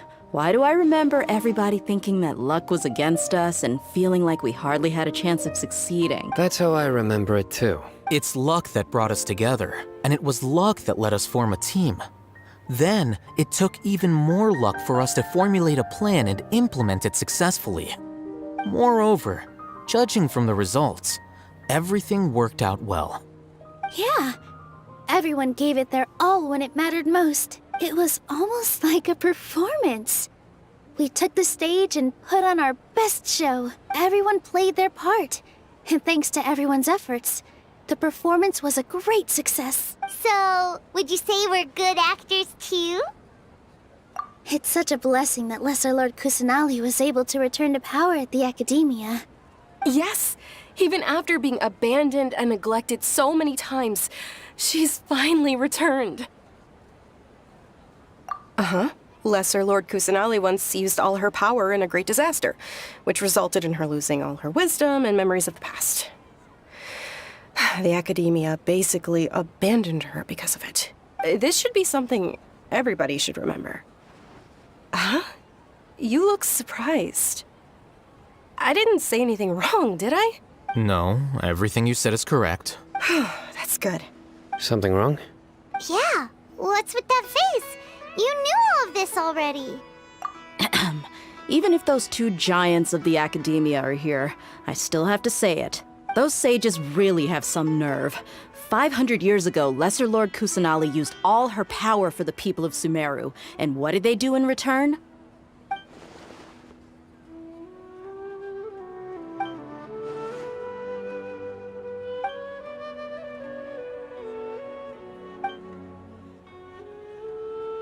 If you bite the hand that feeds you, don't act surprised when it turns into a knuckle sandwich, right, Sino? Perhaps I shouldn't say this, but their treatment of Lesser Lord Kusanali calls for a more severe punishment. You could simply tell Lesser Lord Kusanali that you wish to have Azar and his accomplices severely punished. I respect our deity's decision, and won't interfere in any way. While we're on this topic, why didn't you accept the Academia's invitation to become the Grand Sage? Are you trying to say that I'm fit to be a sage? Not at all. But every person handling the selection process has said that you are the most suitable candidate to lead the Academia right now. Why? Because he dethroned Azar from power? Could you try to put it another way?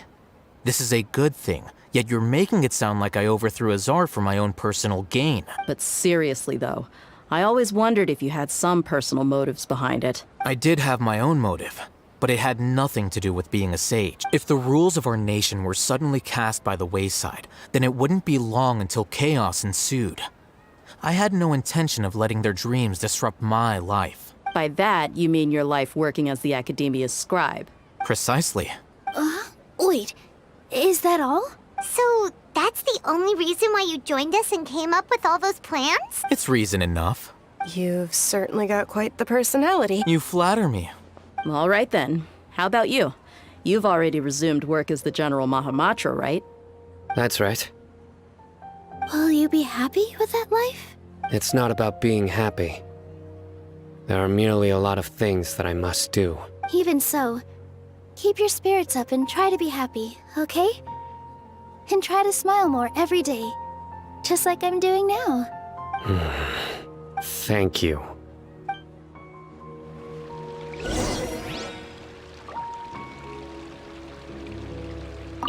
I seldom participate in such lively gatherings, but the atmosphere here is quite good. No, this gathering today has a unique meaning. The Grand Bazaar is lively because the people here feel happiness from the bottom of their hearts. Unlike the farces at the Academia, that happiness is an emotion that'll be forever alien to those bookworms who have driven themselves insane by studying. I seem to have taken both keys when I left the house. Oh well.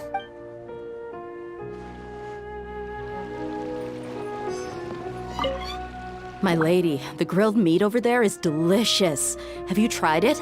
Yes, I also tried some fruit just now. Oh, they're very sweet. What an amazing place to relax. No wonder everybody likes to rest at the Grand Bazaar. You said it. Oh, look who else is here. Hello. Oh, I'm so happy Nilu invited everybody. Oh, now I have the chance to meet all the heroes. Hey, less of that polite chit-chat and more eating and drinking. The feast is about having fun, not stuffy formalities.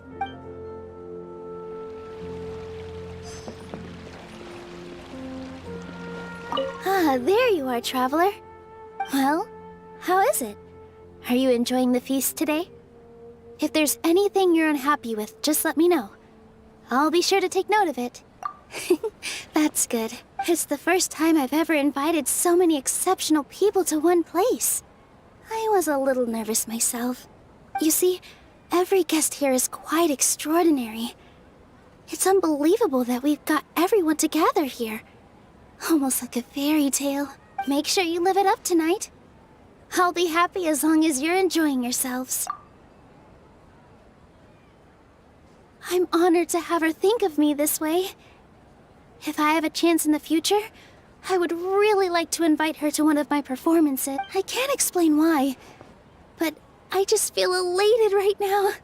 Thank you.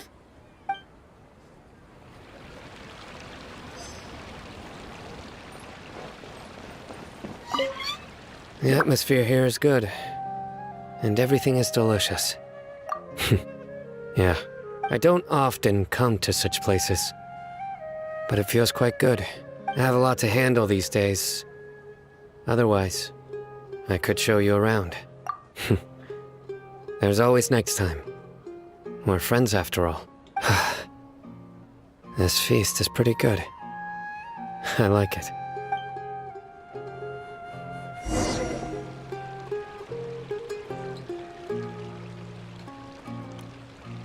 Hey, what's wrong? Your head is starting to droop.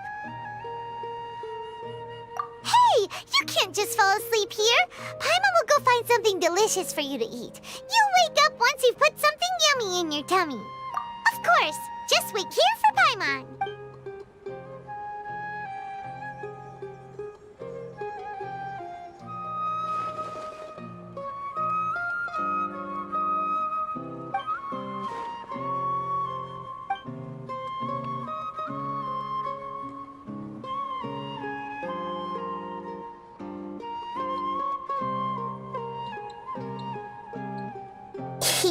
It's me.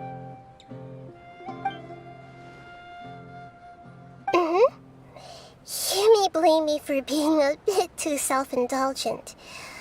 I was thinking about talking with you, and the next thing I knew, I had made a connection with you. The connection between us is amazing. It's like flora and the fence it grows upon.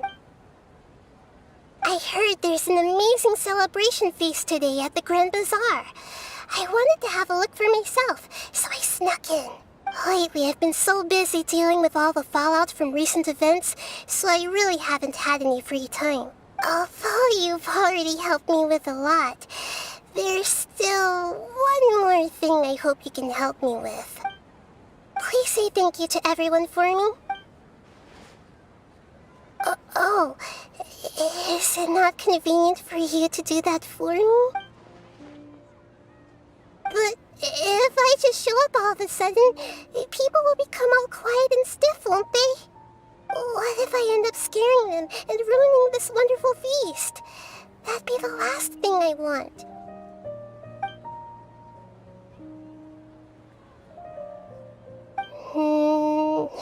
Let me think about it. Okay. Yes, I have.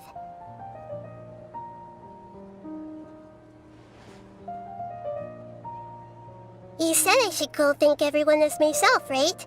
So, I've decided to borrow your body for the time being. Please don't blame me.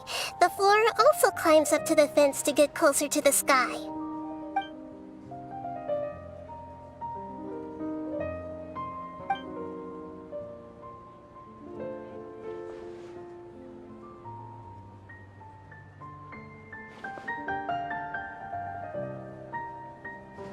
Everyone! Are you awake now? Paimon was just about to bring you the food. It's me. Huh? That voice. Nahida? Hold up. What's going on?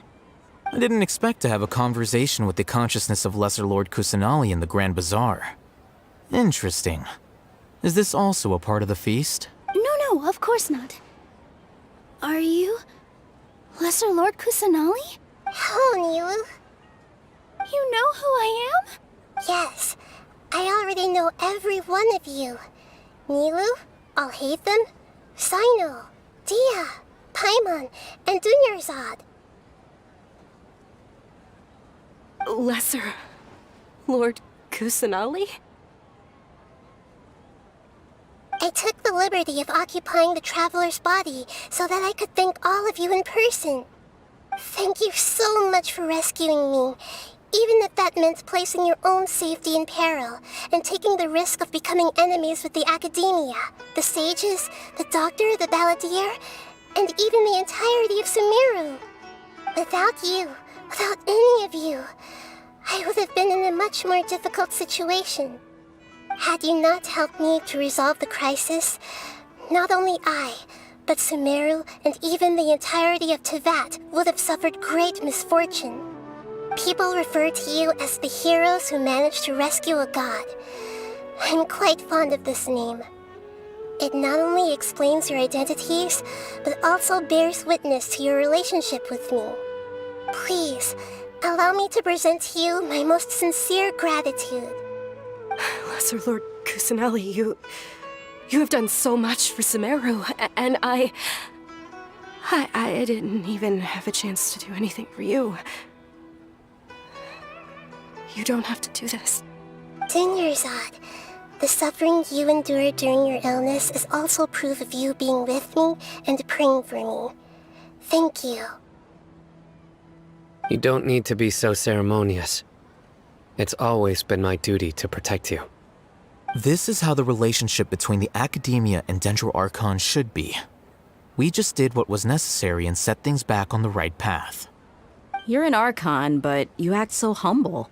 You really don't need to be so polite with us. I'm honored to have been able to take part in this plan. I hoped you liked the dance I dedicated to you.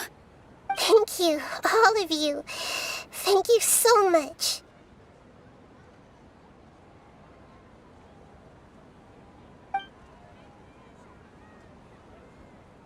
Yeah.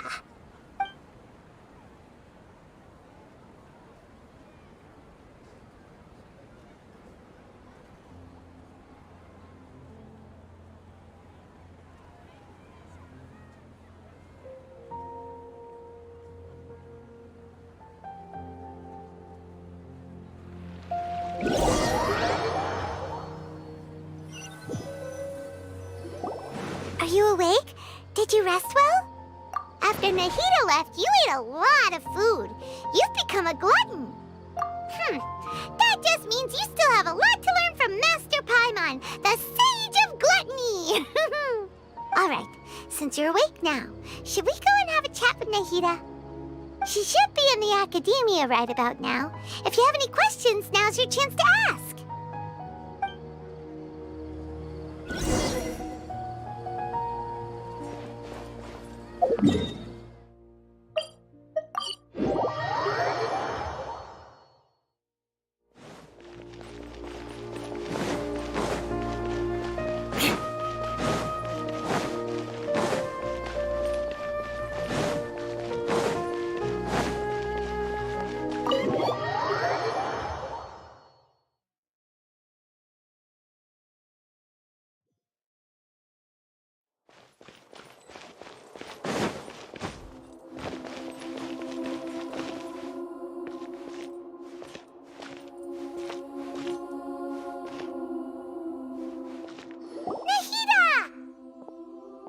Hello, Traveler and Paimon. What a fantastic night. I'm still immersed in all the happiness and joy, like a candle floating on water. So are we, and that's why we're here to talk with you. Is there anything you want to know? After recent events, the Akasha can no longer function as it used to. I've given it some thought, and have decided to shut it down permanently. But this is definitely not a bad thing. Even from the beginning, I've been planning to shut it down.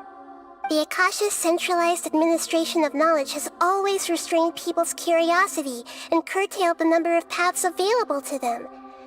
I don't think this is good for Sumeru.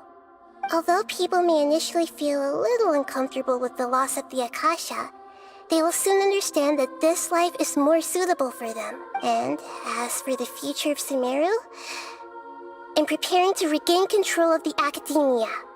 The former sages have received their punishment, but the new sages have yet to be selected. I will oversee the process personally. I hope that the new 6th grade sages will be more focused on academics.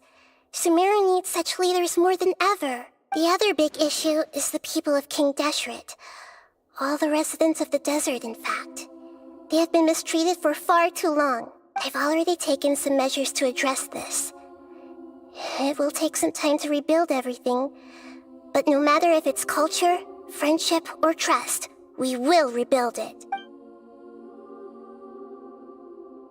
You mean, what happened after the doctor put you to sleep? You guessed correctly. The top-ranked Fatui Harbingers, up to number 3, possess power comparable to that of gods. I was no match for him in that kind of situation. However, in spite of the bad situation, I still managed to make a fair deal with the doctor. I'm sure you remember the entity that changed your fate, the Heavenly Principles. In fact, the Heavenly Principles has been quiet since the Conria disaster 500 years ago. I used this point as leverage against the doctor. I told him that the Heavenly Principles may be awakened if I destroy the Gnosis. Although it was just a bluff, he still fell for it. I assumed that the Heavenly Principles wouldn't just stand by and let such extensive damage to its laws take place. And as for what I exchanged for the Gnosis, the exchange served as both punishment for the doctor as well as a boon of new knowledge that I couldn't refuse as the God of Wisdom. He's still in a coma. I've hidden him like how one would hide a feather. I know you have many misgivings about him, but as someone who had become a god, he has retained a number of very useful features. Don't worry, I'll keep an eye on him and make sure he doesn't do any evil. In addition, there are still some mysteries left in him. Some things may be very clear from my perspective, but he is still yet to understand them himself. His future will be determined by fate.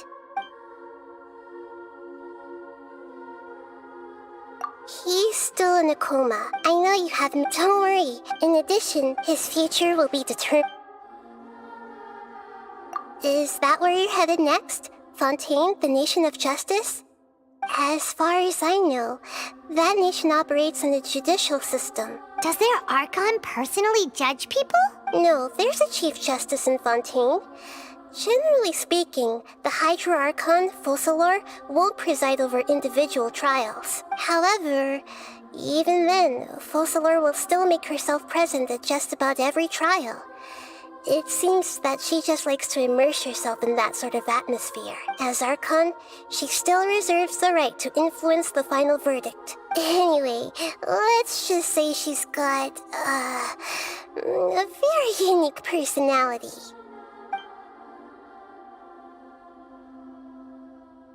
Are you sure? Isn't there something else you haven't asked about yet? Huh? You mean... About your brother. While you were resting at Gandharvaville, I took some time to perform an Irminsul search for information on your brother. Yeah! Isn't Irminsul a repository for all the information and memories of Teyvat? So there shouldn't be anything on her or her brother. This is true in your case. Irminsul indeed does not have any information on you. However, there must be something different about your brother. Because, as it turns out, the world has recorded information on him after all. What? There's only one possible explanation. He belongs to this world.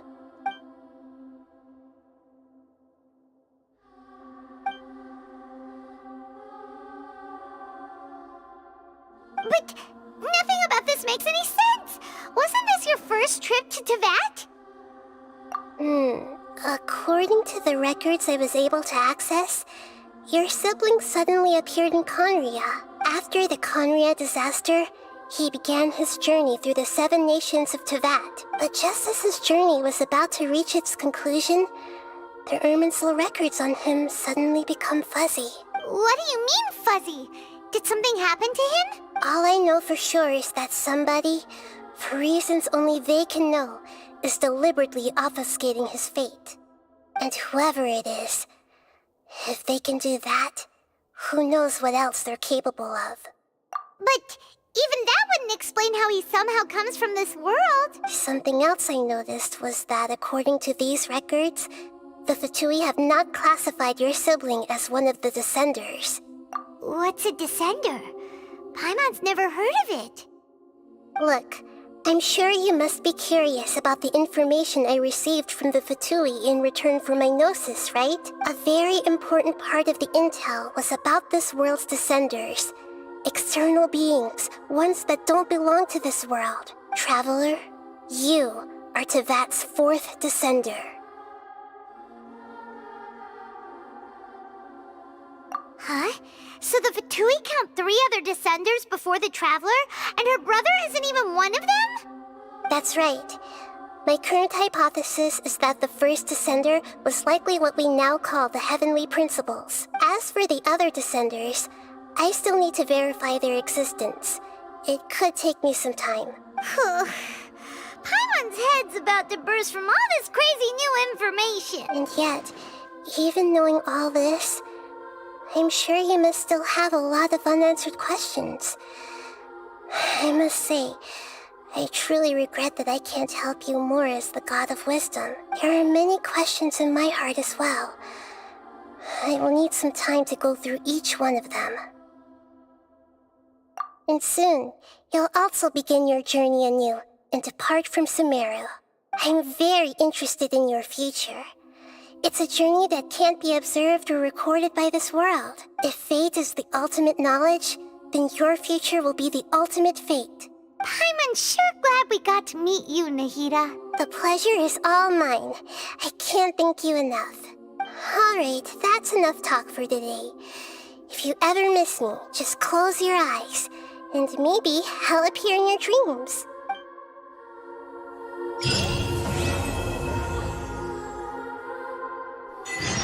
Hey! Is there anything you want to...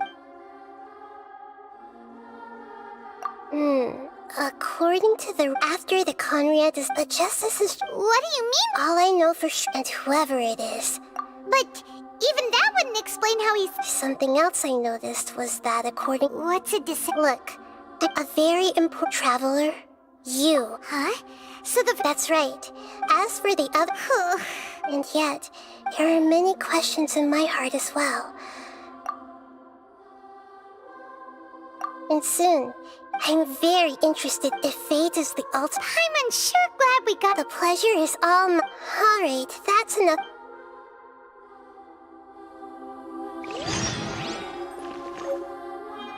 Paimon has lots of good memories from the last one.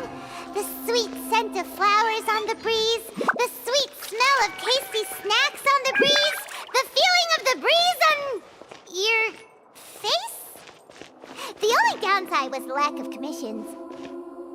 But Paimon's sure that was just a one-time thing. There's gotta be someone who needs our help, right? Let's go see how things are this year.